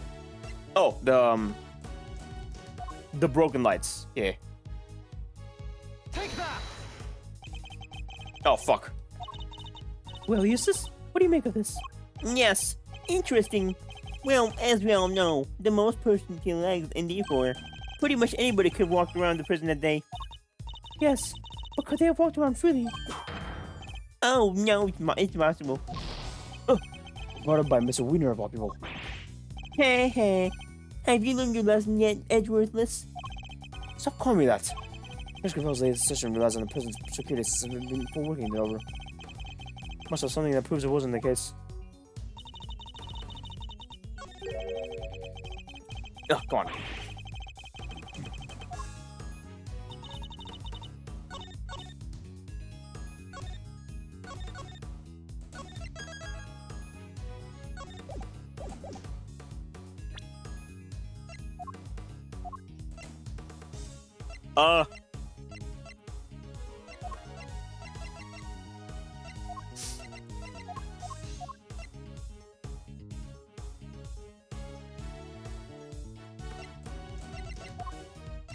Do I show the security tape?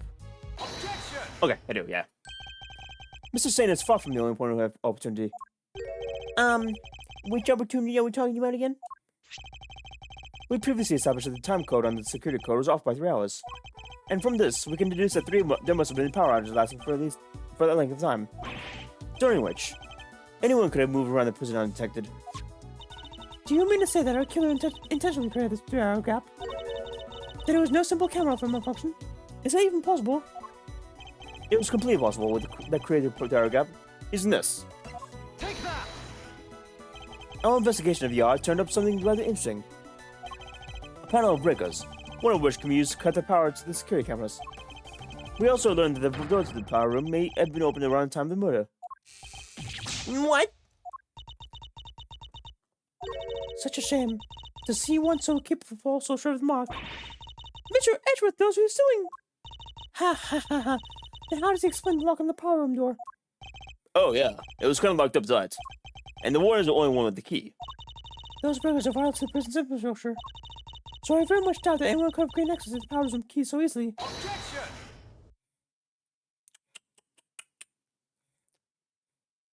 No, but one person could have.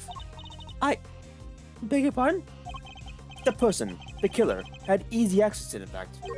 And what's more, the position here is such that nobody would dare question them. Objection! Oh, just a heads up, chat. Ads are gonna start soon. You know what? I gotta take a break anyways. I gotta take a quick bio break anyway, so let me just do that real quick. I'll be right back, chat. Stay tuned. We'll continue momentarily.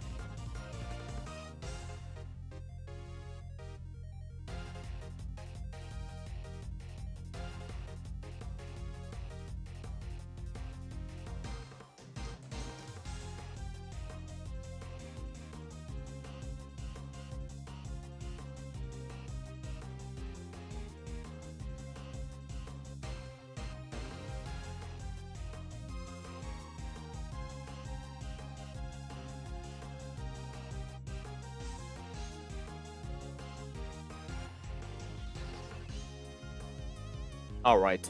Sorry for the wait, chat. Let us continue. Hopefully I can finish within the hour. Hopefully we can finish within the hour. What? There's no way. There was no one like that. Alright, shit. The breaker to the electric fences in there. They would be questioned in an instant. There's only one person who meets these criteria. I can only believe myself, but I have to follow where logic leads. The person who had access to the power room's key was... Take that! The real culprit is...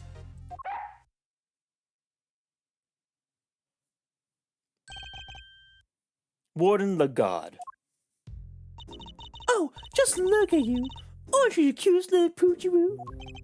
He's not just a pretty face. Missile has quite the nose for sweet things. It seems he's smelling something very sweet indeed, and it's coming from you. Oh, darling, you make me blush. I'm not even wearing perfume. Then perhaps it is some sweet sense of death. You're a regular poet, aren't you? I had no idea. But if I didn't know any better, I almost think you were calling me more the killer. That is precisely what I'm calling you. What? What? Warden the guard is the killer? Mr. Edgeworth, do you realize what you're saying? Ho ho ho! Such a naughty boy. How can you suspect me, I'm the one in charge around here. It's like we're in a murder mystery, aren't we? And equally far-fetched. This is preposterous. Hold it! Sadly, it is not. Although I can hardly believe myself. But this is where the evidence points, and we must trust in the evidence. This piece of evidence proves that Warden God is the killer.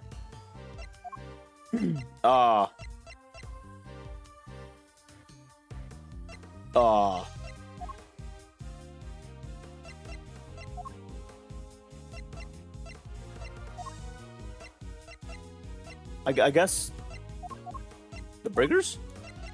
Take that! This proves you're the killer. Darling, please. That's your damn evidence? I guess it wasn't the breakers. I'm not sure what you're talking about, actually. I guess I gotta look over the evidence again. I gotta look over the evidence again. It has nothing to do with me whatsoever, and you know it. Oh, looks like that wasn't it. I still smelled something on board in the guard just now. Whatever it was could be this. Whatever it was could be the key to the case. You're a hoot, Mr. Edgeworth. You really are. But can't we dispense all jokes now, This is no joke, Warden. You were the killer. Really? Well, could you at least try and present some plausible evidence?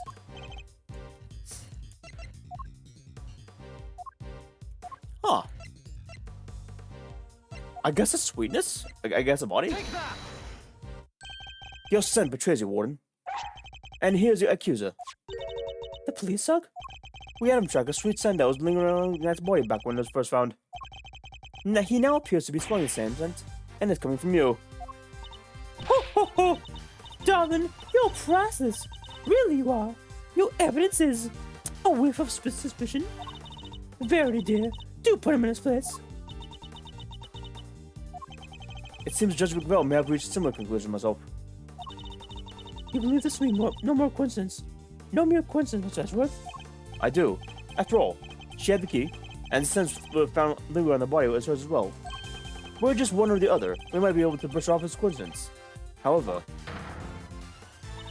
Indeed, and it seems a conclusion approaches. Perhaps we should hear what the warden has to say for herself. we should. And when we have, this case will finally be at the end. You're all being simply awful. Just stop looking at me like that. Me? The killer? How could I possibly do such a thing? Alright. Final lap. Final lap, chat. Let's do this shit. Verity told me everything she knows about the case, sweetie. The victim died in a cell, so by your logic, I would have had to kill him there. But how am I supposed to move the body? Especially as I never went to the prison. I was too busy with work, you see. I was cooped up in my office all night, right until before the show began. Check if you like. You won't find a record of anything of me having entered and left the prison proper. I haven't the first idea of where your harebrained theories you little scamps have hooked up, but I'm innocent. There's something aware of could have been the killer. Yo, give me a break. Missile doesn't lie. Don't make it hard and everyone just come clean. Oh dear, I'm afraid you are the one making mistakes difficult. As I just said, I never went to the prison. And if you think I'm lying, go on and check the records. She clearly wants us to check those records, which means it won't help us. We'll just find another way to get the truth out of her. Please, Mr. Edgeworth, please stop singing being silly. You made a boo-hoo. You didn't know it. Did we make a boo-boo? Hold it! Judge Gravel told you everything. Are you close? Thick as thieves, darling. Why do you ask? Are you jealous? Jealous? Of what? I had no idea. I had to ask Mr. Warden the guard for a lot of information the first day of our investigation. It seems only right that I share some information in return. Oh, Verity, you haven't made things so awfully dry. I thought we had lovely chat. I simply share the truth in our conversation. It was the least I could do. I'm not sure what's going on, but these two, they're terrifying me from a little together. Hold it! The murder took place in a cell. You seem very happy to accept that. And why shouldn't I be? That seems the most likely place for it to happen, without drawing attention. And besides, they found Knight's body in the cell. Yes, that was from being struck by Mr. Glacerado. Though I didn't need to tell her that, I suppose. I take it there's also no testimony to be contrary. What does it matter? Not being killed in the cell doesn't go against any of the facts after all, anyways. Hold it! Do you have any evidence that you didn't enter this prison? Please, Zarvin, let me finish. Wow, that was a brief. Okay. Hold it! So you were in your office the whole time, and you didn't notice anything unusual, No, I can't say that I did. and you didn't notice anything missing. I must confess, I'm a rather messy girl. And I forgot one of that. I put something down, and it's lost forever. It's a curse, Zarvin. A curse. I even lost some important evidence, Ruby, recently, and it was gone. Poof! Just like that. What? And she told us a job? Honestly, if someone came into my office and took something, it might be years before I noticed. Ugh. Seems like I'll be needing a lot more than power room key to expose her. On the day of the murder, I was working in my office. Oh, and looking for something I misplaced. Even if I had no reason to go to prison, I simply wouldn't have had time.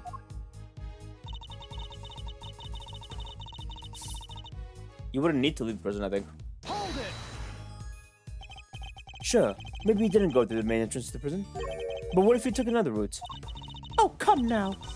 Surely you didn't mean the Opera 50 tunnel they discovered.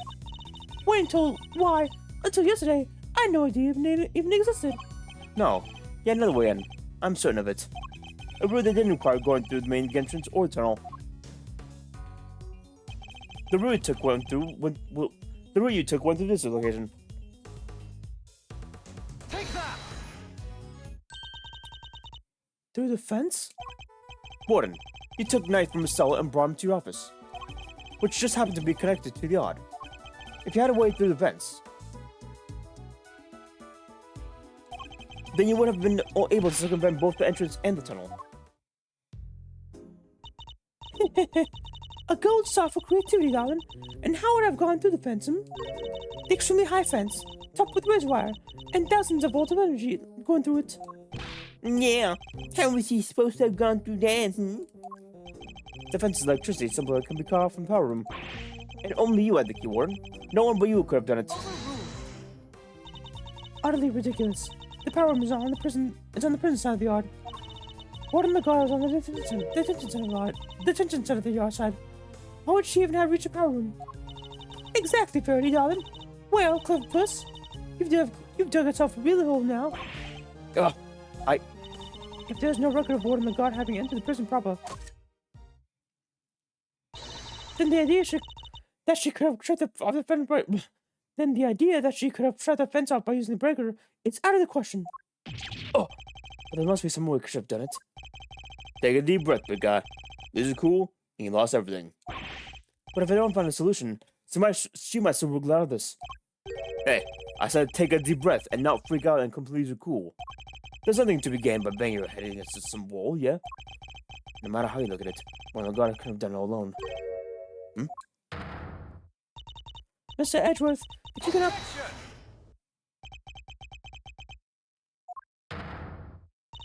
You aren't doing yourself any favors by obstructing injustice by the silence. That was a reflexive objection. That was a reflexive objection. But now that I yell at it, if I don't come with an answer, it's all over. I have one more thing to add, if you'll permit me. Something explains how the one could have shut off Briggs from the wrong side of the fence? Yes, because it's not as impossible as it seems. Wouldn't able to shut off the breakers. Her position.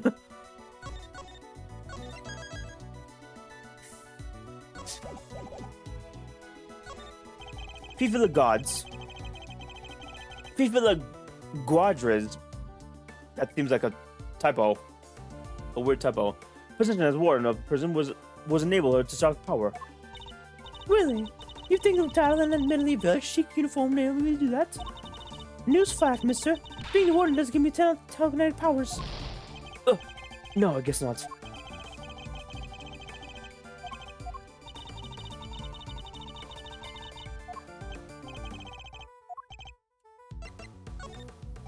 The time of the murder enabled the warden the god to shut the power. Time? Yes. How exactly? I see you have no answer. Oh, no correct answer would seem. Okay, time for the real answer.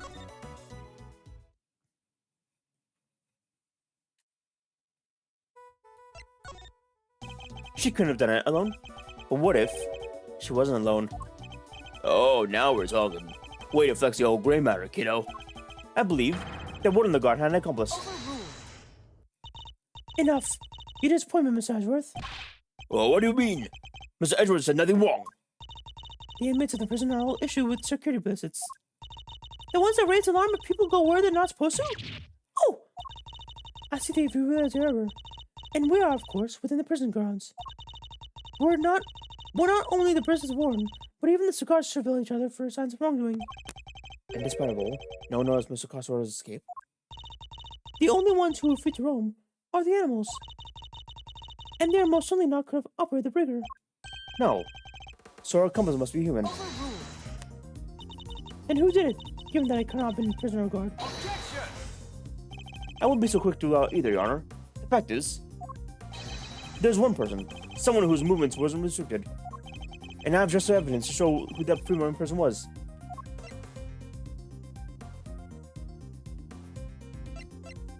Was it Sot? No way it was Sot.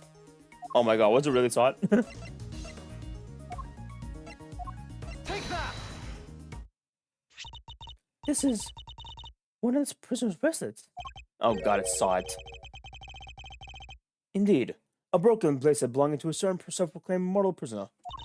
What do you mean? And who's the prisoner?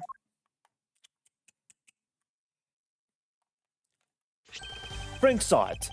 Warden the God's favorite inmate. Oh, because she threatened him. Oh, he was okay. He was forced to do it for her then. It's strange, isn't it, Warden? That he was able to keep his broken bracelet hidden and wander freely around the prison all as well. That is pretty funky. And I don't mean in a good way. Oh, she's sweating. It couldn't be the case where he was permitted of some sort of special leeway, could it? Although, you were in the habit of giving such leeway to certain others. But the Dharma kindness for once. Mr. Edgeworth, this is purely speculation. In that case, why don't we ask Mr. Sod himself? I'm confident he will confirm for us that he and Miss Warden of the Guard were accomplices in the crime. If two of them have worked together, a certain route into the prison would become viable. The real route by which Knight was moved from his cell to the proper prison. Recall that there was two big obstacles in her path. First, the security camera outside Knight's cell. The second, the electric fence in the yard. But she was able to move both obstacles in one fell swoop, by having Miss Sod shut off the corresponding briggers. Oh, All right, Miss Edgeworth, you've had your fun. And? Do you still deny Miss Warden the guard? No, darling, you got me. I admit it. What in the guard? Tell me it's true. Sorry, Verity. Honey, I'm afraid it is. Frankie helped me do it. No way! You did it, Miss Edgeworth. You got her. Not soon, cowboy. She won't be wriggling out of this now. As Mr. Edgeworth said, I had Frankie switch off the bringer. But we didn't kill Knight, did we? No, Sweetums, we didn't. What? Warden, explain yourself. Oh, Verity, dear. I dare your precious goddess will want to hear my excuses now. She is all merciful. You have but confessed, and you shall be saved. Oh, gosh. All right. I was being threatened. I had no choice but to do it as he says. Who's he? But the downright Canis. An awful assassin. Canis. How long has it been since that awful man came here to my beautiful prison? I'll never forget the day he arrived.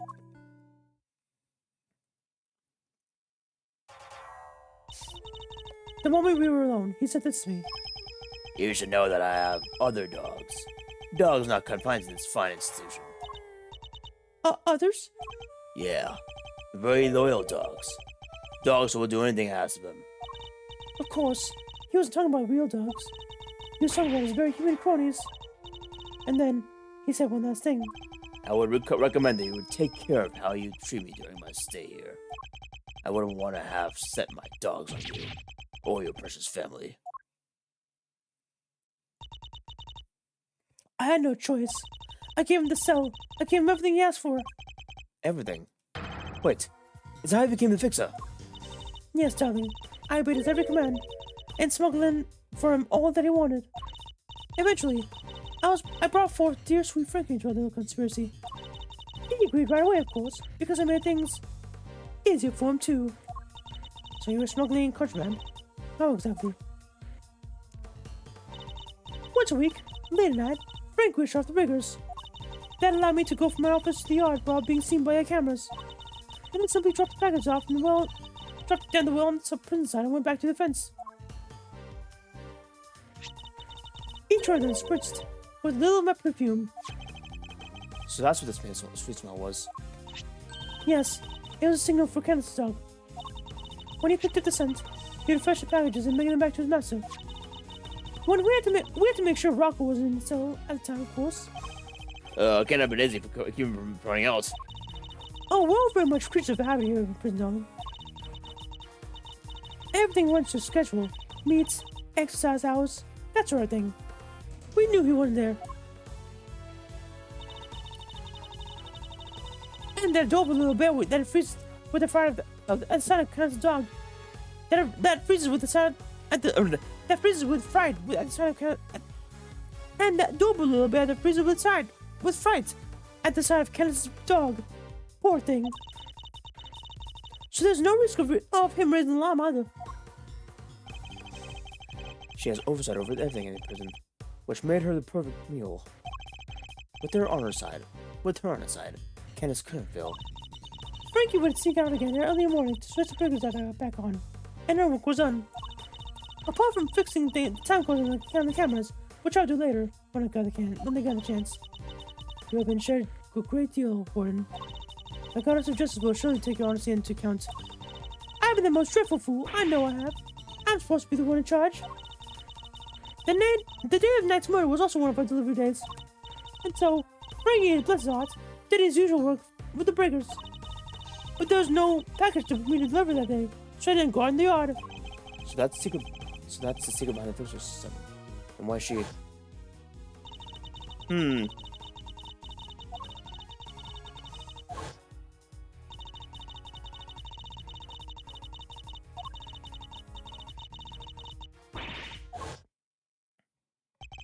That's why you were interrogating Miss Candace over and over.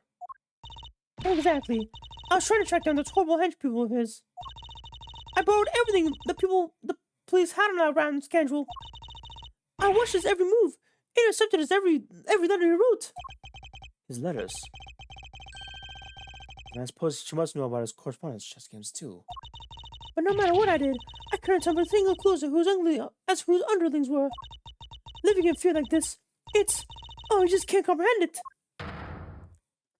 As you have just heard for yourself, Master Edgeworth, the words of Warden the Guard's confessions have cleansed her of all suspicion. Surely there's no need to hound her any longer. Has she really been cleared of all suspicion, though? Or is there more to her cover? No, she's still suspicious. She's still suspicious.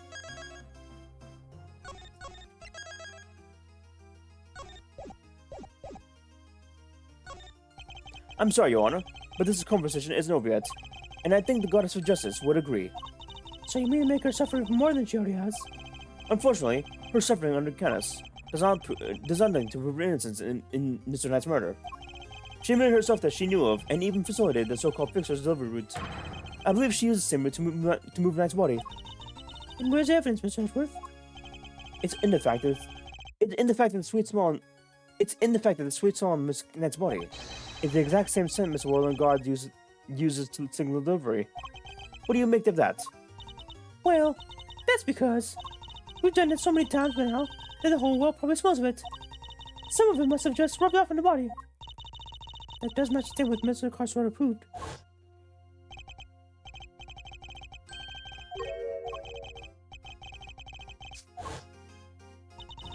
His words would seem to suggest that the smell had permeated the well.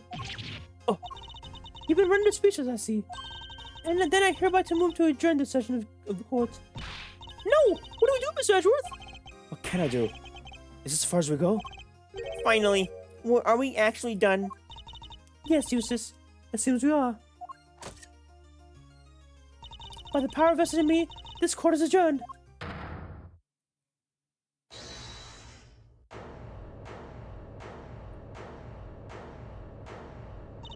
Who was that? Come on, Judge G. Things are just getting good. Fender. Are you objecting to my adjourning the session? No. What a shout out objection if thou wants to do that. But you do you, G. Adjourn, don't adjourn, whatever floats your boat. What are you doing, Mr. Fender? Don't worry about what I'm doing. Let's just all take a chill pill, shall we? By which I mean a square of chocolatey goodness. Anyone?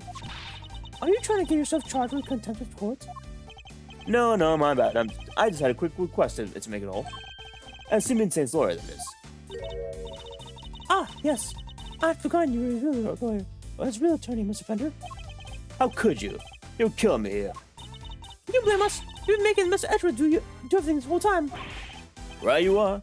Which is why I figured it's time to put in some work. Work, you say? Somehow, I believe you've worked in any. I don't believe you worked in any life. Then let's say this is me doing some prep work for the upcoming trial. Mind if I quench the witness? Now? Amusing, but what is there left to ask? I've got a feeling my funny bone that Phoebs here has something more to tell us about the killer. Do I? Yes, indeed. See, as a major player of Tim Simeon, I can spot a sympathizer when I see one. And you don't think he did it, do you? So tell us, who did it? Come on, spill beans. We're all ears. Mr. Edgeworth, what's he doing? He's trying to coax Warden the Garden to give him something away. Ask yourself, why would she go through all the trouble of sending Nat's body down such an odd journey? It's because she wanted to frame Mr. Canis. She did? No way! If he was convicted of committing murder here, that could have been grounds for transfer to another prison. Most likely a more secure facility. And where'd he be out of her hair forever, huh? Precisely. She saw her opportunity and seized it. No. Say can't not be the killer. That's not fair. I was all ready to prosecute him. I know, right? But maybe we should find out what she thinks first. Don't want to get the wrong guy, eh? Nice! Now Mr. Wiener has to go along with it too. Well, Warden, are you happy to testify further? Of course! How could I refuse such a silver-tongued devil? Kins, you have such a way with words. Just do my job. Beef. Besides, one can't tell the truth without telling the whole truth, can we? I'm simply dying to tell all verity, darling. Do say you'll let me. As you wish. Court is unadjourned. can't believe you pulled that out, Mr. Fender. Oh, me either. Thank you for the timely intervention. Hey, it's the least I can do. Kay's not wrong. I've been leaning on you too hard. And besides, the defense never rests. Am I right? Simeon's depending on us. Sadly, I think I'm about exhausted members of cool lawyer chat there. And we can't follow this up now. Which means you're up to bat, Miles McSmiles. Show him that never rest spirit. I shall. Fabulous. Let's get started. Part 2, I guess.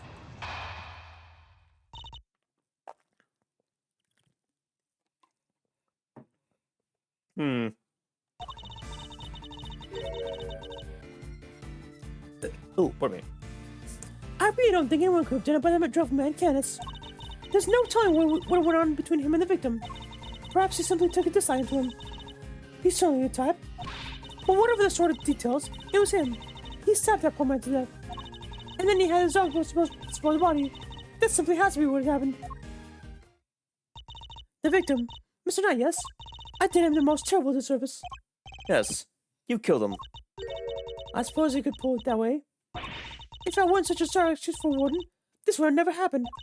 And that's why I have to clean this up terrible mess. Warden the Guard, as ever, your honesty is truly your true credit. I am certain Mr. Knight is looking down to weep tears of gratitude. You've clearly never met Mr. Knight.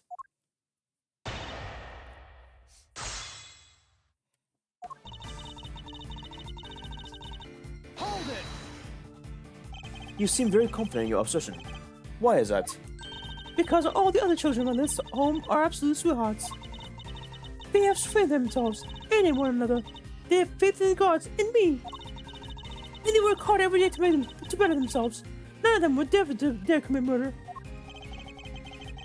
That's a very touching reason indeed, and I don't believe a word of it.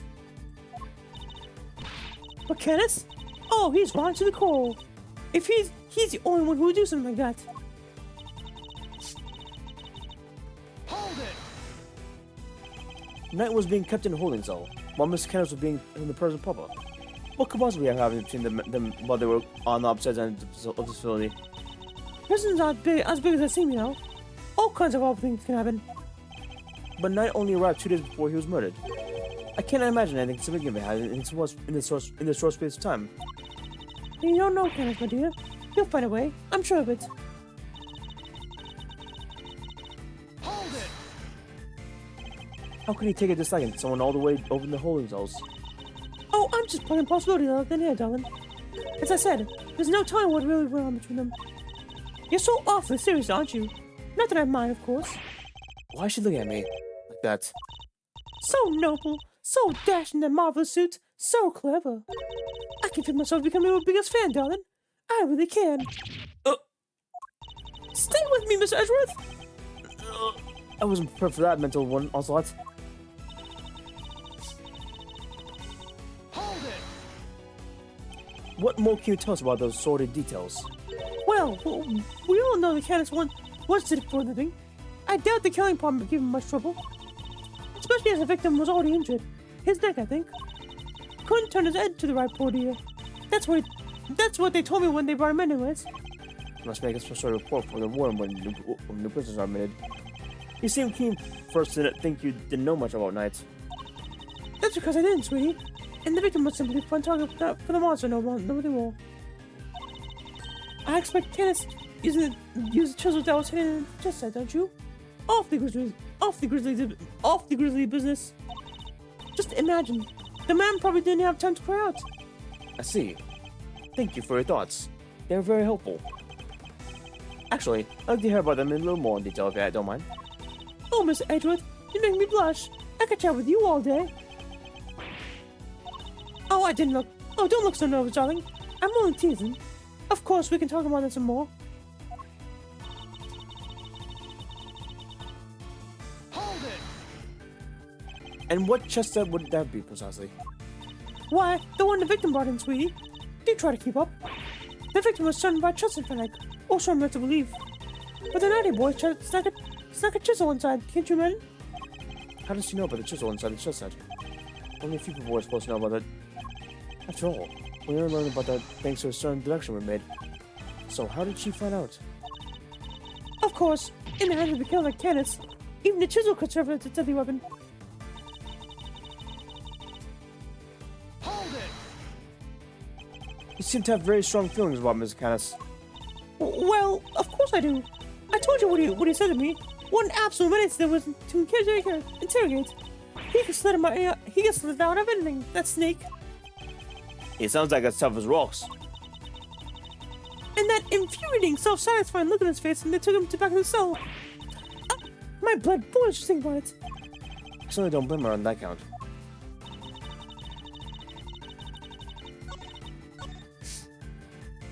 Yeah, how would she know that? That's an inconsistency on her part. She should not have known that in the slightest.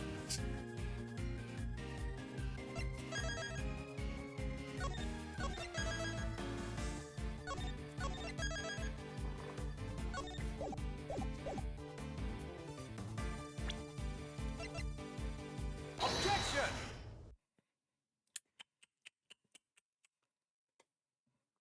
Warden the guard, you strike me as being more careful than the image you project suggests. Oh, Mr. Edgeworth, please call me Fifi, or Sweetie Pie if you prefer. However, I think you may have been a little less careful than you realize in this instance. Aren't you just the most adorable little creature? Don't be embarrassed. We're all family here. Come on, Mr. Edgeworth. Don't let her get inside your head. You said that earlier. You said that earlier you didn't know much about Miss Knight. In which case, I find it rather strange you know about the chisel. Well, of course I do, darling. Do you think we don't check presents when they come in? Objection! You're not talking your way out of this. You're not talking your way out of this, Warden. This is entirely irrelevant, and you know it. Knight didn't bring the chest into prison himself. It was brought in by Mr. Sane when he came to visit. Knight would have had it with him when he arrived. What? Well, of course I mean that. When Mr. Sane came in, we... Objection! You checked him. I found it hard to believe, because if you did, that makes the story all the stranger. If you found the chisel, then why did you not confiscate it then and there? Judge Gabel, did you tell anybody about the hidden compartment in the chest set? I did not. If no one leaked their findings, then how exactly did you hear about the chisel, Warden Milgard? Because it certainly couldn't have been from when you checked Knight or Mr. Same on their arrival. Indeed. Such a thing would imply that intentional oversight had been found, yet let through. Precisely. So, Warden Milgard, and answer truthfully this time, where and when did you learn about the chess set? If you won't answer, then allow me. I submit. Alright, darling. There's no need to rub it in. You got me, alright? Huh? I question Knight. That was when I learned the chess set. Please, you have to believe me. I did not kill him. One moment, Morton. This is the significant development. The court requests that you make a detailed statement on the record. Any objections, Miss Edgeworth? None, Your Honor. Thank you. Thank you, darlings. I'll clean up this awful misunderstanding, I promise. Very well. Go ahead, Lord of the Guard, and please, tell the truth this time. Eliza's trying to wear thin. It's my chance to expose her. Oh, last one, I think, hope. I sort of questioned Knight, but it wasn't anything serious, you understand? I made a point of talking to every newcomer to our little home. And that was no different. We just had a little chat, you might call it. And after we talked, I had him taken back to his soul straight away. The more she lies, the more thoroughly she seals her fate. So it was simply a conversation with the new detainee, and that seems entirely above board. Exactly, Verity, darling. I knew you would understand. Objection! Well, I don't. What proof do you have to back up your statement? I suppose we shall see, won't we? Mr. Edgeworth, you may begin your cross-examination.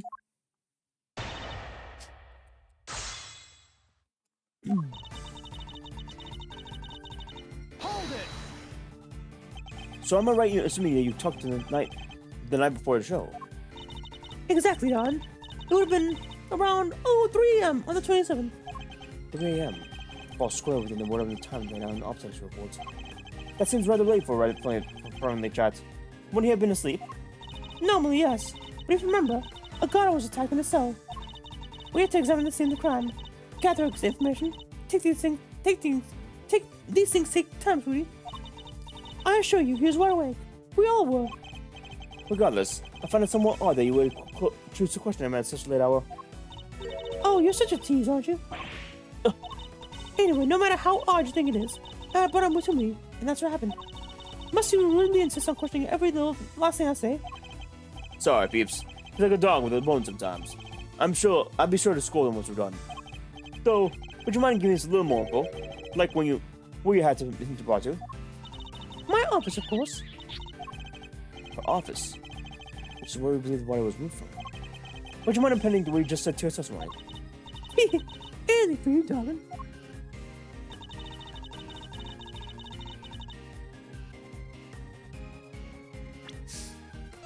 Do I just show the autopsy report? For this part? Huh. Hold it! Remind me where your office is. You've seen the sign of in the detention center, correct? And the one that says no entry? That's it, sweetie. My office is just up there. A short walk from the holding cells. I understand that you also have access to the yard. Why, of course. That's where my gorgeous little garden is. Oh, I see where you're going with this. You're saying that it's our moving body. You have the means and the opportunity. It's hardly impossible. Hardly impossible proves nothing. You have no evidence in this assertion. Objection! There's no other way that the body could be removed. Overruled! Surely you haven't forgotten there was Mr. Saint who dropped Mr. Knight's body down the well. Yeah, what she said. You're miles off, Edgeworth. Ugh, probably shouldn't push this any further for now. Hold it! What did you and Mr. Knight talk about?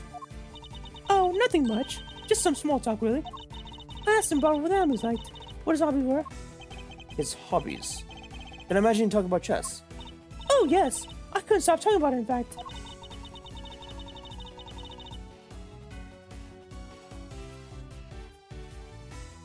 He even had a piece of paper covered with little notes about himself. At least, I think that's what they were about. So she seems the Knight's corresponding chess diagram. Hold it! How was he when you spoke with him? Oh, he was so open and honest, darling. What? Oh, that guy. Honest? He was talking about one croissant and promoting a pawn. I suppose he must have been hungry. En passant, I'm promoting a pawn. Seems he's spared no one from his obsession with chess.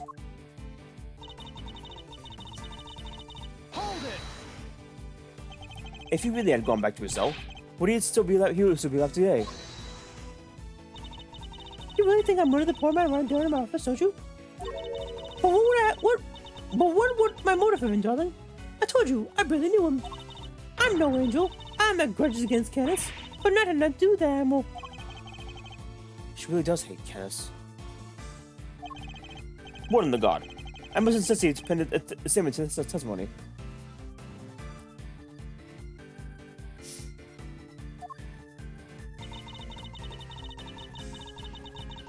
Oh, this is where okay.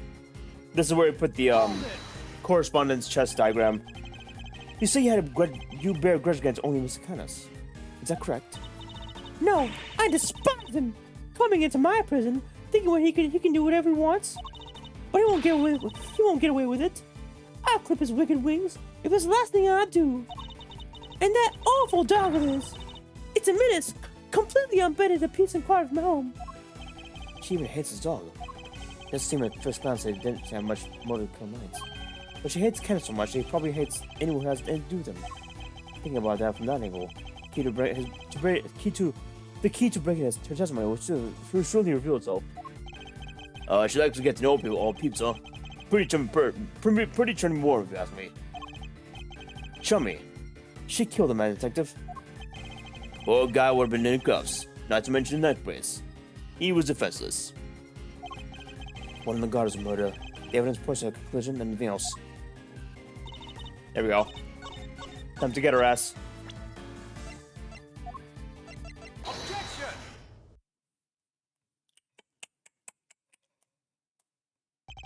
Judge Gavel, I'd like you to take a look at this. No, it's about a game of chess. What is this? What is the significance of this, Miss Edgeworth?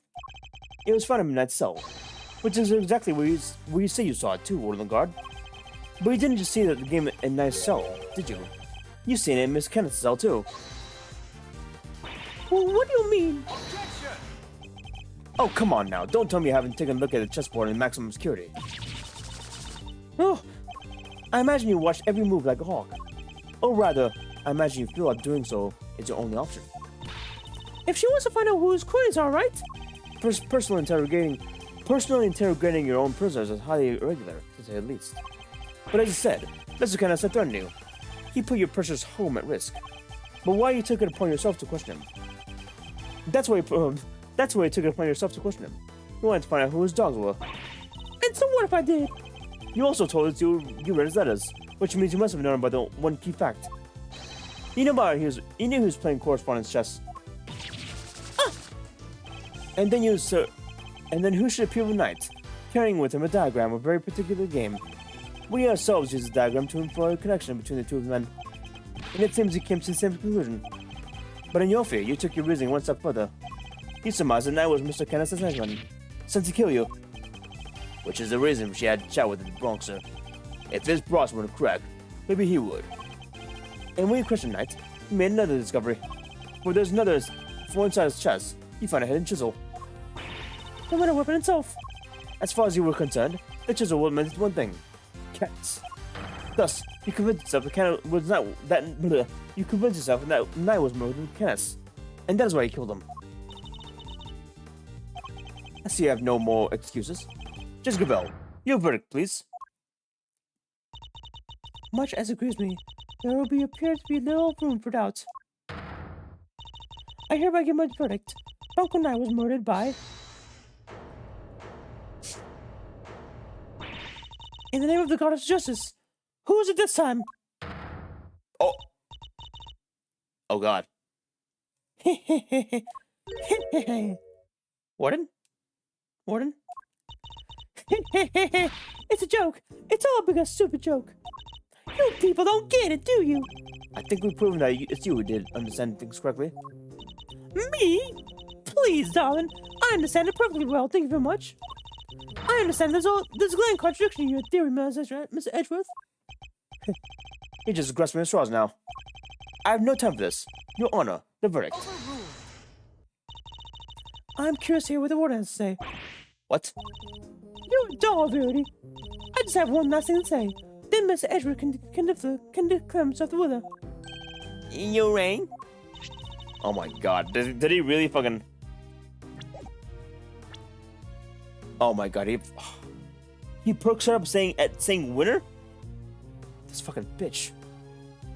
I really don't like Wiener. I really don't like him. What the hell? Does anybody remember certain autopsy report? Of course. We received the finalized version of this morning. That's right. And I was listening to what you told us about it, Verity. Even if no one saw. You said the wound was 4 inches deep. 4 inches? Wait. Riddle me this, Miss Edgeworth. How does a tiny chisel make 4-inch wound?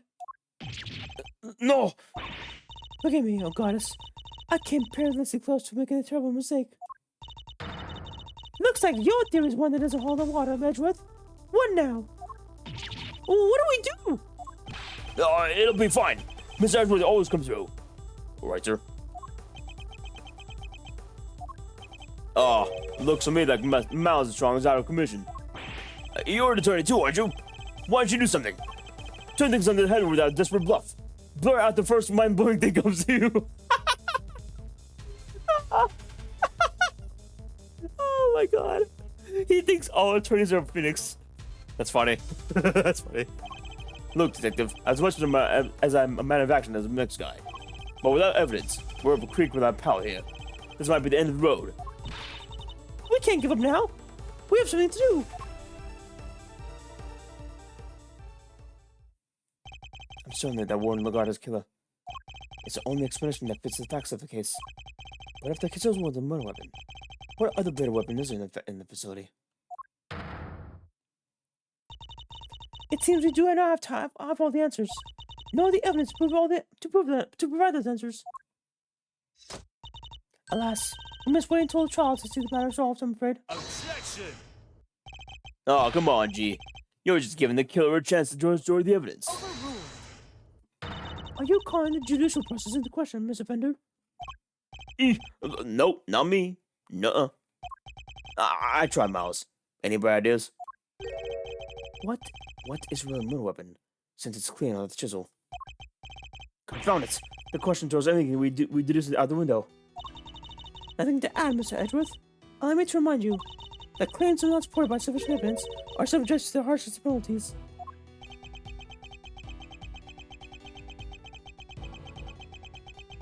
That is a long pause. It's hopeless. I can't think of anything. I need more time. Well, as I am 2 minutes, Huh? You can't give up now! Remember what Mr. Offender said? Simeon's counting on us. Without us, Remember how upset he was? He was devastated. Nobody's in more pain than him. Oh. Nobody's in more pain than him over Mr. Knight's death. There's no way he did it, but if we can't save him, who will? And what's more, he believes in us. He's sitting in that cell waiting for us to bring some good news. And I, for one, won't walk away until he has some. Hey. Gee, Miles. Your little buddy's quite the more visual speaker. And she's right, too. When you find yourself on the ropes, think of your clients.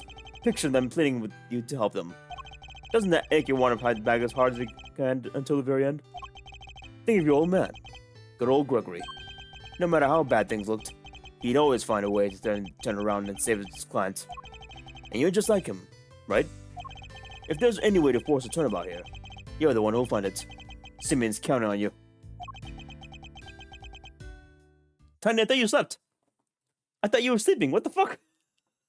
What is this? We said bye. What is this bullshit? Hi, Tiny. Welcome back. I am hydrating right now.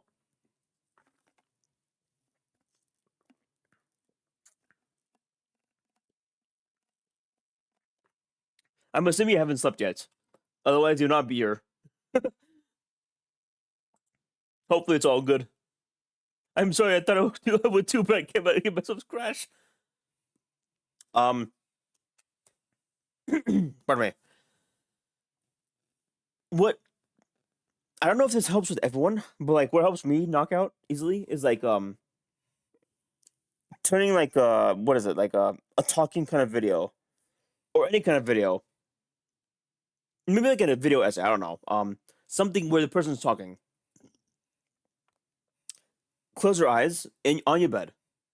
Tuck yourself to bed.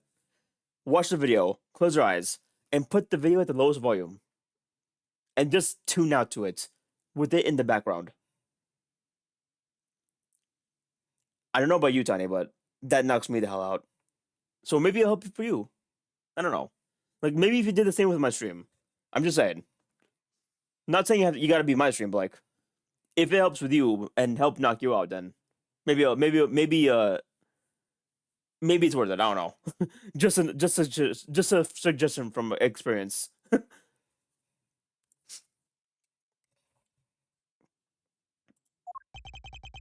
Judge Gravel. You seem to have recovered your composure, Mr. Edgeworth. But if you meant to attempt a defense, I would advise you to consider the ramifications. You have repeatedly proposed misguided theories and made numerous false accusations. If you do so again, I will have no choice but to judge you unfit to serve as prosecutor, and relieve you of your badge for good. She's right. I have put forward a number of theories provided to be flawed in one way or another. Have I made some sort of fundamental oversight? Wait, she said my theories were misguided. Nothing to say? Then the court will tolerate no more of your time wasting. I hereby... Sir! Mr. Edgeworth! Give my verdict. That's it. I've been thinking about it the wrong way all this time. My theories weren't misguided. I was being misled. Objection! Oh shit. I think it's a little too soon for that, Your Honor. I'd say it's well past due, darling. Wouldn't you agree, Verity? Mr. Edgeworth, you may proceed. What? I'd like to remind you of a few things. The sight of this dog, helmet, the fact that it wasn't at the show. These and other factors made Kenneth the obvious suspect at first. Overruled. I was gonna mention it might take you longer than 3 hours, 4 hours, just how long I remember how long it took.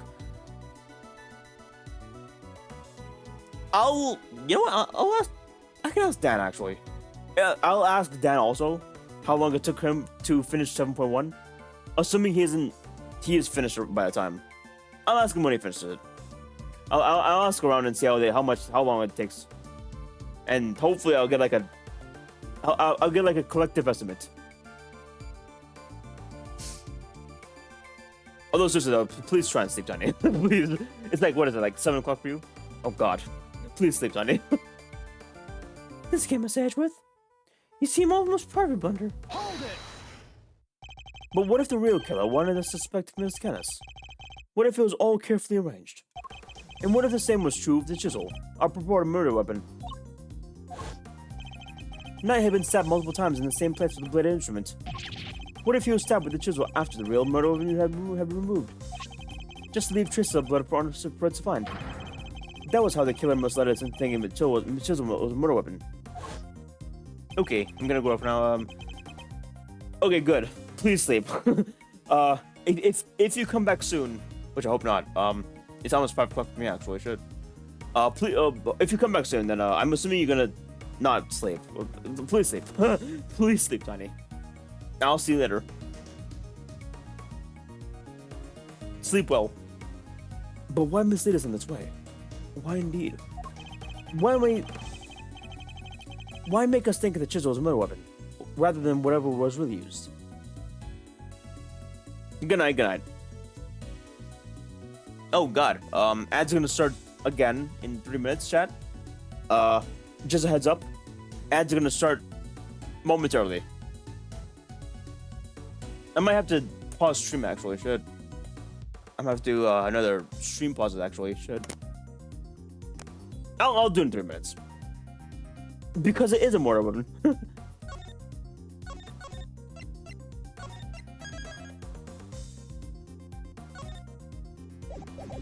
Because it is a murder weapon. It's simple. Because it really is a murder weapon. Oh, it's a Malatron. Maybe have a little think about what you just said. I was a fool to give you another chance. Oh, that definitely wasn't the answer. Why did the one on the girl want us to think the chisel was a murder weapon?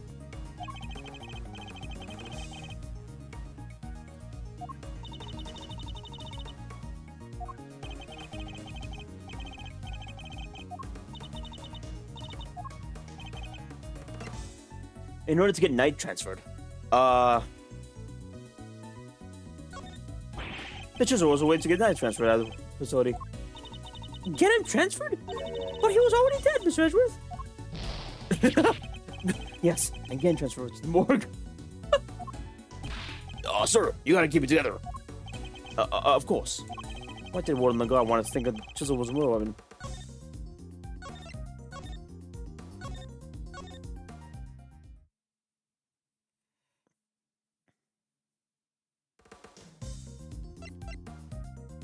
There we go. Warden, you took advantage of what the chisel seemed to suggest. What it suggested? What are you talking about, darling? Hold it. Mr. Wiener, if I were to tell you the murder weapon was a chisel, what would you think? Huh? Yeah, Kenneth is the killer? And there you have it. That was a trap the Warden set for us. Oh! Mr. Kenneth had a bunch of chisels, so she wanted us to think it was one of his, right? Indeed. That was a problem right from the start. To frame boy the armor commerce.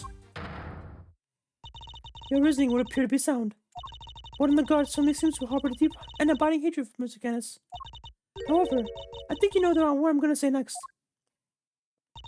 That alone is not sufficient proof that Warden the guard is killer. I knew that it wouldn't be enough. There's only one thing that will prove it. The real murder weapon that we now know must exist. If you cannot prove your theory, then this conversation ends here. Objection! If we could just find the real murder weapon. Objection! Nah, how many times do we have to go about this? We searched the prison from top to bottom. Eustace is quite correct. No other possible murder weapon is found, so I'm afraid you're a forbidden pass. Objection! I can still prove my case yet, Your Honor, because it's still here inside the prison. This woman had made sure of that. The security gate? I'm glad you at least remember what it is. And do you remember what it does? Of course I do, I'm not an idiot. The security gate detects metal. What you means you can't bring out anything in metal into the prison or take it. Oh. Precisely. If there's another murder weapon, it cannot have been taken off the premises. No, could have been brought to the prison in the first place. So we find ourselves right back where we begin. Jessica Bell. What I'm trying to tell you, Miss Edgeworth, is that if you wish me to believe that there's another murder weapon in the prison, you will also have to explain to me how it got here. Alright. We know that the chisel was smuggled into the prison inside the pocket chest set. But our contention is that the chisel is not the real murder weapon.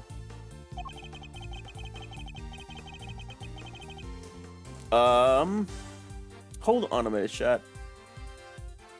Yeah, the ads are gonna start soon. Give me a minute. I'll be back. I'll let the ads play first. We'll continue momentarily.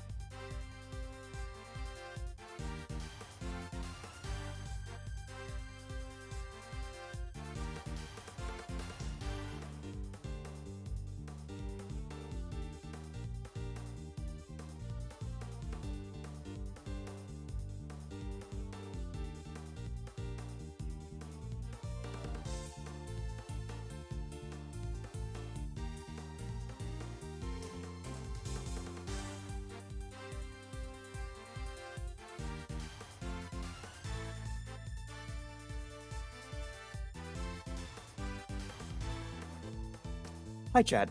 Good morning. Welcome back from the ads. Thank you for watching. It's very appreciative if they watched. But yeah, let's just get let's get this over with. Oh, Yes, question of the hour. Can you show me this alternate route? ugh. How did the weapon warn the guard use to get into the prison? You borrowed evidence from the police to help with the investigation, is that correct?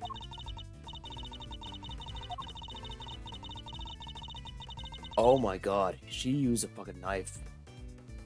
Oh. She used Candace's knife. Oh god. Of course. That's how. The fact that this is here shows how a bladed weapon could bomb into the facility as well.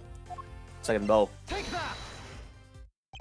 Allow me to remind you of our conversation with Miss Candace yesterday.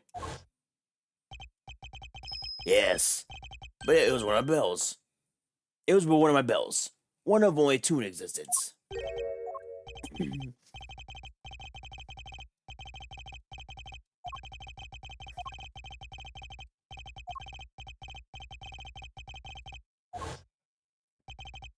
So you see, there is a way for objects to be brought into the prison unscrutinized, as part of the evidence brought in the guard bar from the previous one. Oh, what? Mr. Kenneth's knife was part of the evidence in the case against him, and that evidence was here in the prison. Not only that, but the knife had a certain bell attached to it. The bell was attached to the chisel? Correct. The killer took the bell from the knife and attached it to the chisel. But that can't be right. The chisel only had Mr. fingerprints on it. Easy enough to explain if the killer wore gloves. She made it look as if the chisel was a murder weapon, and then attached it to the bell. In doing so, she made sure that all the evidence pointed to Mr. Kenneth. And who are the access to the evidence from which the bell was taken? Why, the only person from whom we had been entrusted. Who was it, sir? Who's been messing with the evidence? I believe that would be you.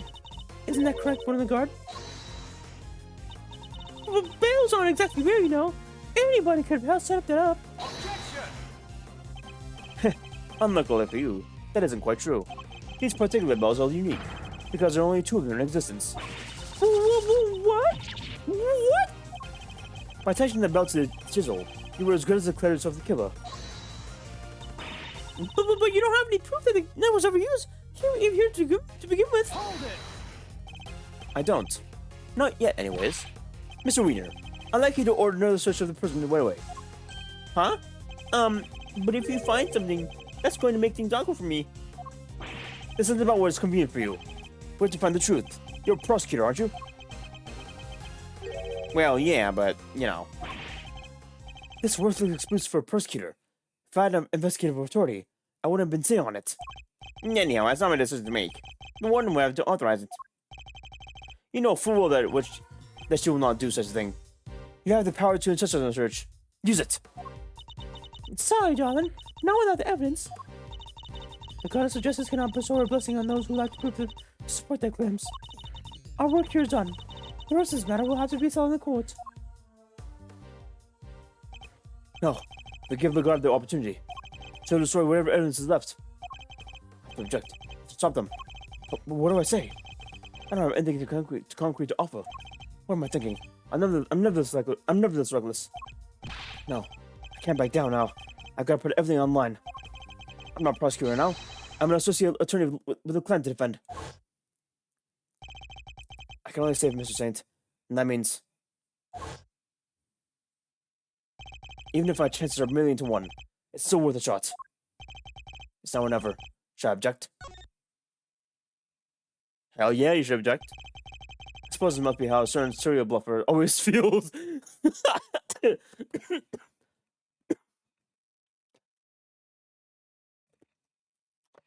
Underhanded Phoenix reference.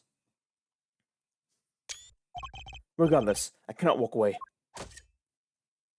Objection! What you wanna? This is better be good, Mr. Ashworth. I've got it. Got what exactly?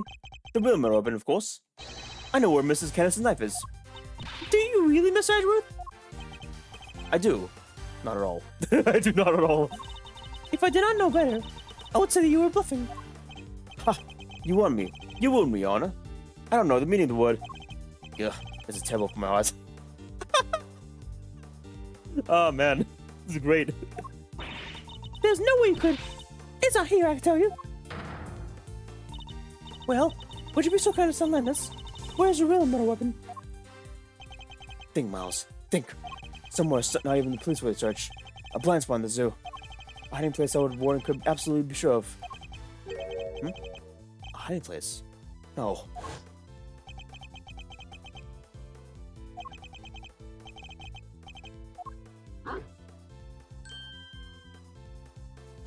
It's in herself. She used the same trick. No. That's ridiculous. Isn't it? But the more I think about it, how many foolproof ways I have to evade detection could there be? Oh, the alligator! Oh! The alligator has it! Oh, shit! Mr. Edgeworth, how long do you intend to keep us waiting? There's a faintest possibility that I'm right. But if I'm wrong, we stand to lose everything. We stand to lose everything. Your Honor, this is where the real murder weapon is hiding. Take that! Here? In the yard? Indeed. I don't believe I understand.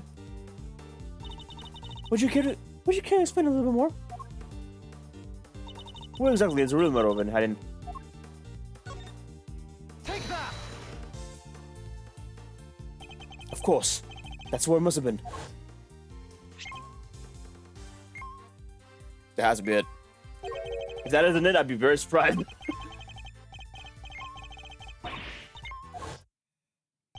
The metal detector was reacting to something inside her after all. Your Honor, I'd like to remind you of this piece of evidence. The chisel? Didn't we just figure out that it's in the murder weapon? You might recall that Mr. Canis hid his chisel in his dog's mouth. Would you believe that the real murder weapon was hid in much the same way? That's right. The murder weapon is hid inside the alligator in the pond over there. What? No way! We detected the presence of a metallic object during the investigation earlier. Judge Gravel, we need to know what's inside the alligator. Understood. Then we will need to summon a veterinarian. I'm sure I can get a little sweetie. Was she always here? I guess she was. I forgot she was here, actually. I'm sure I could get a little sweetie to open up for us. I'd be happy to give you a try. Please, by all means.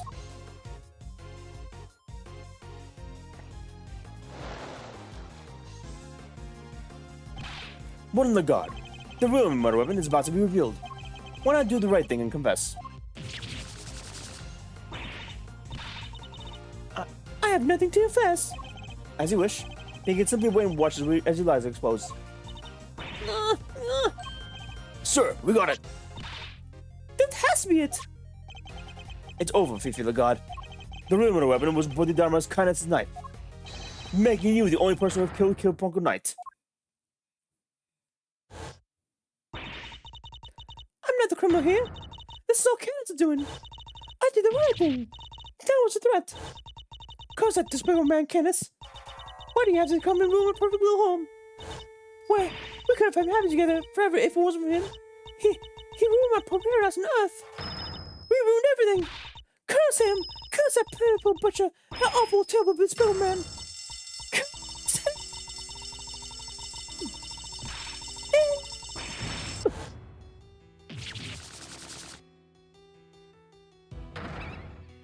What? Oh, what the fuck? Oh my god. Those were all... That's wild. That's wild. Those were all bets.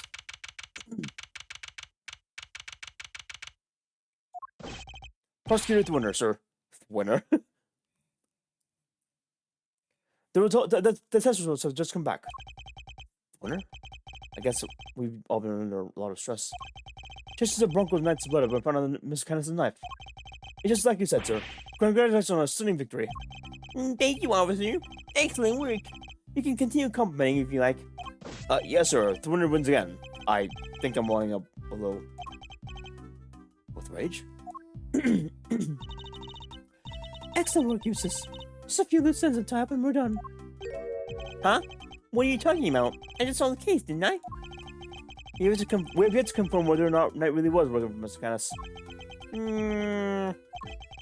It'll be vital to know if one of the guards was simply jumping to conclusions on that front. Huh? Huh? There's a clueless, and there's you. No, well, I guess we better get back to our investigation. Alright, officer, you're with me. You're about to see the winner win a whole lot more. Prepare to win his first-rate investigative talent in action. Yes, sir. I'm with you, sir. Can't wait to watch your work. I'm so fluttered. It's winning time. Oh my god. It's winning time. I expect this case will cause quite a stir. The attempted murder of a president is news enough, and now this would-be assassin has been murdered. But Knight never sought to kill the president in the first place. The truth is not always as important as it might seem, Edgeworth. In the eyes of both society and the law. How can you even say that? You don't have to believe me. However, as a prosecutor, Mr. Edgeworth is obliged to accept that this is the reality of the world he operates in. Being a prosecutor is more about being oh boy, sorry. Being a prosecutor is more about proving people guilty. That's what I believe. We are all free to believe what we choose, but the law is not to be toyed with for our own personal gain. If you refuse to accept this, then you must prepare to suffer the consequences. Oh, what does that mean? Wait, you're not gonna take us. I'm afraid I must be going now. Farewell, Miss Edgeworth.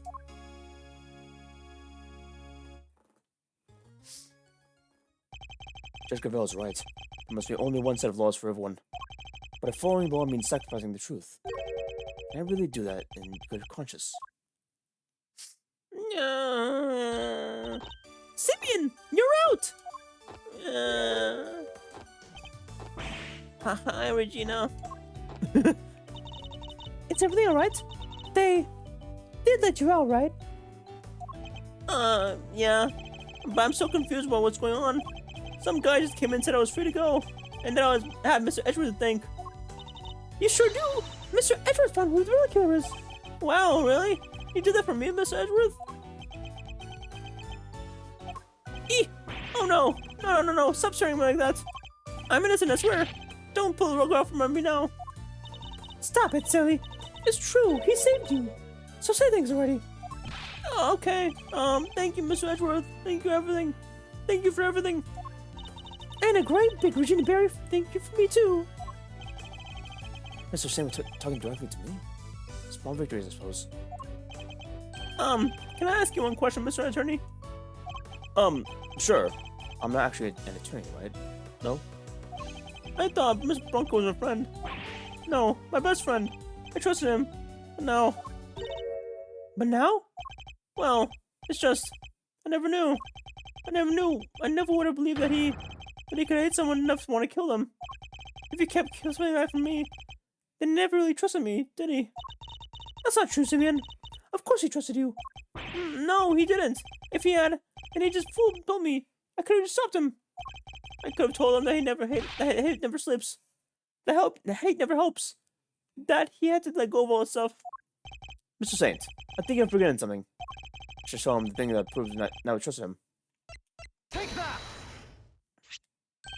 It's the chest that I brought for him? Knight had a hidden chisel inside. I imagine he meant to use it to escape. What? You mean he was using me? No, he believed in you. He knew that he could count on you to bring it, and that he would never be so untrusting as to look inside it. I imagine that by not telling you, he was hoping he could keep you from being caught up in his mess. Oh, Bronco, why didn't you tell me? At least you understand now, right, Simeon? I'm sure he does. He may not show it, but Simeon's no dummy. A good night's sleep and he'll be completely over this whole thing by tomorrow. That's not as complimentary as I think it is. I'll try. I have to. For Bronco. I have to show him I can become the best animal trainer out there. That's the spirit. Beep, boop. I am right at Tweesan. Oh, I almost forgot. We're doing a little show soon. I'll have to, if you come, Mr. Edgeworth. Oh my god, it's Maximilian Galactica. It's fucking Maximilian Galactica. Oh my god. I'll be joining Regina on safe for this one. That's right. The Very Big Circus is the biggest, most fabulous event in town. You'll have oodles of fun. Sounds great, doesn't it, Mr. Edgeworth? Come on, we have to go. Well, I'll think about it. Alright, Simon, we got some training to do. I think it's time you and Regent got acquainted. What?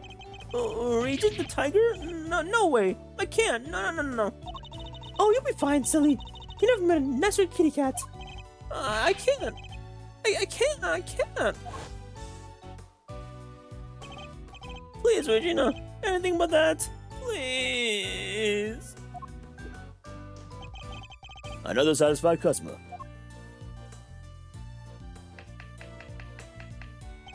Well, that was really something, Smiles. Talk about pulling out of the bag.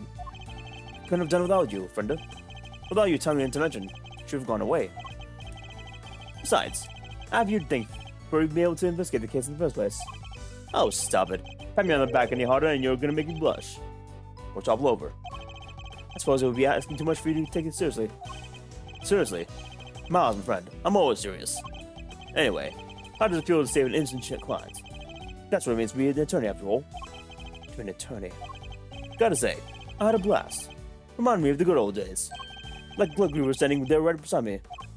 It's been a zillion years since I felt a swarm fuzzy on the job. That's... good? Bittersweet. I'm not sure. Say, Miles, you ever thought about going into the defense game full-time? Excuse me? You know, pick up where Gregory left off. Get out of there and actually help people. Hey pal, don't get me big ideas. Mr. Edgeworth ain't about to switch sides. Why not? Come on over to the light side's all rage. Everyone's doing it these days. Come on, Mr. Fender. He knows all about that. Chill, team, chill. Don't get it twisted. I was just asking a perfectly innocent question. You weren't? I heck you were. Looks like you got a mean defense team there yourself, Miles. Fender, I'm a prosecutor. Yep, and I'm an attorney. You can be one too. I'm serious. Well, have some peace. You change your mind, you know who to call. I'll be waiting. Ciao. What's he being serious about? Follow my father's footsteps. Could I really do such a thing? Aww. I'm gonna become a defense attorney, just like my dad. Oh shit, Gregory. An attorney. Just like my father. Me.